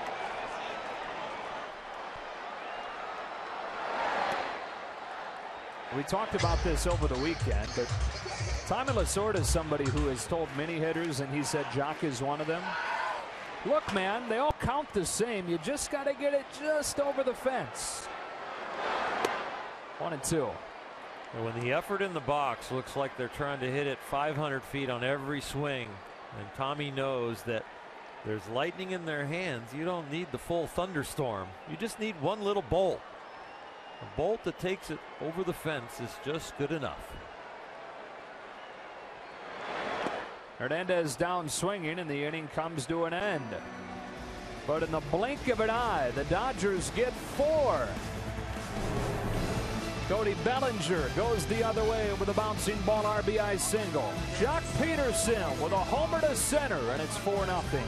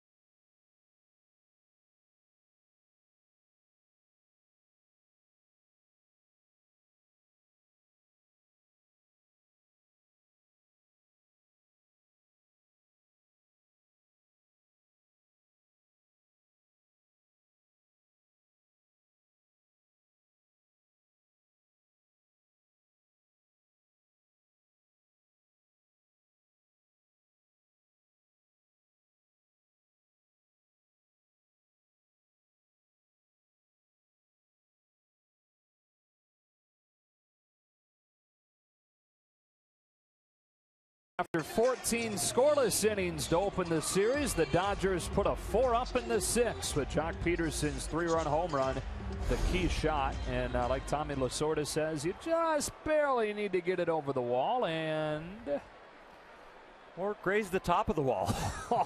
Oh. Yeah.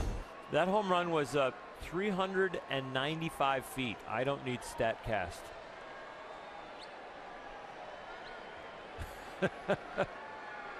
Yeah, right there over Jock's head.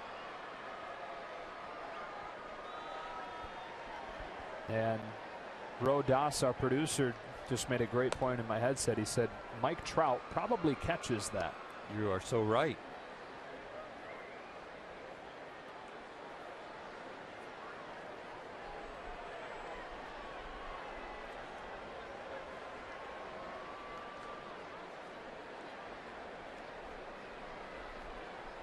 Maeda throwing some extra warm-up pitches here. We are waiting on an umpire. We sure are. They're going to go for it anyway. They're going to play with 3 for right now. The smiles would tell you that everything's okay, and there's probably a fun story behind it. Maybe a bathroom door got jammed up. Probably got locked in.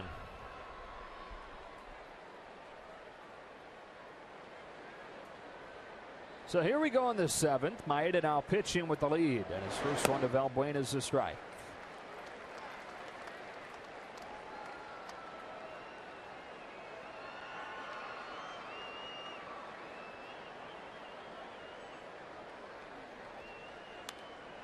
Challenged him again, and it's 0-2.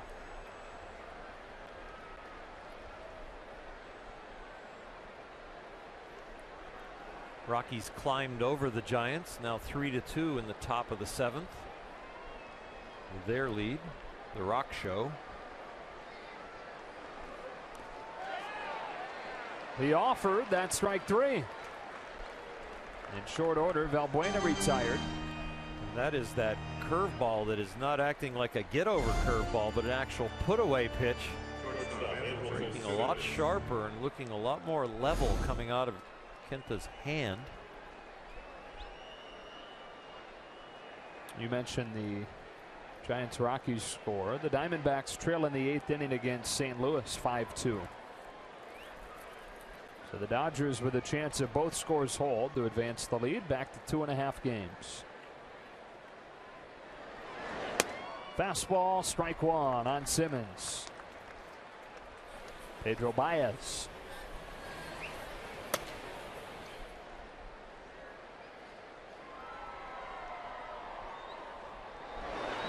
Stabs a bunt through it, and it's 0-2. Andrelton combines the names of his older brother, Andley, his mom, Myrella, and his dad, Elston. Andley, Myrella, and Elston put them together. Andrelton. One of a kind. Although Oral once was too, and now there are a few dogs named after you. And oh, thanks. I only know of one child named Oral. It was from outside the country. I got a letter from Mexico one time that had a picture of a little boy, and the family said we named our son Oral after you. God bless that child.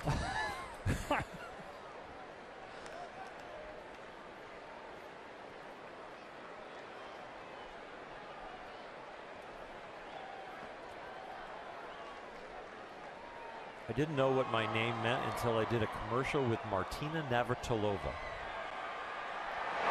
We are sitting having a sandwich at lunch while shooting a commercial for a shoe company. And she says, Oral, do you know what your name means? And I'm like, no, I've really never been told. And she goes, it means eagle in Slavic. And I go, thank you. I needed that. Heck with Bulldog Hershiser. Yeah. Eagle. That was very nice of her. Yeah, there's a umlaut over the E. It's O-R-E-L with the umlaut over the E. And there's an actual city over there in Russia. Back-to-back Ks to open this inning for Maeda. Now Ben Revere looking at ball 1. 0 for 2 tonight, 6 for his last 51.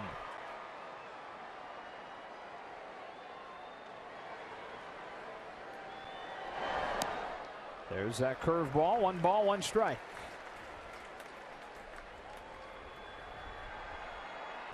There they keep on going.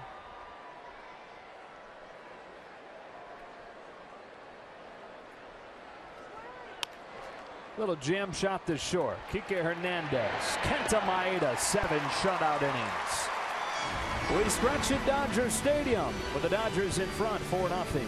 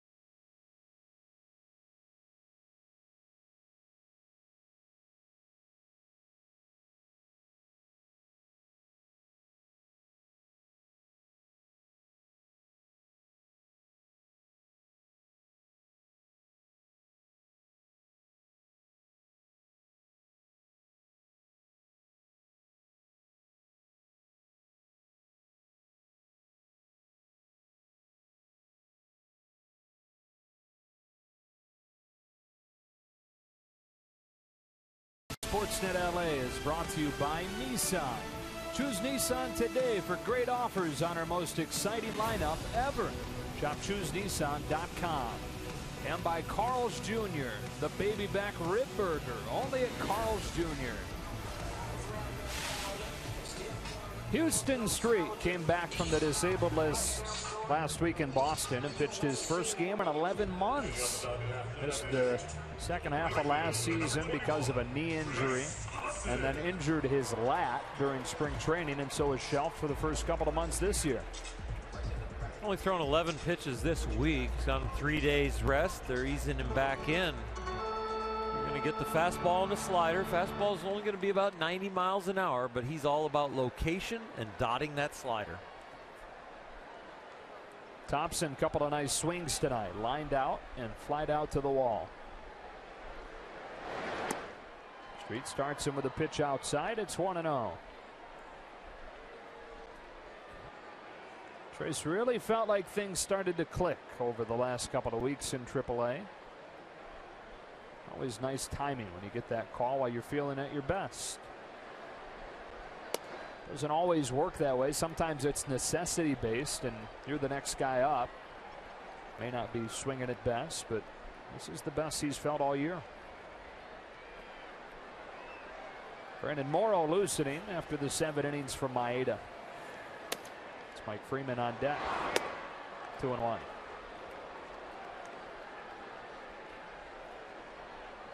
Even when you're going bad in AAA or AA, wherever you get called up from, because you showed yourself really well in spring training, or you've had some hot streaks and you're the guy they want up there, sometimes a change of scenery gets you hot. It's that little big league adrenaline.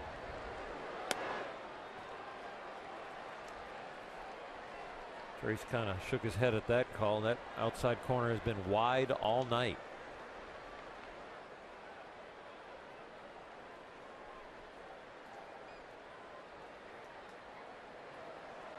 On 2-2. Street goes back there and Thompson chases. One gone.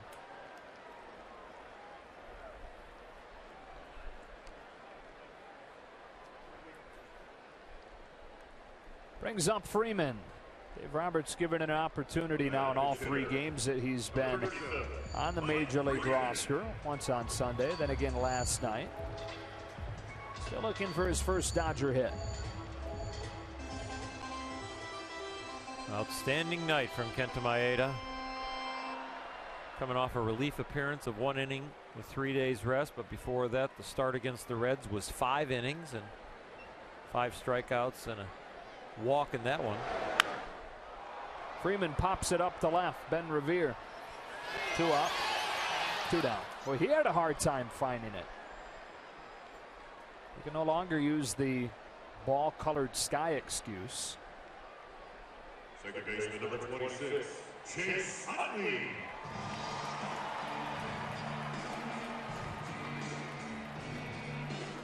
I got to go back to Kenta because the Dodgers have been looking for a starter that can at least go 7 other than Clayton Kershaw. It really gives a whole boost to the bullpen, to Dave Roberts.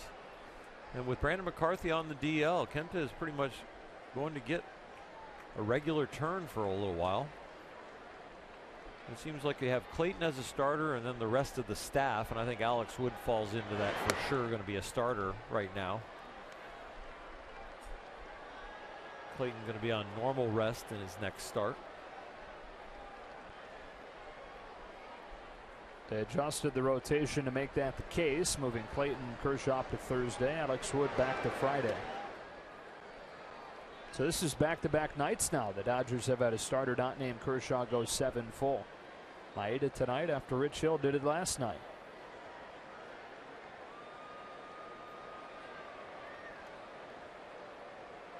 And Rich's interviews after his outing were exactly what we suspected, that he felt really good about finding the mechanics that he needs and the rhythm to repeat his pitches. Sky high to left. Let's see if Revere can spot this one a little more cleanly. He does, and that's the inning. Dodgers down quietly against Street in the 7th, sending us in this Freeway Series game to the 8th.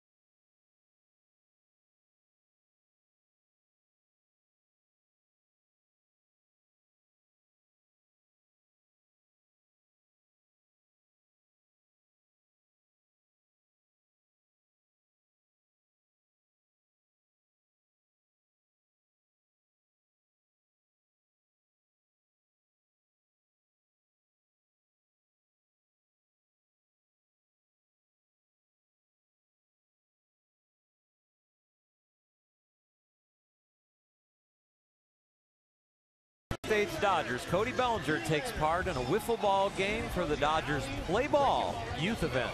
Plus, Andre Ethier is mic'd up in the Dodger dugout during the Dodgers-Mets series. Don't miss Backstage Dodgers, presented by Hankook Tires, Thursday after the post-game show on Sportsnet LA. And much of that mic'd up segment will involve Andre Ethier ribbing Cody Bellinger. His favorite pastime. Hazing. No, you can't call it that. Oh, you're not allowed. No. Oh, sorry. Not in this world. Brandon Morrow comes in, his 9th appearance. And yet to give up a run. How impressive has this guy been? Dodgers brought him up right before the contract gave him an out, where if he hadn't been called up by the beginning of June, he could have opted out. So they said, let's see what we have here, and it's been really impressive and has started to settle into a significant role for Dave Roberts. Martin Maldonado leads off the inning, chops one to third. Forsythe has it, long throw, gets him. Couple nice defensive plays on the left side of the infield, taking hits away from Maldonado tonight. Not the easiest play, going away from first base. Now get your bearings, plant, and fire. You got to really work on the trajectory of that throw and knowing how high you need to throw it to get it over there.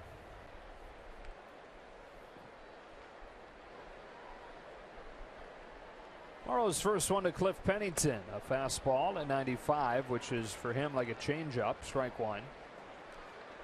Highest average fastball now on the Dodgers on the mound, 97.4 miles an hour. Past Pedro Baez at 97.2.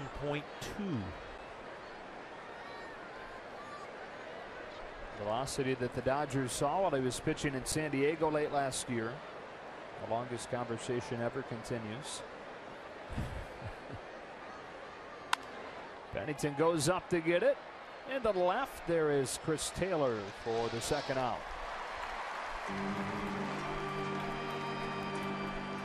Do we even flinch when the balls hit to Chris Taylor now in the outfield? It was such a adventure at the beginning. How's he going to be in left? Oh, he has to play center because it feels more like shortstop or second base coming off the bat. Well, it's been only moments that he's been out there in the outfield, and there's no worries at all. Been there more than a month now.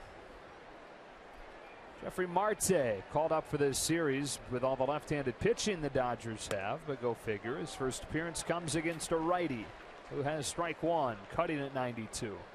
I'm not sure I would throw anywhere to a right-handed hitter other than away, the way that corner has been wide.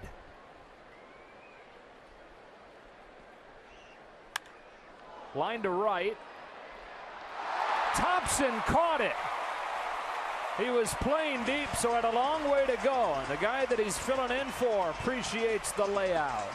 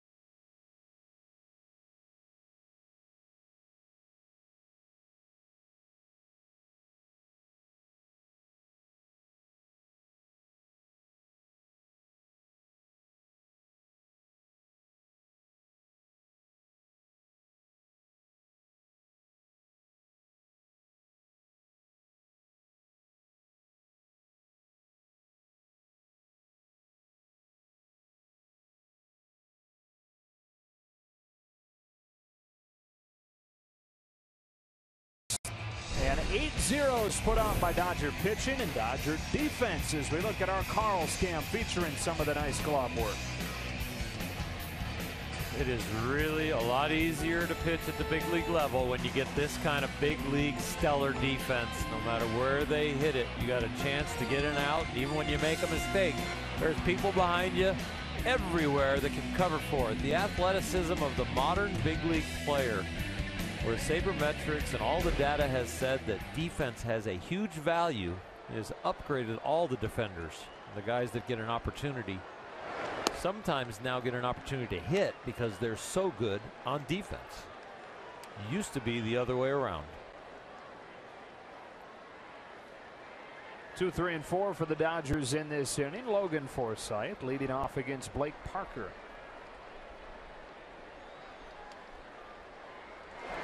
Who's been as key as anyone in this very good Angels bullpen. Parker's given up just 1 run in his last 22 games.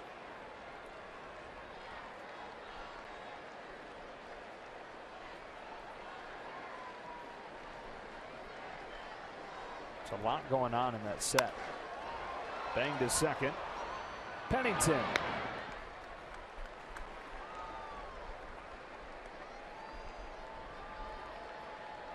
Left fielder number 3, Chris Taylor. 1 gone for Chris Taylor. Seriously, take a watch when Blake Parker comes to a set position. There's a lot going on.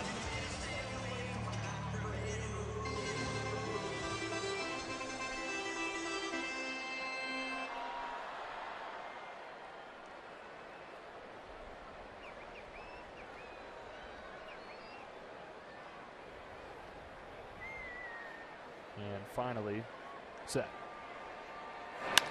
Taylor turns it around on a line to center. Back goes Young. Leaps up and makes the catch.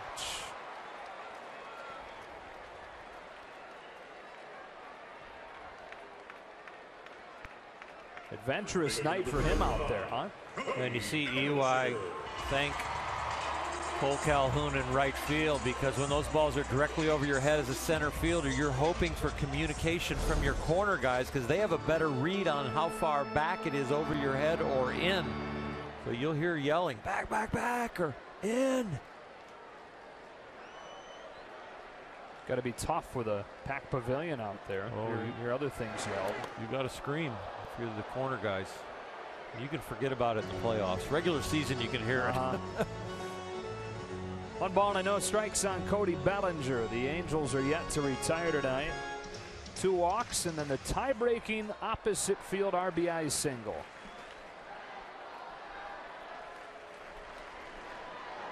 Son of a former Angel. Technically.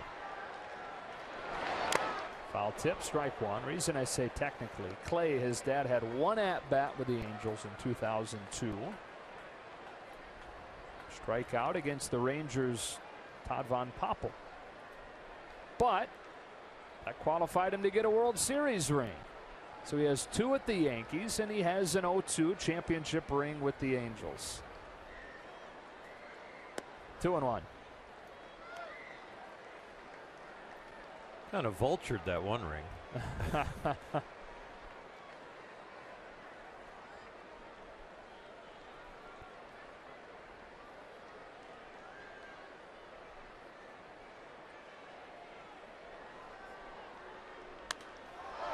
Flied off the end of the bat. In right field, Calhoun. They send us to the 9th. The Dodgers on the strength of that 4-run 6, 3 outs away from getting back to their winning ways.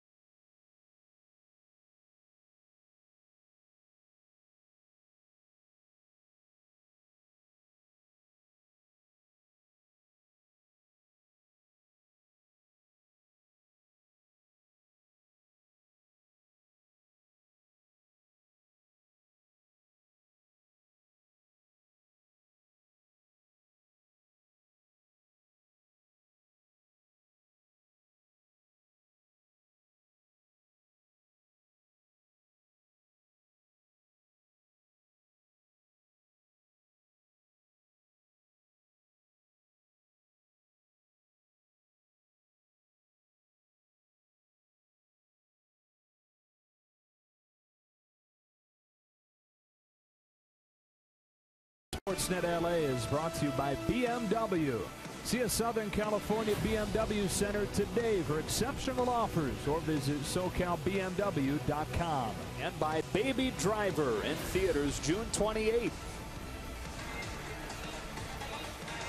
Does your kid dream of hitting a grand slam? Then be at Dodger Stadium July 9th when the Dodgers host the Royals at 1:10. And the first 12,000 kids 14 and under receive a kid's replica Corey Seager bat from McDonald's.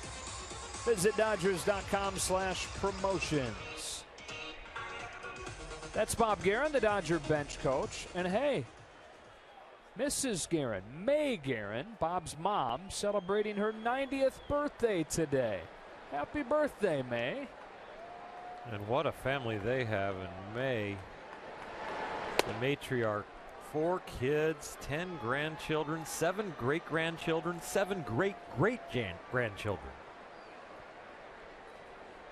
She got to meet Tommy Lasorda last year. And was already a fan of his, but that obviously made her a bigger fan. Well, today, one of her 90th birthday gifts was a call from Tommy himself. Made her day, Bob said. She's a huge Dodger fan, watches every game. We know she's watching and listening now. And on July 3rd, 100 family members are going to get together and celebrate her birthday in San Diego, where she lives. Awesome. Yeah. Happy birthday, May. Morrow's 2-1. Young foul tips at 2-2. We also want to wish a happy 41st birthday to Dodger third base coach Chris Woodward. He doesn't look a day over 50. Oh, come on.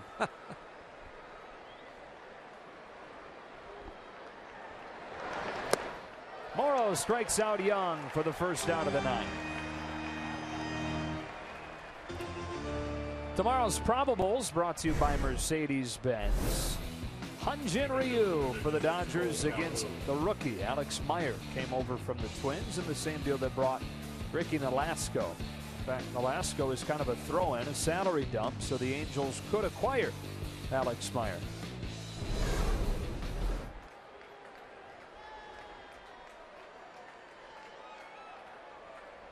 Base is empty, 1 gone, and here's Cole Calhoun. Tomorrow is also the next Pantone 294 outing. They'll be headed down to Angel Stadium. I say headed down, but headed to, coming from all directions for that one. Some of them, it's even in their own backyard. There are plenty of Dodger fans down in that area as well. Calhoun sends a high fly ball to center. Jock Peterson is there, and the Angels are down to their final out. Jock holding his hand up like Yasiel's playing right field, but it's Trace Thompson. He's not going to be quite as aggressive. They smile about that. Ever since the collision with Yasiel and some other times that they've come close, Jock jokingly puts up his hand and says, "Stay back, I got it." Look, he's talking to him. At least Turner Ward's getting a break when he's paying attention to somewhere Jock. Turner is hiding and smiling. Yunel Escobar.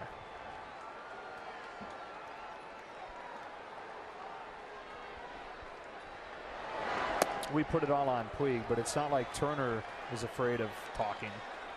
You know, you got 2 guys there that are both talkers. They each deserve part of the blame for that conversation lasting 5 or 6 innings tonight. Escobar shoots a base hit to right to keep the line moving here in the 9th.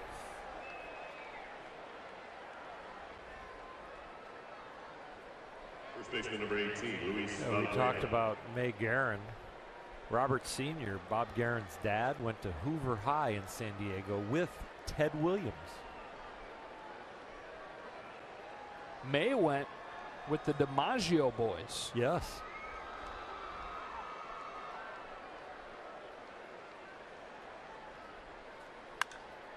Off of the hands to center. This will do it. And get a new streak, the Dodgers hope. Started. They've won 17 of 19 now as they take this one 4-0. salvage the split, but the series continues down in Anaheim against these Angels, and the Dodgers are looking to beat up on them down there. But a great start from Kenta Maeda today that got him off on the right foot, kept them around at zeros against Chavez until the offense woke up, especially with Jock Peterson's home run. And Alexis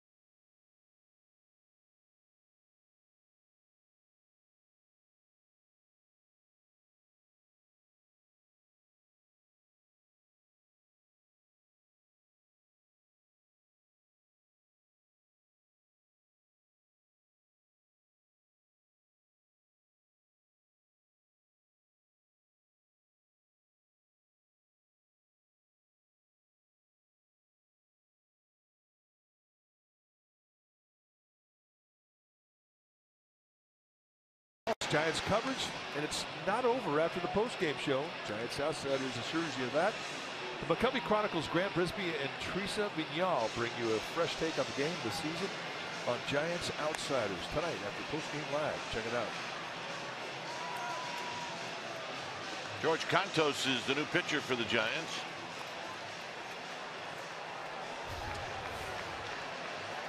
~35th time that Contos has come into a game. 0-2 in the year with a 2.97 ERA. Look at the strikeouts, 40 and 36 in the third. 45 base runners in 36 innings, which is good.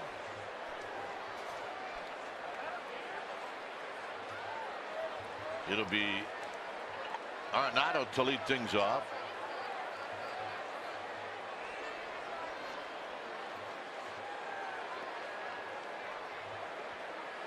And the pitch is no swing, 1 ball and no strikes.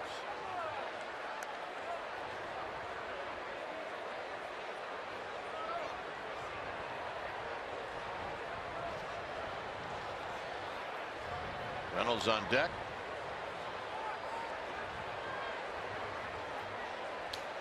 And then Desmond.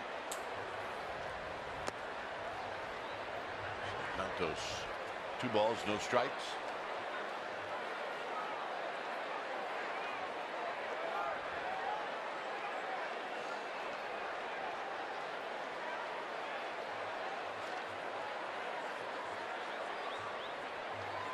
Here's the 2-0 delivery.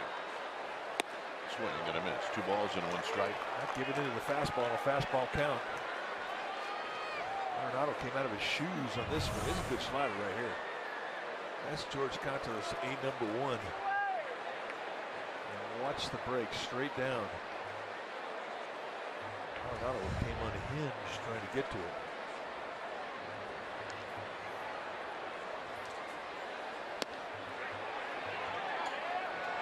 They're going to say Arenado went around. It's 2-2.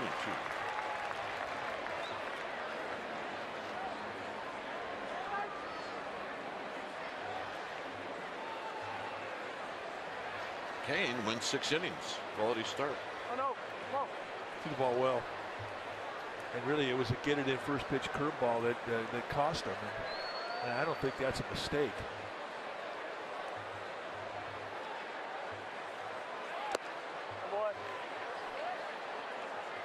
He mixed all of his pitches well tonight. Kept his team in the game. Yeah, against a very tough Rockies lineup. So payoff pitch is coming up to Arenado.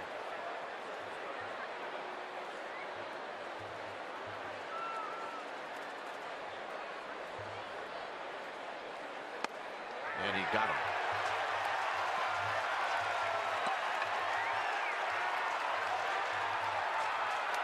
Arenado not enthusiastic. A nice comeback for Contos, who was down to count 2-0. Let's take a look at strike 3. Hey, it's in the zone.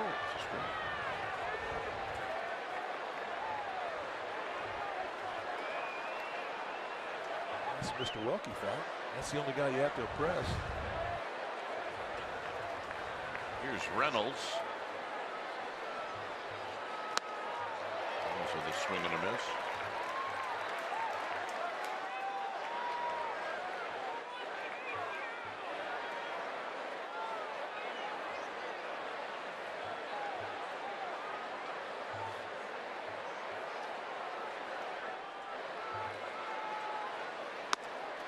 And it's 0-2. This was the pitch Mike's talking about. Well, it's the first pitch of the at-bat. And for Kane, you're going to throw a curveball. You're going to throw it in the middle of the strike zone. You're going to try and assume that he's not going to be up there looking for a curveball. You can see the anger. I mean, he basically got outguessed by Reynolds. Hit well into right center field. Span's not going to get it. It's off the bottom of the wall, and it'll be a double for Reynolds. And the same thing just happened to George Contos. I mean, he's going to throw a first pitch breaking ball. You're not going to think a corner. You're not going to think of something that's going to break out of the strike zone, not on the first pitch. You're going to assume he's looking fastball, and there's the first pitch. And Reynolds, I mean, he jumps on this thing. So what is Reynolds telling you is that he's not looking hard stuff against a lot of these Giants pitchers. Looking off speed, and he's guessed right twice tonight. A homer and a double. So here's Desmond.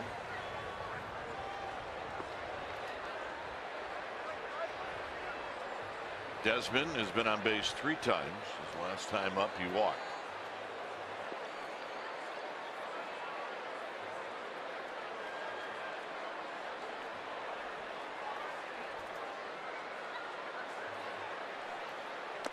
Down low. Mr. Posey with the backhand.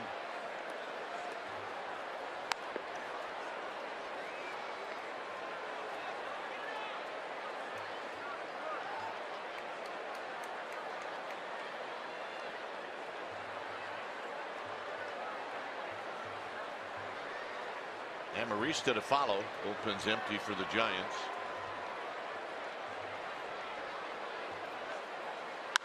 On the ground up the middle.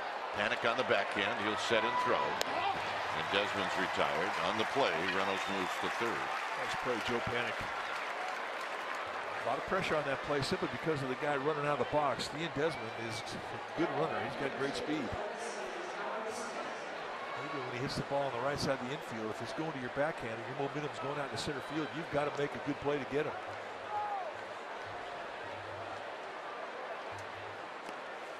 So Posey out to talk to George Contos in the 8th inning. Still working on it. I'm telling you. Sunday after dinner, that thing will be about to the stick.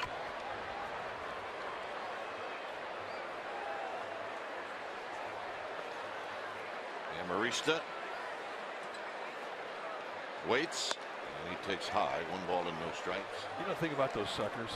It's one of those things that looks a whole lot better than it actually is. To me, it's in the cotton candy category. Yeah. Or jelly beans. I'm not a jelly beans guy either. There's a strike. 1 ball and 1 strike.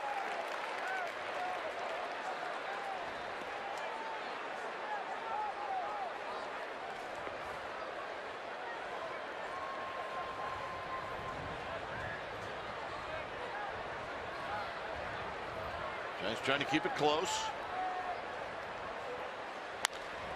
Get on the ground to Belt. Belt to Contos.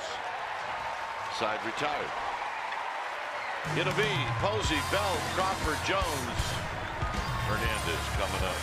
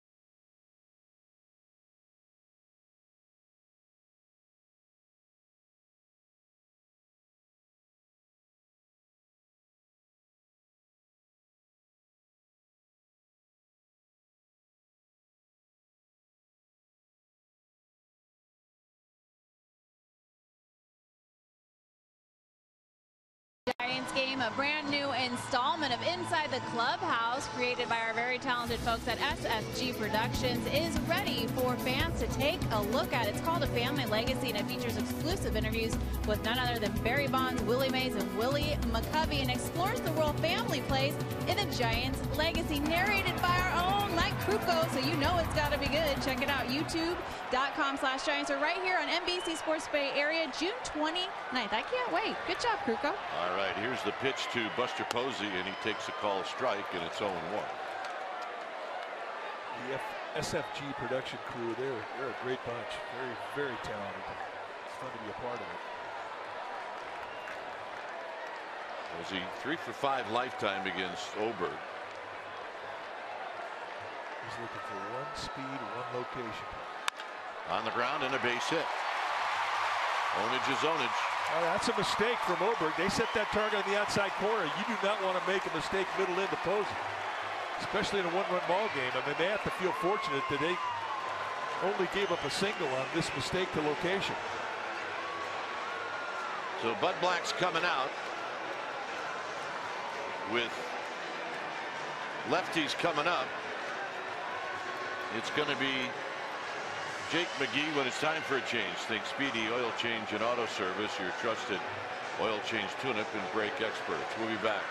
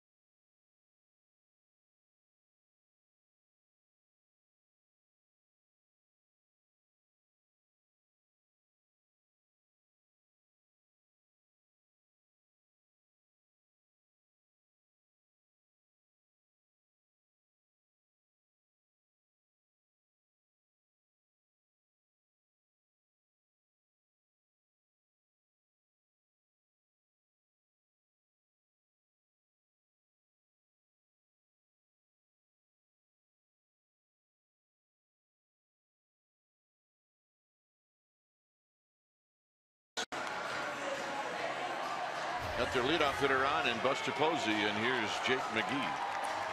McGee has been a workhorse. 33rd time he's come in. Look at the strikeouts, 39 and 32 innings. He's only given up 32 base runners.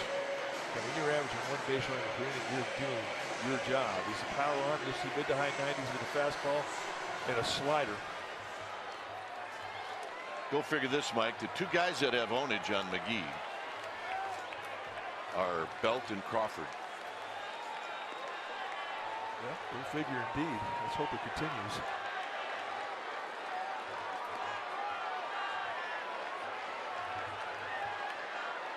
Belt is 4 for 6 lifetime. Up and in. 1 ball and no strikes. 4 for 6. Well, 4 for 6 against the guy who's got McGee's stuff. I mean, that's doing it. Crawford 3 for 7 with a double and a home run.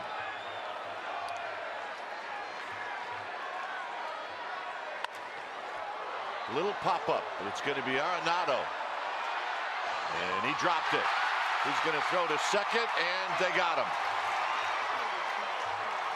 Now, there's not much you can do if you're Posey. I mean, you got to go no more than halfway, and he cheated on that. With Arenado's arm and his ability to recover, and Arenado, he didn't have much speed with Posey, and he had an opportunity, or sensed an opportunity at second base. Hits him low in the heel of the glove, and he gets a break there where he can get it on the bare hand. Now watch Posey. I mean, he cheats a little bit beyond halfway.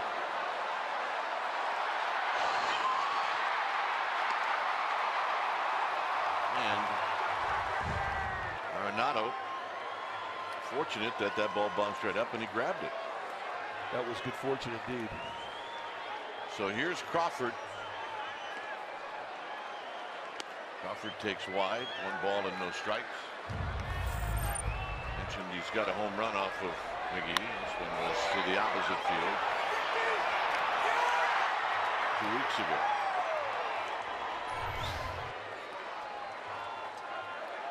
Well, I mean, I expect that this at bat's going to go the same way. I think he's going to hit the ball at left field.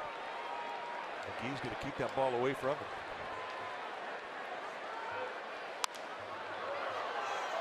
Healthy rip, and it's 1 ball and 1 strike.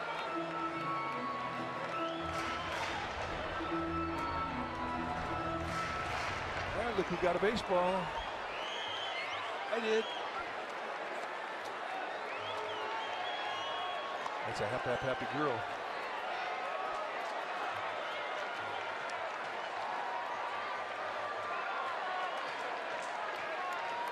Dalton with his lead. And it's low to Crawford. Kelby Tomlinson is out instead of Ryder Jones.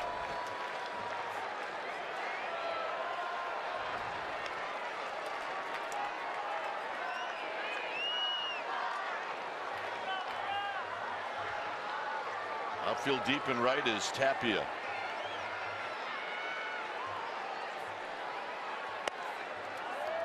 Two and two.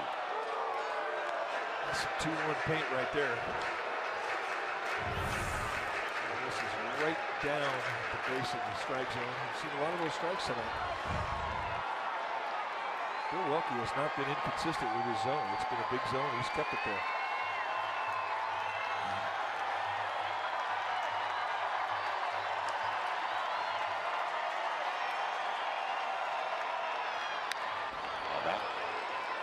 Job of covering nastiness right there. That was 98 in the same location.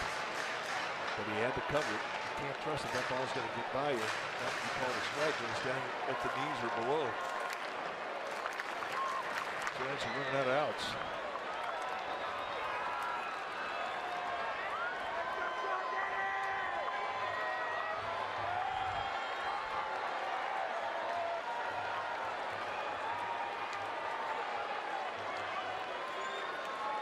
The 2-2 to Crawford. And a full count.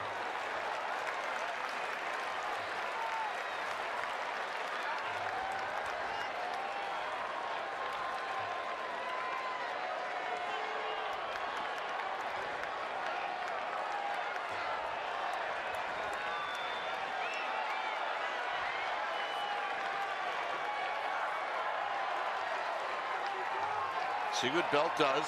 3 balls, 2 strikes.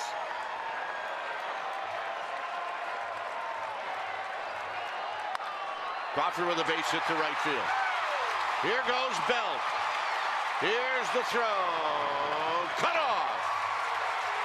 Ownage is ownage. It is.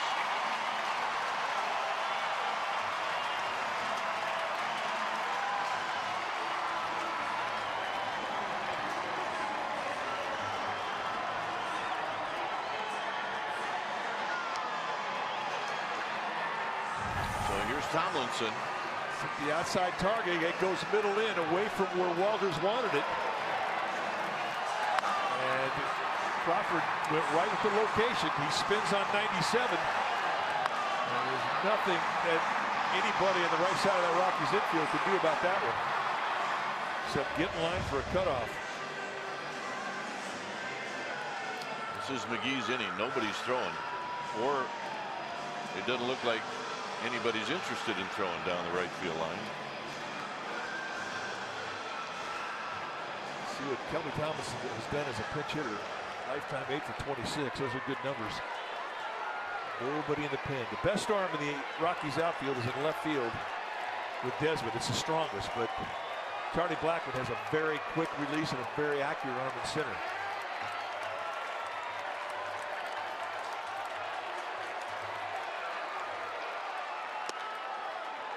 Right there at the knees. Tomlinson has faced McGee twice. He's 1 for 2. Actually, he's faced him 3 times. 1 for 2 and a walk.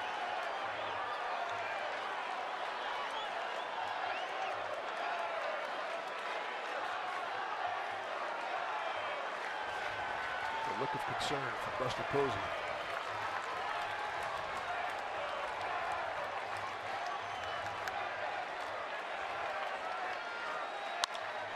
Little flare. That's a hit. Belta's going to score. This game is tied.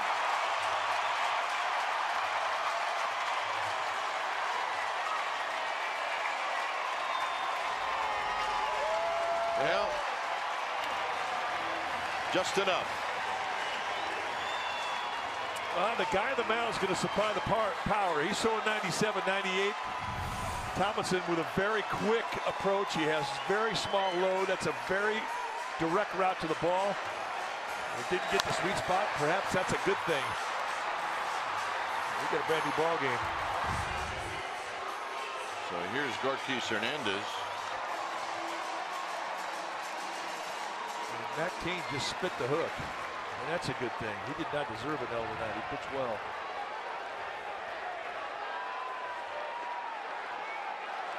Hernandez 1 for 3 against Hoffman. Crawford and Tomlinson are your base runners.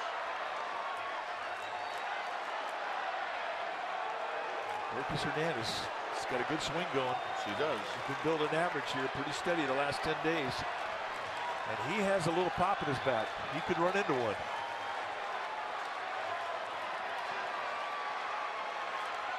Now the Rockies will get somebody down in the bullpen. It's Russell.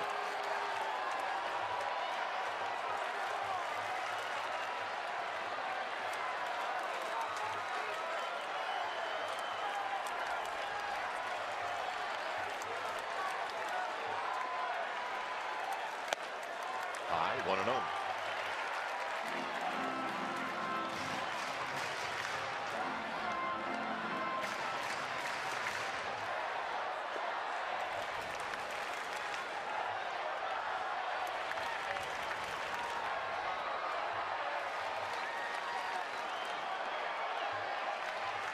So McGee about to throw pitch number 13 in the inning.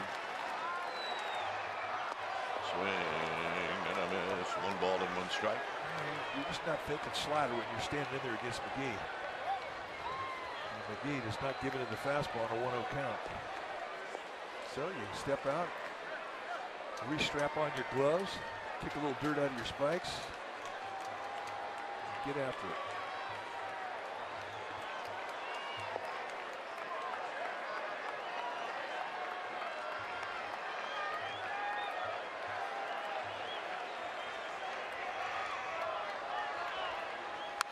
Foul back, 1-2. Nick Hundley is on deck. Hernandez wants that pitch again. He thought he should have done more with it. Uncle Lansing, he will pitch the ninth inning.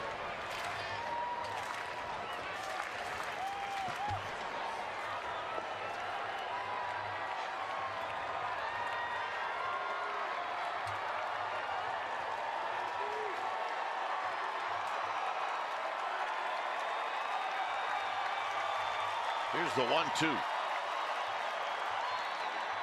A one-hopper, and both runners move up. And that changes everything.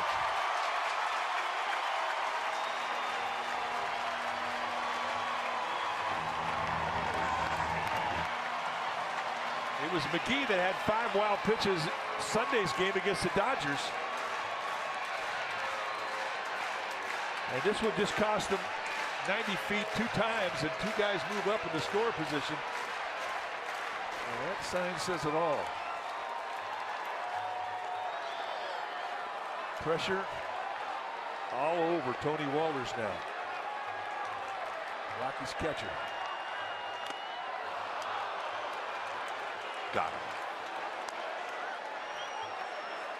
So a little angry behind that fastball.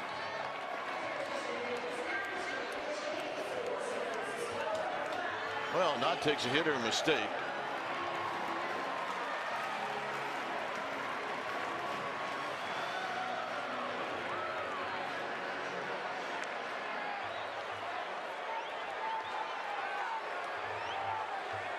Huntley's only faced McGee 1 time ever, and he's 0 for 1.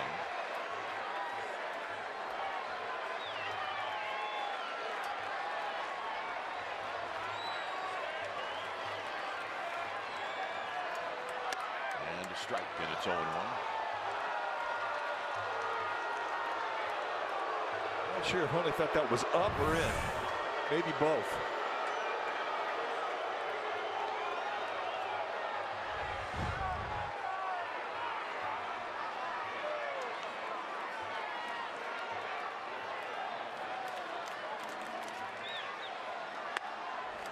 One ball and one strike.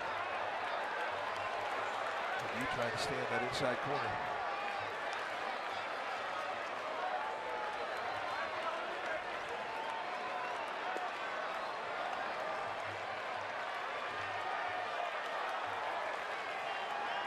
Crawford at third, Tomlinson at second. Hundley, the former Rocky, 1 ball and 1 strike. Out of play, 1-2. McGee, all hard stuff, 3 pitches, 3 fastballs, all high velocity. And I think Wohlers is going to go out there and say, listen, you want to throw that breaking ball in the dirt, I'll block it. McGee had 5 wild pitches Sunday, he had 1 tonight. And when that happens, you have a reluctancy to throw that 1-2 breaking ball in the dirt for fear of doing it again.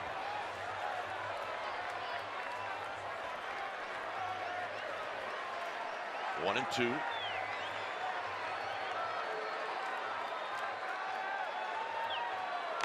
And he got him, and that'll end the inning. Giants tied up. We'll go to the 9th. It's 3-3.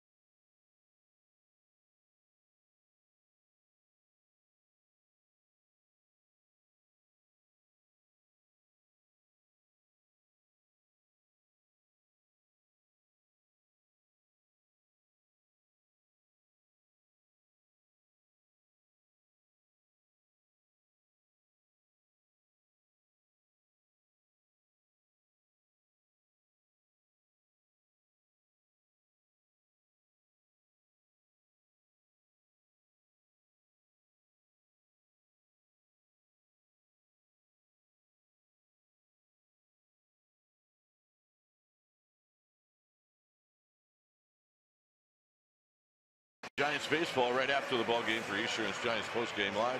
Highlights, reaction, analysis, all coming up for a full hour after the game. It's a 3-3 ball game with Mark Melancon on to do the pitching. It's time for a change. Think Speedy Oil Change and Auto Service, your trusted oil change tune-up and brake experts. So Mark Melancon going to pitch the top of the 9th here with the score all knotted up. 22nd game he's come into. 17 strikeouts against 3 walks in 19 2/3 innings. A lot of hard cutters, low 90s with a big, over-the-top, high 3/4 release curveball. 11 saves on the year. Melancon just wanting to keep this score at 3-3 and give the Giants a chance to win at the bottom of the 9th. First pitch to Trevor Story, who's 0 for 3, is down low.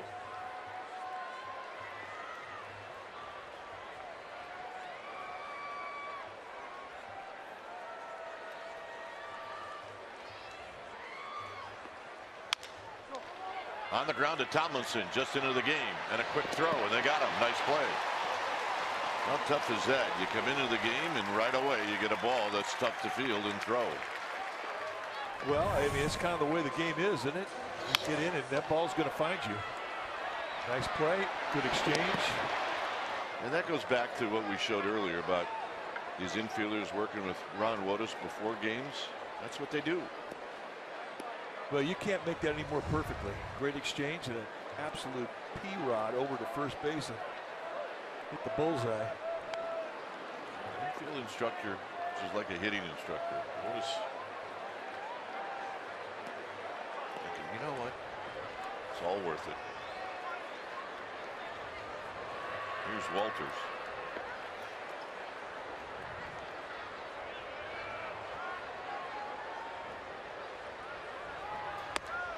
Strike, and it's 0-1.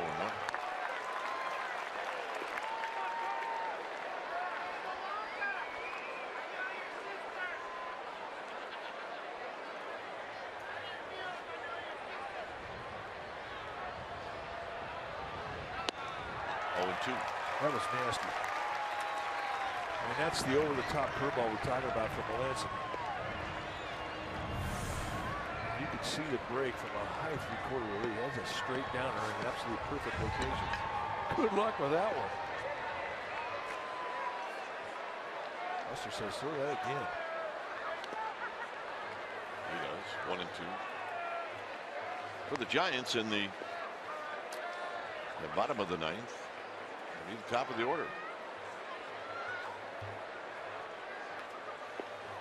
And the Rockies have a righty and a lefty.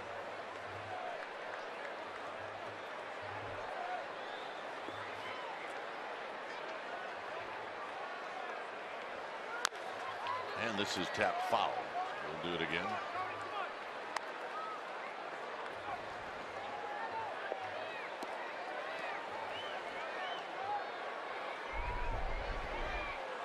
On the Sable list is one of the guys that really has had a very, very nice season, Eduardo Nunez.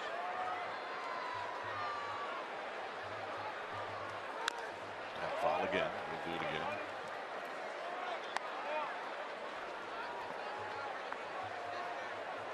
See, Jared Parker's taking his at bats in Sacramento.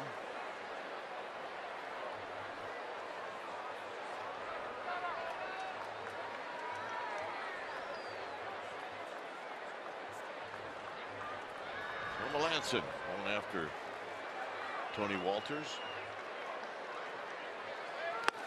Got him.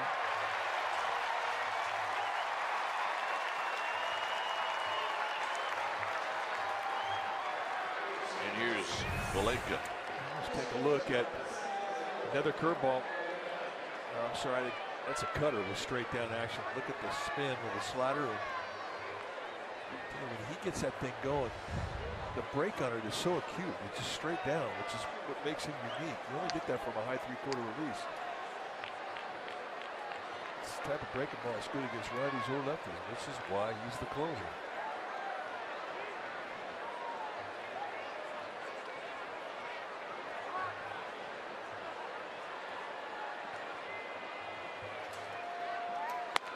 And a strike to Valaika, hitting at 229. He's got 5 home runs. He's got some power.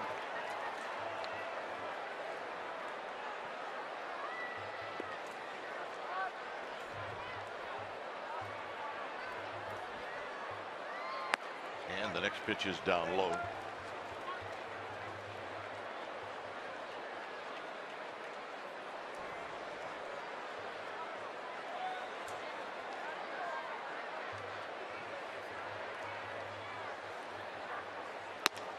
Outside, not by much. 2 balls and 1 strike.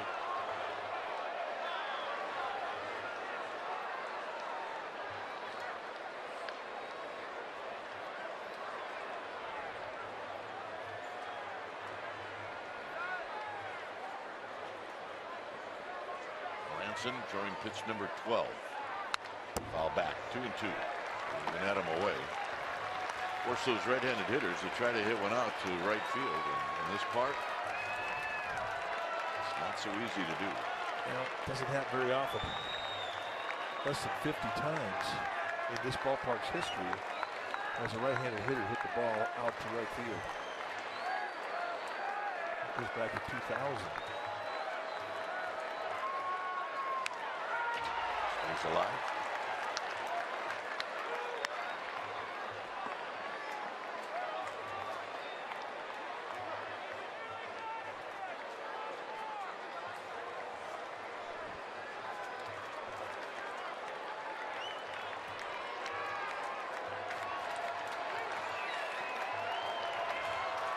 So 2-2. Got him. Posey blocks. Posey throws. Side retired. Top of the order coming up. Very, very nice hitting for Mark Melancon. Span, Panik, Pence. It's 3-3.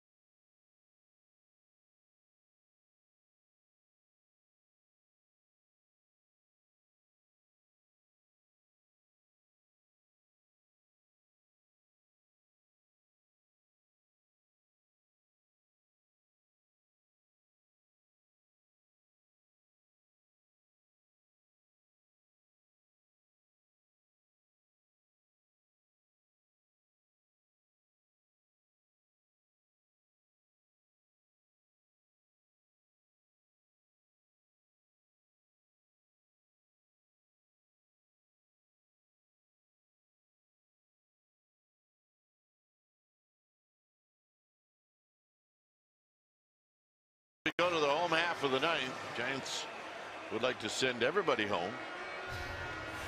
And there's your new pitcher. When it's time for a change, think Speedy. Oil change and auto service, your trusted oil change tune-up in brake experts. Chris Russell, the new pitcher now for the Rockies. You see what he has done in 28 games. He's got a very nice first half. For Russell, you're going to see a low 90s fastball. He's got a curveball, slider, and a changeup. He can sink and cut the fastball. And he has outstanding command.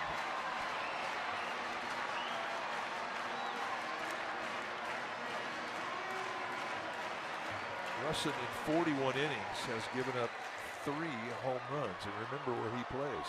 Coors Field is his home park.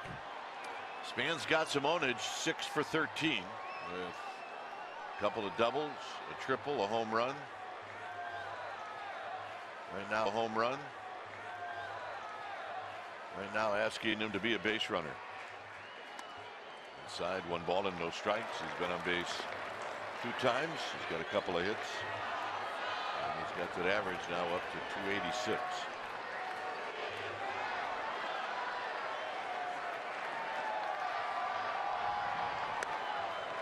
Strike, 1 ball and 1 strike.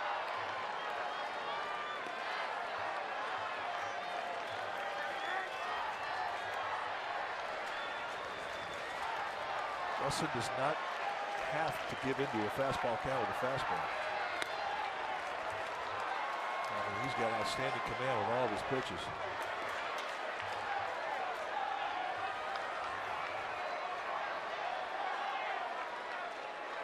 And that's part of his, is what makes him good, is that he just doesn't have to give into it. Giants would like to end it here so they don't have to go to the 10th and face the top of the Rockies lineup. You see the numbers? It's pretty good ownage. Got him this time. Span retired, 1 out.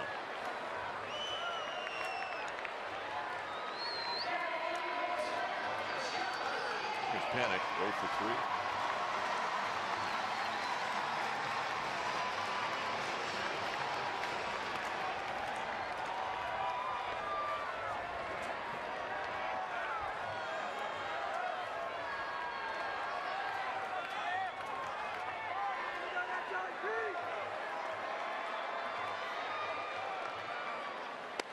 Swing and a miss. No balls and 1 strike. Joe Panik against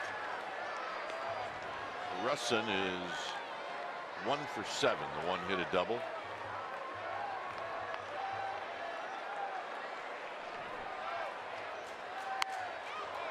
Yeah, it's another again 2. Sneaky in on his hands. I mean, that's a pretty good way to describe Russin. I mean, he's got a nice command of all of his off-speed stuff, and yet he can still throw the low 90s. And after seeing all the slow, the low 90s looks like high 90s. Sneaky fast. Way outside, 1 and 2. Now Hunter Pence on deck is got some ownage on Russin, so it would be very nice if Joe Panik could reach.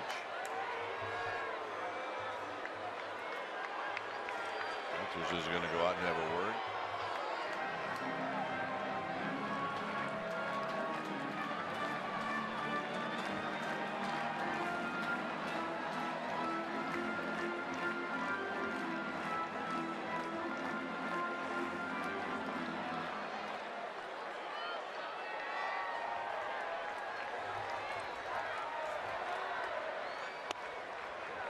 Two and 2.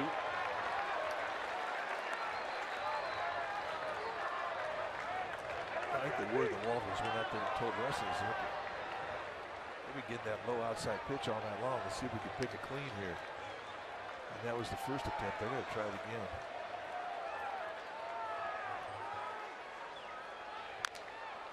Panik got a piece to stay alive. Just a piece, I might add. That's all you need. Well, you don't need more than that to stay alive.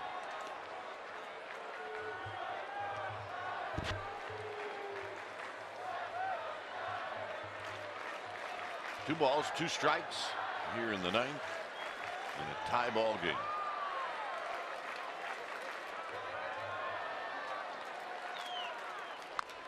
Panik stays alive.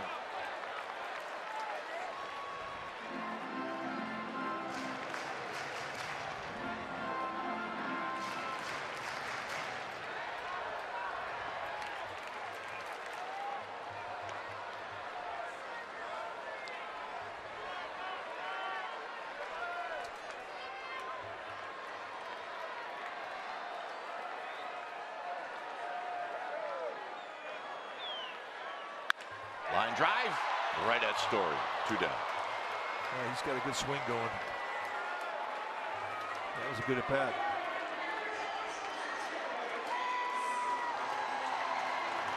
So here's Hunter Pence.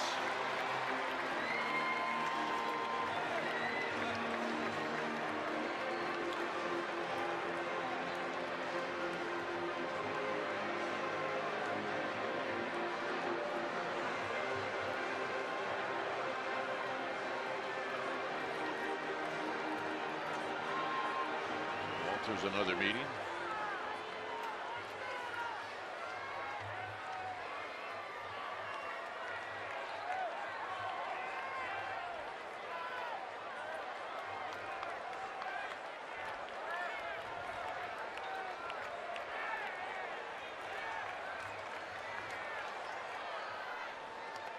And the pitch is down low. You have a pretty good idea what Hunter Pence is going to try to do.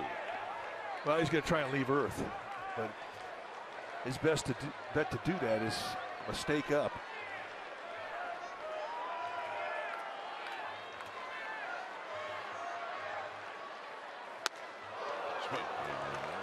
One out change up and a good one.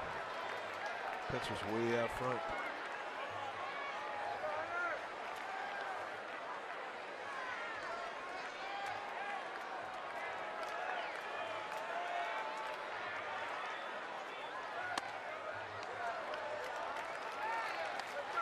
Chess match going on. Russin knows that Pence sees him well. He's just trying to stay out of his happy zones.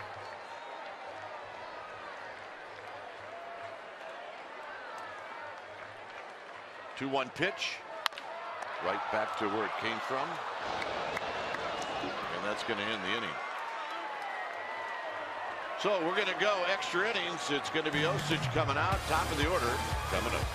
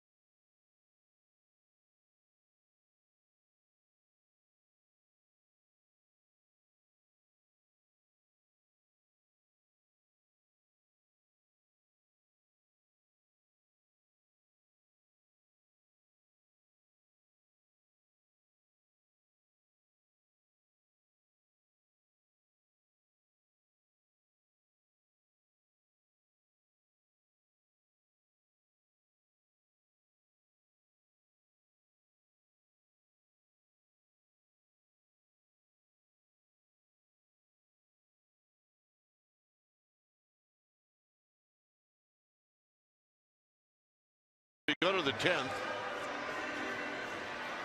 And the new pitcher for the Giants is going to be Josh Osich. 24th time he's come into a game for Bruce Bochy.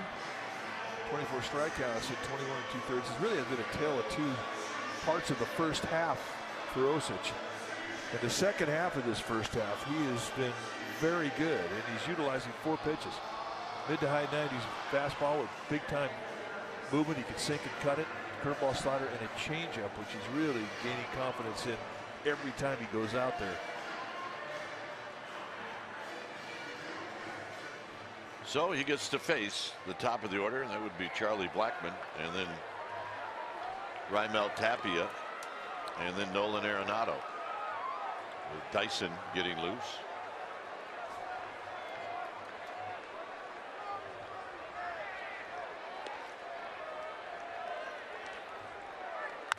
And a bouncing ball to Joe Panik on 1 pitch. A tough out is retired. Tough out with speed. So Blackmon now 1 for 4. And here's Tapia. Tapia single in the 6th, and then struck out in the 7th.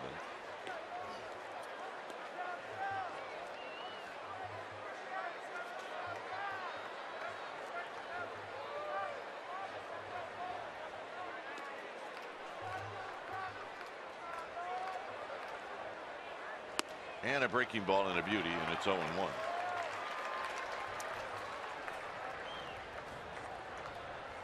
Very fast. The Giants know that. And at third is Tomlinson.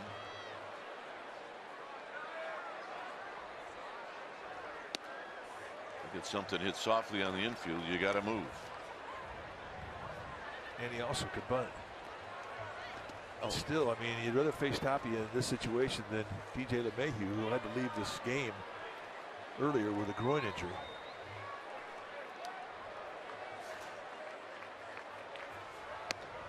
Good breaking ball, 1 and 2. This was the injury to LeMahieu, which we didn't see until our guys showed us later on a replay.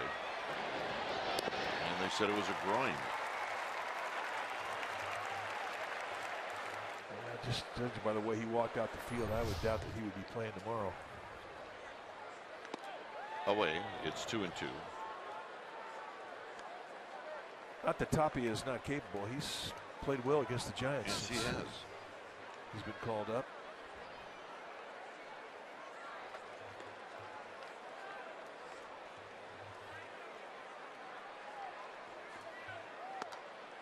Three and 2. So this becomes a big pitch just because of the speed that Tapia has.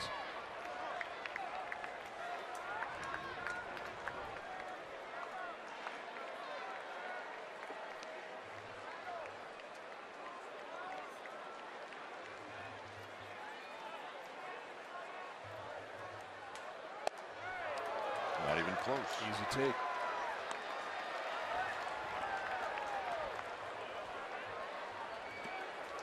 And that's going to be it for Osich.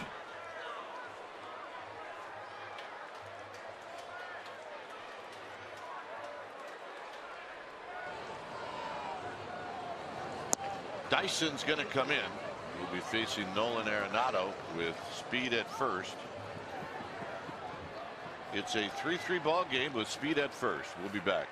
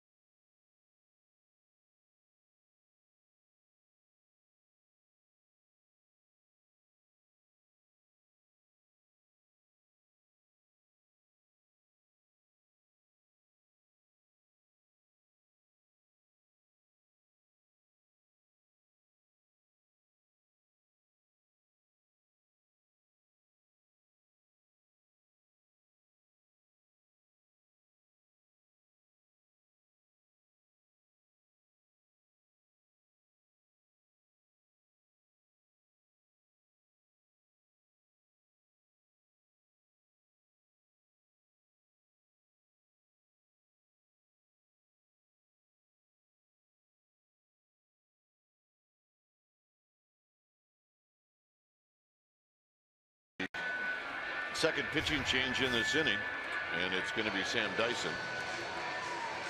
And Dyson, don't even look at the numbers. It's how he's been throwing lately, and how he's been throwing lately has been fantastic. Mid to high 90s with sinking fastball, a good cutter, and an occasional changeup. And every day he's gone out there, he's been getting his confidence back. He really had a rough time early in the year with the Rangers, but he has really ironed a few things out mechanically, and it's been fun to watch him get his confidence back, quite honestly.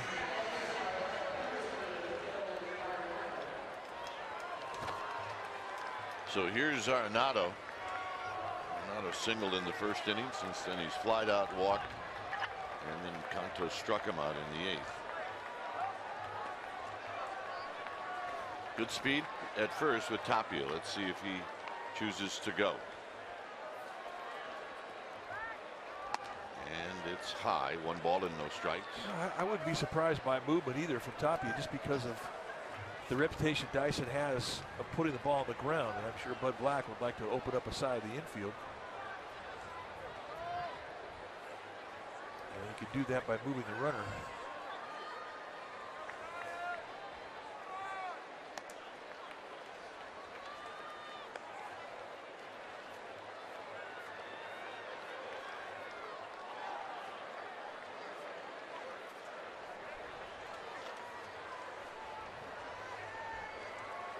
So Arenado ahead the count, 1 ball and no strikes with Reynolds on deck.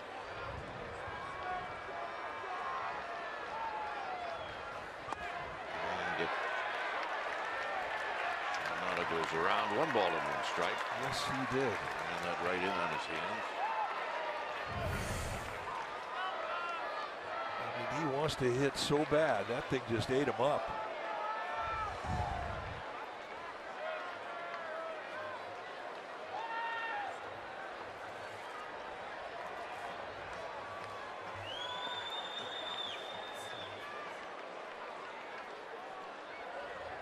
Tapia goes. He got a good jump. Posey's throw is going to be late. Dyson's not that quick to home plate. You know, which really is kind of unusual, because the guys who have sinkers usually are pretty good quick out of the stretch, just because they put the ball on the ground so often. Watch the high leg kick and excellent jump from Tapia. And that's the danger of having speed and walking it to put it on base.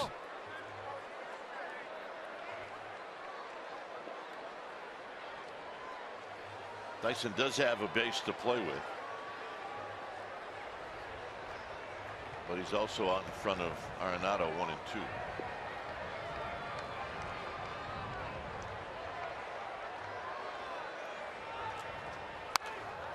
Out of play. That's a nice job of staying alive from Arenado, because that pitch was perfect at 96 with some sinkum on it, outside corner at the knees. Catching Sam Dyson's not easy, because his fastball with all the sink and all the velocity is very heavy. If you don't catch it right, good luck. Dyson's got Tapia in a rundown. He will give it up, and they hold Arenado at first. Very great play.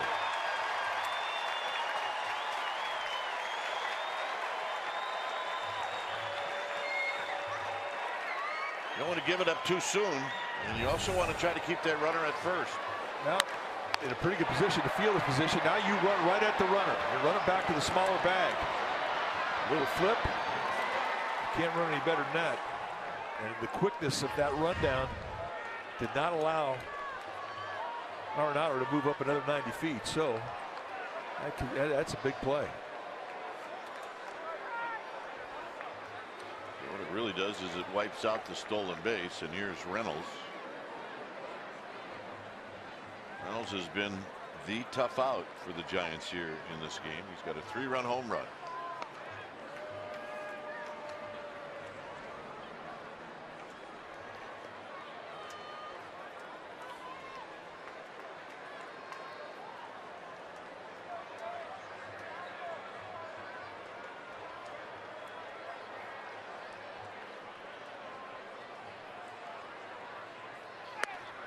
Good pitch at the knees. I don't know if you mentioned this or not, Mike, but Dyson threw 17 pitches in the game last night.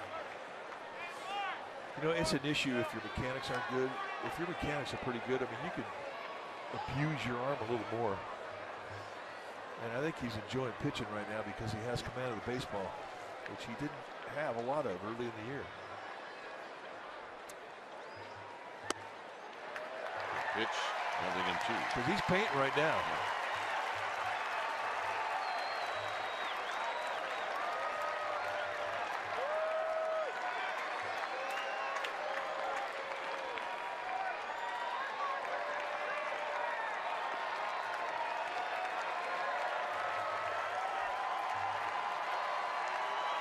Arenado goes, swinging a foul back. So that one he got up. That one he hung, but that's the first time that Reynolds has seen that type of movement in the at-bat. I mean, there's only 3 pitches into it, but the first 2 pitches had movement sinking and coming back into it. This has got cut away, and you know, I mean, it doesn't explain away bad location because this is just a hanger, and he got lucky.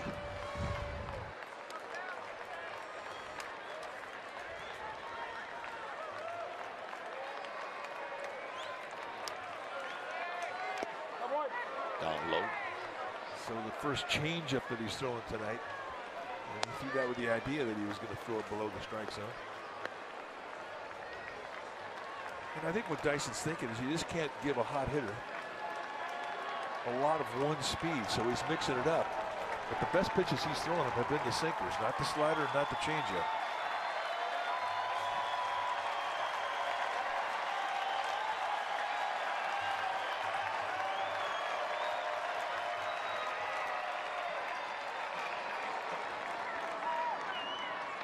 Toss to keep an eye on Arenado. Well, he'll roll into a steal if you don't check him. And he's got 2 on the year.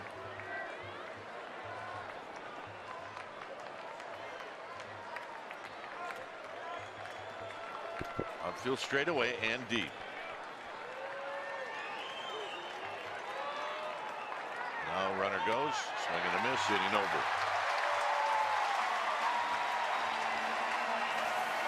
So the Giants will have Buster Posey.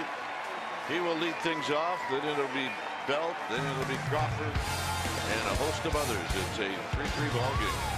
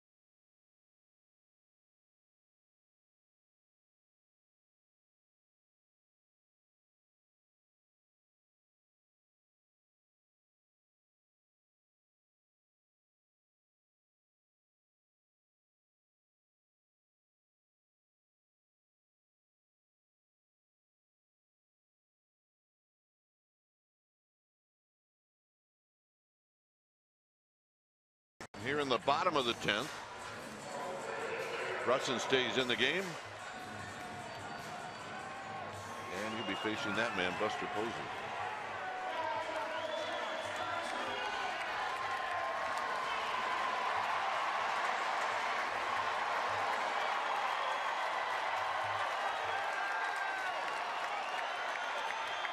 Down by a run in the 8th, Buster Posey opened up the inning with a base hit. takes low. He's got some good numbers against Russin. Lifetime 7 for 13 with 3 doubles and 3 walks.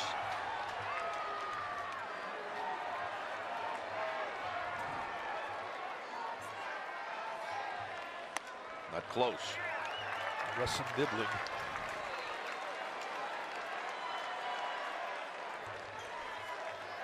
I mean, Posey's going to look in a location, and he's going to look at speed. I mean, he's going to try and end this ball game, but he's not going to be stubborn.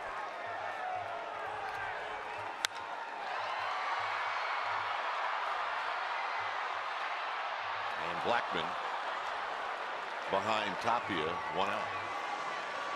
That fly ball had a little personality towards the end.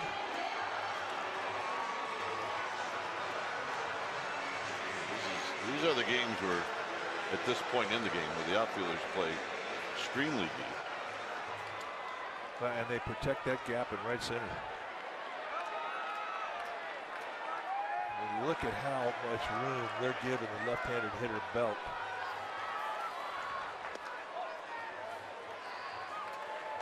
I mean, it's a generation where you see an infield play to pull and an outfield play him away. And it still looks odd.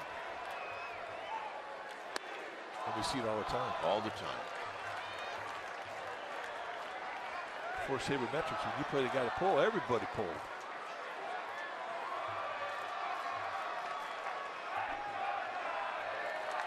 Belt in the driver's seat to see something to hit. And he takes a strike.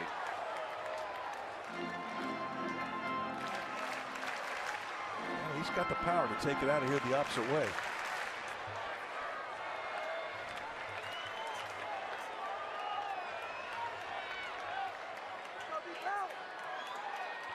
Overshift is on.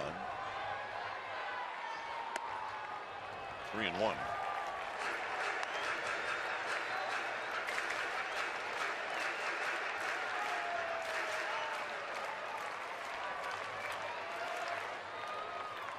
Trying to get on for that man, Brandon Crawford.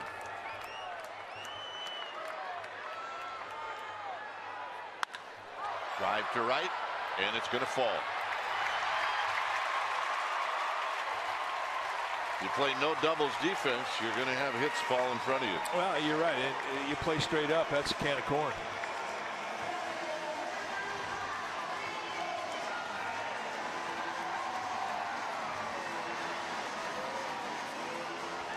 Teams play right field here in this ballpark different than any other ballpark in the National League.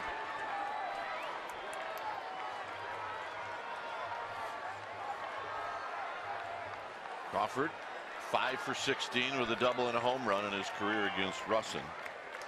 He singled in the 8th inning, basically in the same spot with Belt at first.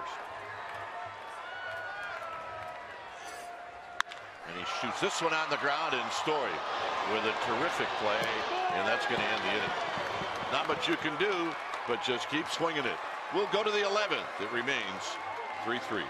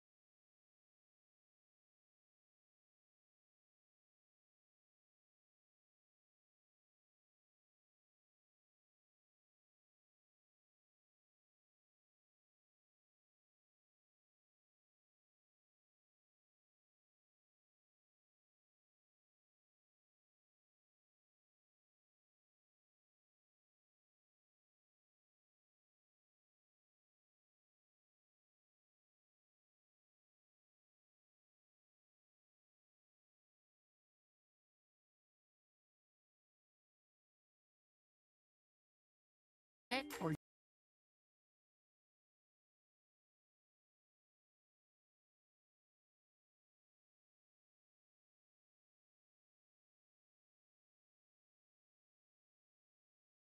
giveaways are connected to Peanuts Day, Grateful Dead Tribute Night, and of course the long-standing fan favorite, Hello Kitty Day. Reminder, to receive these great special event items, you need to purchase a special event ticket. Go to sfgiants.com/special events.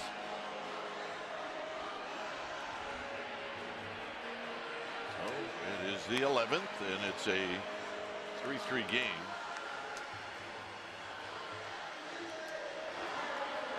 Dyson stays out there. You'll be facing Desmond.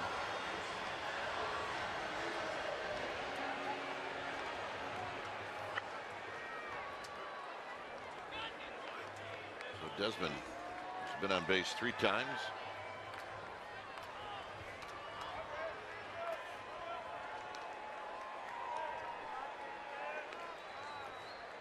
Here's the pitch to Desmond. And it's a bit low. 1 ball and no strikes. Hang it in there. Gamers. The shorts was a good idea for 5 innings. Yeah, well, yeah, when you came from Danville.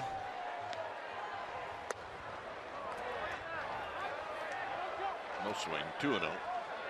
Greatest thing about this ballpark, my partner who lives in Danville, which with no traffic is about 40 minutes away. With traffic could be 2 hours. But he leaves the house and it's 104 degrees here. Game time 58 degrees. Certainly not the only one. Swing and a miss. 2 balls and 1 strike. It was worse, the difference in temperature at Candlestick. Oh, goodness.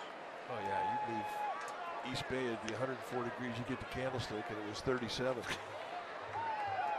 At least you'd swear it was. 2 balls and 1 strike. Slowly hit. Dyson's going to barehand it and throw, and it's not in time. So no, look at him. Tell you, that's an A for effort. You just don't get a lot of time with Desmond. And it was going to be Dyson and only Dyson. Indeed, he beats it out. Good call by Jeff Nelson, first base umpire. And now you've got base stealing speed, and Dyson's going to have to give Buster Posey a better chance at throwing out a would-be base stealer.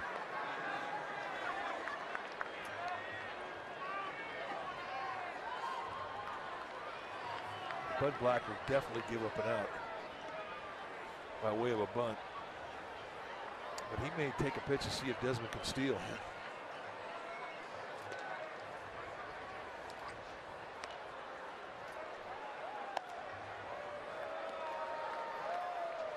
I would think Bruce Bochy may think that Desmond may go early. You might see a pitch out first pitch.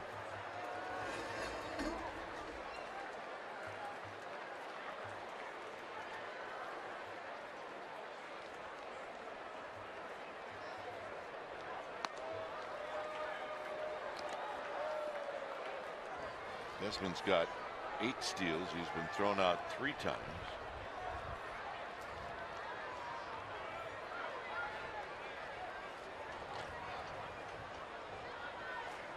And he actually increases his lead at first.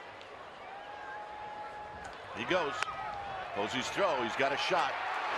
Got him. And that, folks, is the big leagues. You cannot work it any more perfect than that. Dyson's unload time was 1.12 seconds. And I didn't get a time on Posey, but it had to be around 1.9 or less. And it was an absolute perfect strike.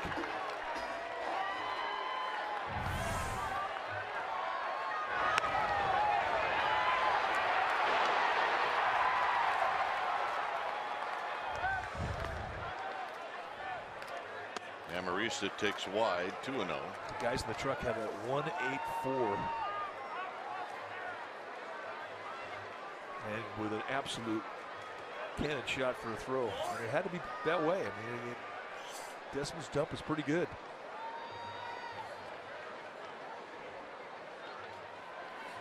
So it's 2-0 to Amarista.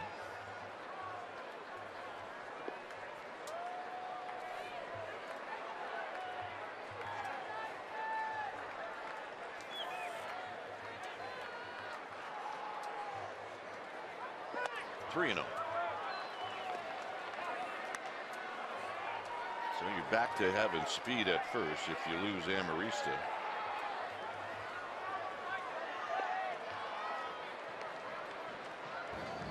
We're gearing up. So I mentioned 17 pitches last night for Dyson. This will be pitch number 18. So Bruce Bochy's going to keep an eye on him. It's 3 balls and 1 strike.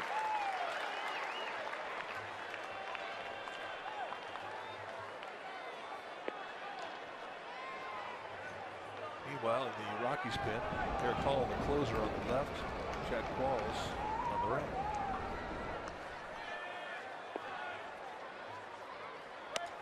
And it's not close.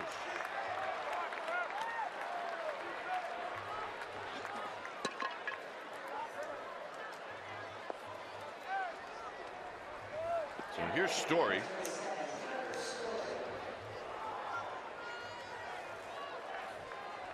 So all we talked about with the first guy on, you can say the same thing with Amarista. He has the ability to steal a base. He's not the base stealer Desmond is, but he's quick.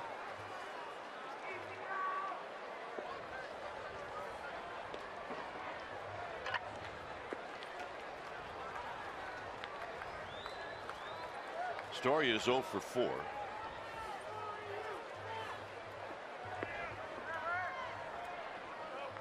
Great play on the double play to end the 10th inning.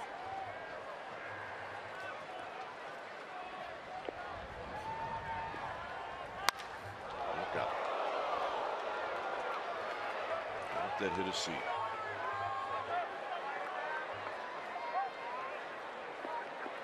I think we're good. Big Biggio's here.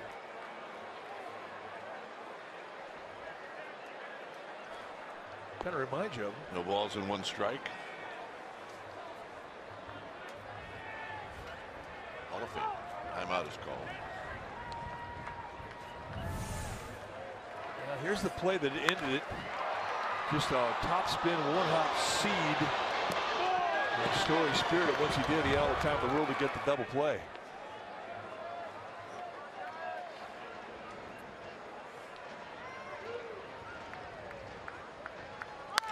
On the ground to Belt.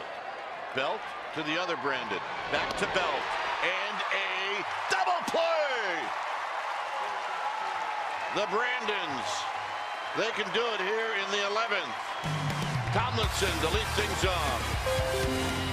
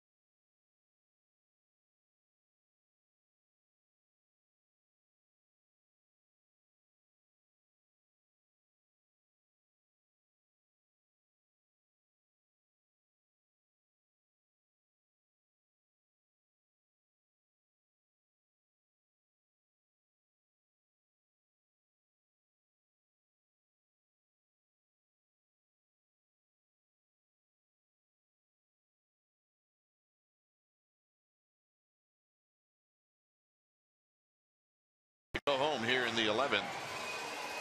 Russin, who's been out there since the 9th, will go after Tomlinson.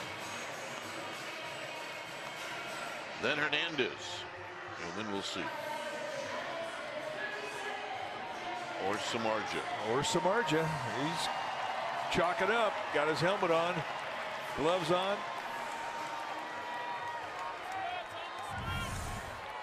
take a look at the 3-6-3 double play. You can't work it any better. Look at the feed right to the letters on his chest. Toe tap on the bag, and it goes right back over the belt. Beautiful. So here's Tomlinson. He takes wide and low. 1 ball and no strikes. Tomlinson's bloop hit to right in the 8th tied the game.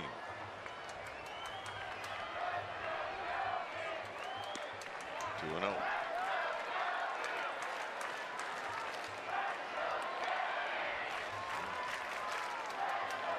Maybe a take sign here for Tomlinson.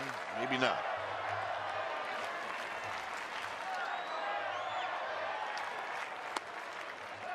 Two balls and 1 strike. Yeah, I think he's the kind of hitter that kind of puts a take sign on by himself. He's patient. He's a very good 2-strike hitter.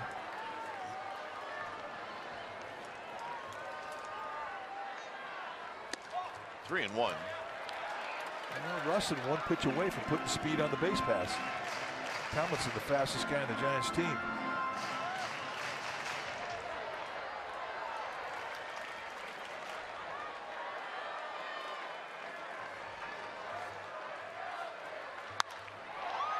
Slash to right, but Tapia is there. Played him perfectly. 1 out. And here's Hernandez. Russin has been very good. He's given up a hit, but he's faced the minimum in 2 1/3 innings of work. Got a little lucky in the last inning, but hey, sometimes you need it.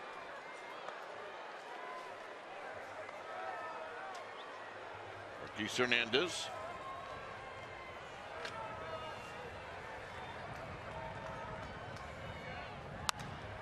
Pops this one up for Reynolds, and he's going to go up short. Hernandez singled in the 3rd, and then since then he's picked up the hat trick.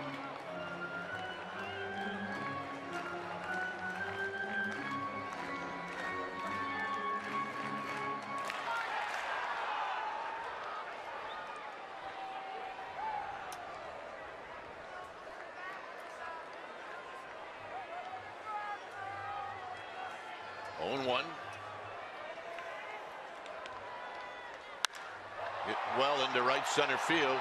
Blackman got a good jump, and he reaches up, and he makes the catch.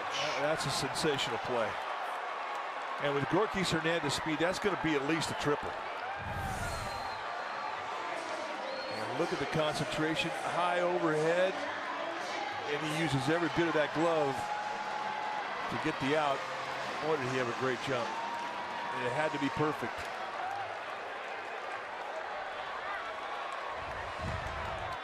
So here's Samardzija.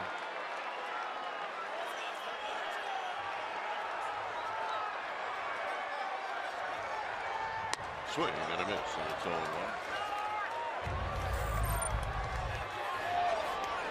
Well, flashback against the Rockies. The last time the Giants were in Colorado, he did this.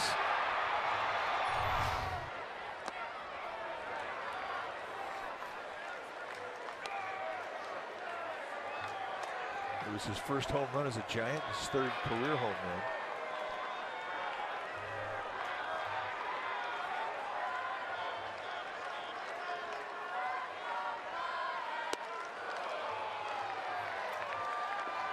Changeup, the great equalizer.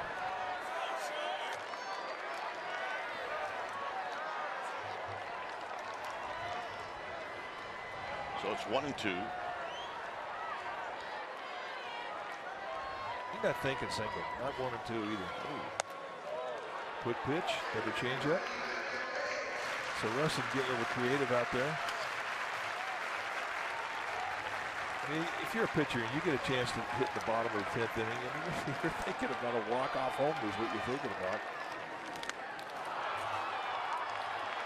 And that'll end the inning.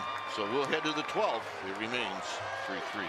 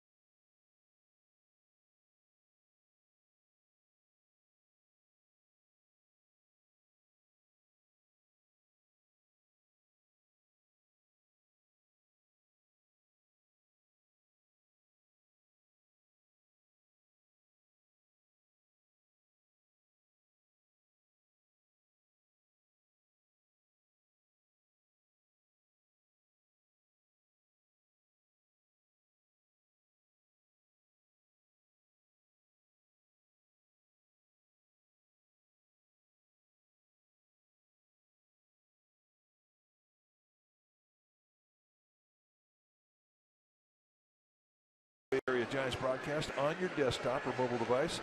Giants games streamed on the go on the NBC Sports app.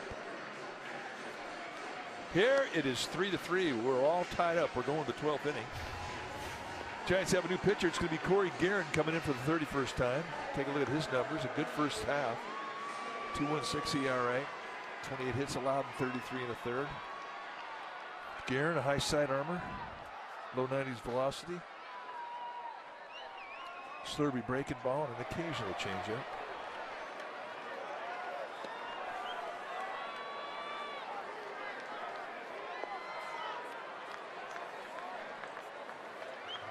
So, Tony Walters stands in. And the pitch is high and wide. Walters. And then Russin.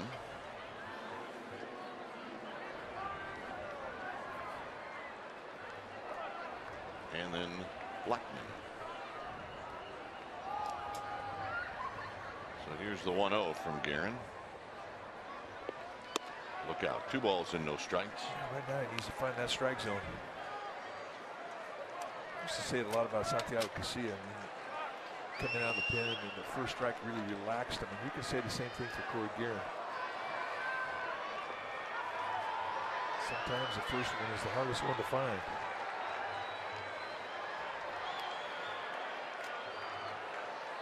Swing and a miss.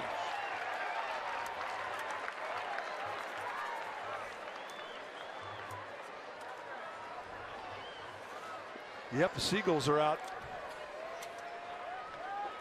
They're losing a little patience.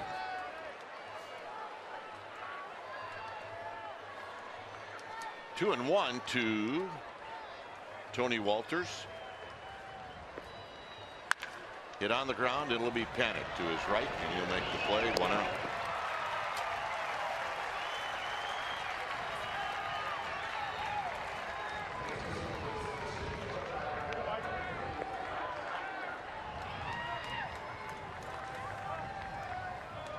Every night, they just know when to show up. Talkman is going to hit. Talkman just activated today.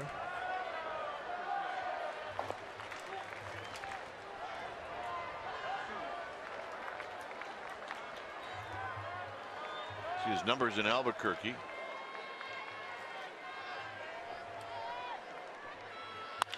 On the ground to Panic. No problems with 3 of those. 2 down. All right. Joe Panic feels the same way. Hey, by the 11th, if you're not in good rhythm now defensively, well, you could be a little weary, but it doesn't look like it.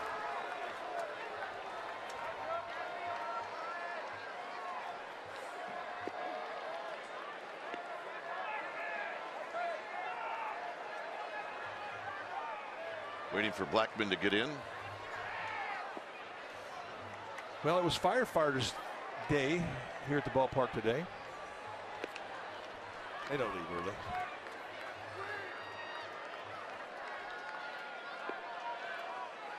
Blackman takes low.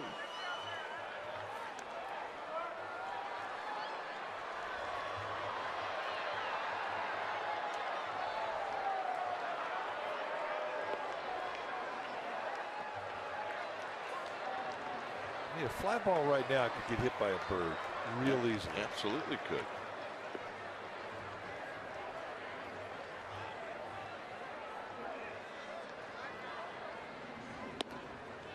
It's 2-0.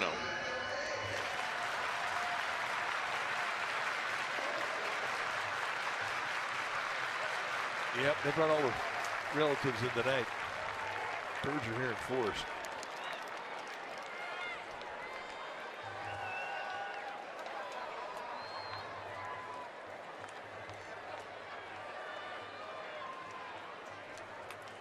Two balls, no strikes. Not close. Easy take.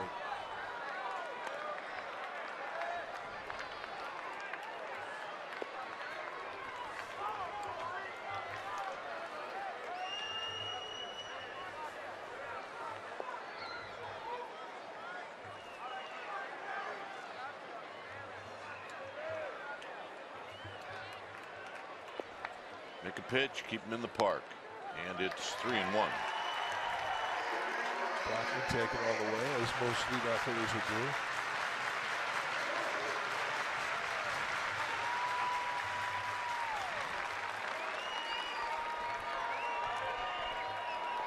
Somebody in the Giants dugout said, "and again," when that pitcher's called a strike.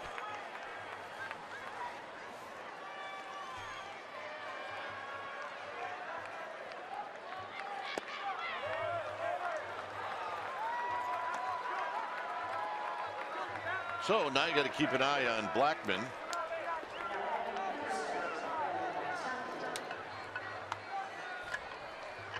And Guerin can be deliberate. And with 2 outs, you get a base stealer on there. And Blackman's not a big base stealer. He's got 5 on the year. He's been thrown out 4 times, but he will go. This is a steal situation.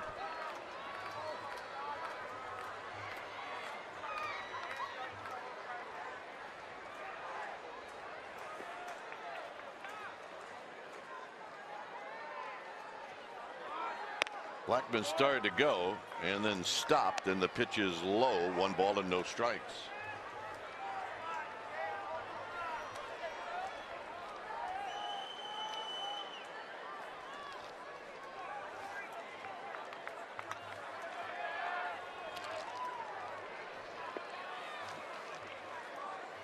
Guerin at the belt. See what Blackman does. Instead, Guerin's going to check on Charlie Blackman. It's a 3-3 ball game here in the 12th.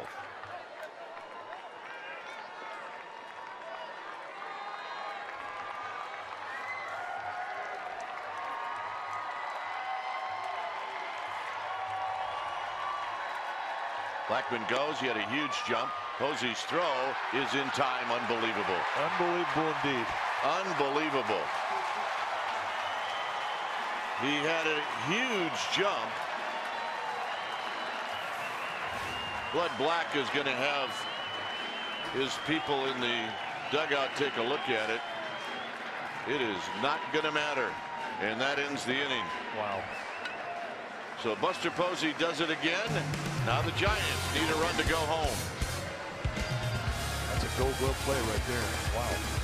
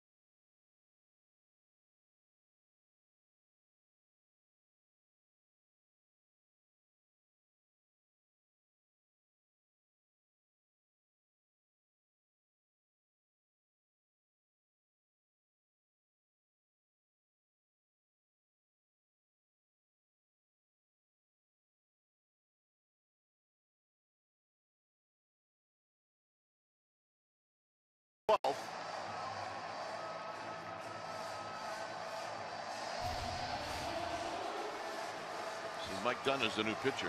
33rd time that he has come in. Take a look at his numbers. 34 strikeouts at 25 to 30. He's a power arm. A lot going on in this steal attempt. Watch Charlie Blackman try to kick the ball out of the glove of Brandon Crawford. That remind you anybody? Well, yeah. I mean, the guy that used to have it was really fast and had heavy feet was Kirk Gibson.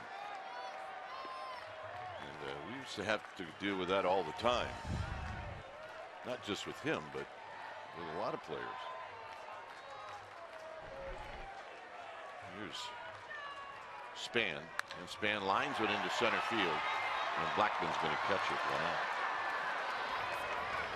The ball's hit hard for the Giants here since the ninth. Well, just keep having good at bats sooner or later. You hope they fall.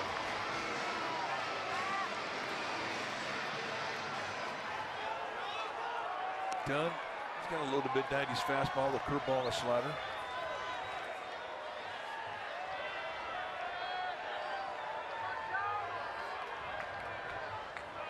Panic lined out in the ninth inning.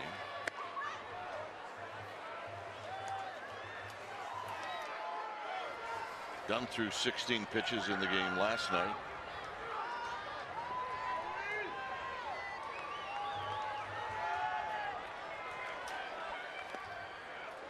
One ball and one strike to Joe Panic.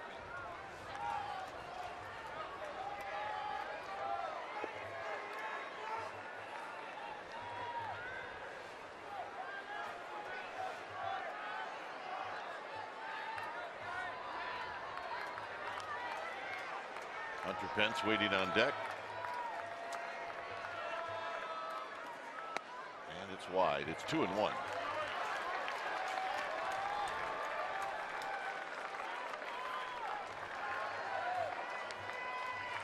Yep, they were a good idea earlier today. I'm about ready to just trade pants with him. Help him out. I'll take the shorts. Help a brother out.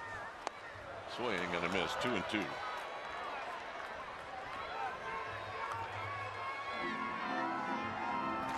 I hope this isn't the first date. Well, there's a lot of levels of misery. He's on about the fourth one.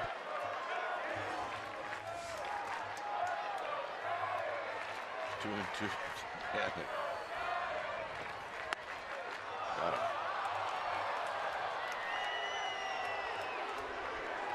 92-mile-an-hour fastball right on the outside corner. We've seen a wide strike zone all night long.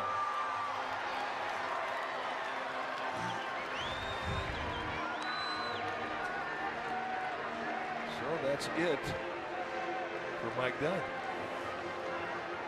3-3 ball game. It's a pitching change, and we'll be back.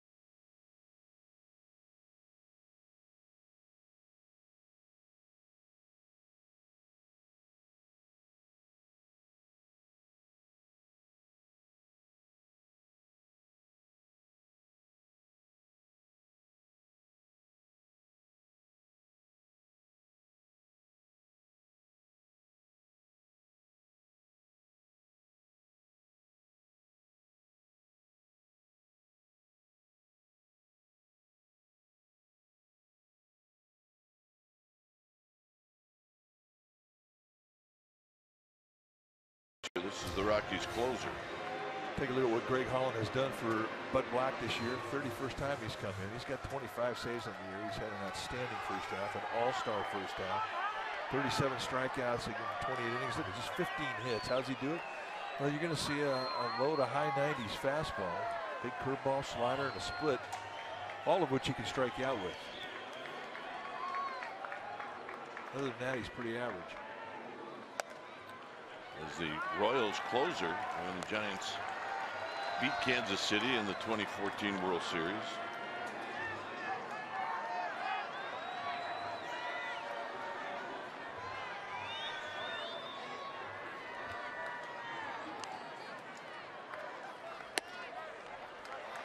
Three-headed monster the Royals did that year, and fortunately for the Giants, they really didn't have to deal with them too much. Was it Herrera, Davis? 1 ball, 1 strike. Pence with a rip. It's 1-2. He had a pitch.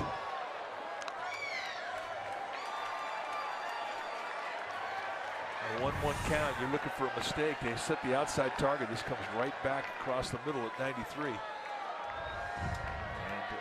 Greg Holland just got away with one.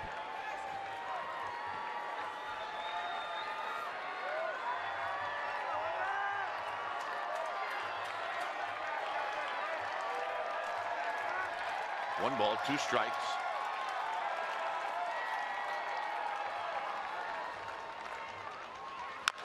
Yeah, foul.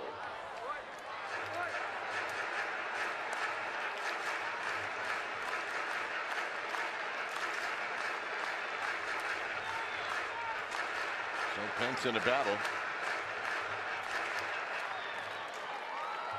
Pretty straight away in the infield, with the exception of Arenado guarding the line at third base. They'll pinch the gap in right center, give Pence the line in right.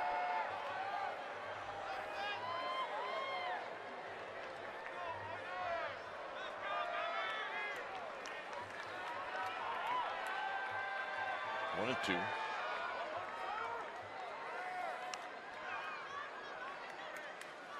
Got him. And that'll end the inning.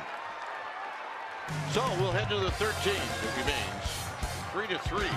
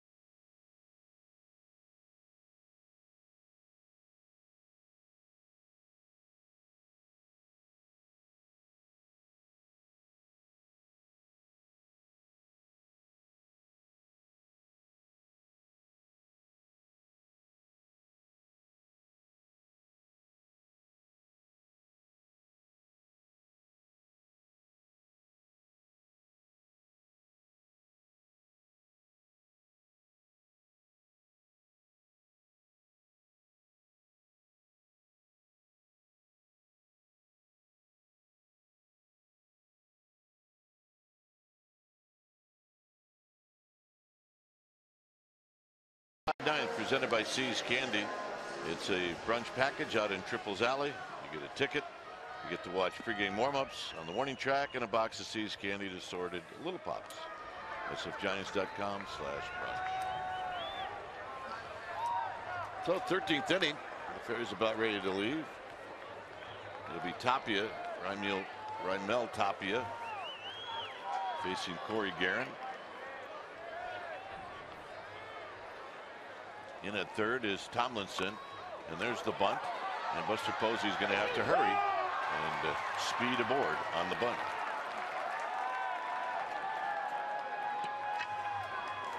Well, 2 times tonight, Buster Posey has been challenged. Once by Raimel Tapia. This is in the 11th. Absolute strike here. Well, that was Ian Desmond, rather. And here's Charlie Blackmon, and he goes down. 2 times challenged, 2 times perfect throws. And he may get challenged again. So here's Arenado. Arenado's 1 for 4.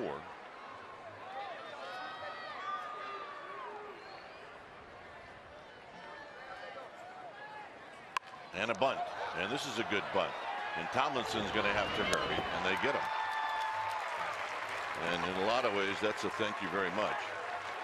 Well, they do get the runner up in score position, but you're kind of shocked. That's definitely not a play that was put on by Bud Black. That was an idea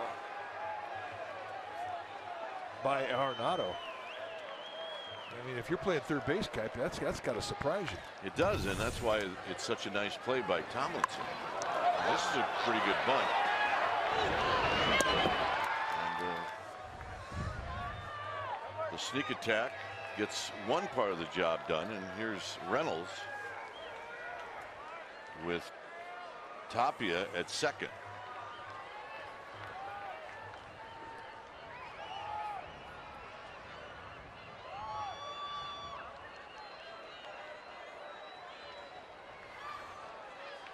Swing and a miss. No balls and 1 strike. Good slider.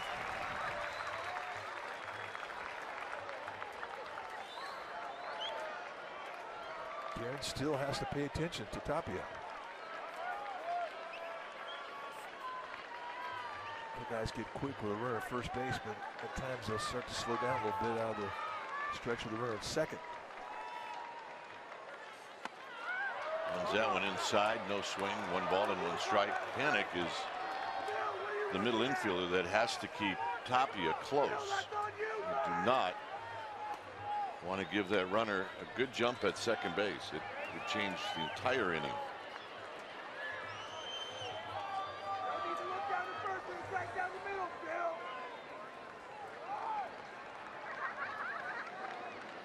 You're in a double look. And it's 1 and 2. Fastball got that in tight on the hands of Reynolds. Well, that's your best defense. I mean, adjusting, varying the looks you give the runner. Just don't let him time you by the way you turn your head. Give him 1 look, give him 3 looks, give him 2, or do what Tim Lincecum did. Give him no looks.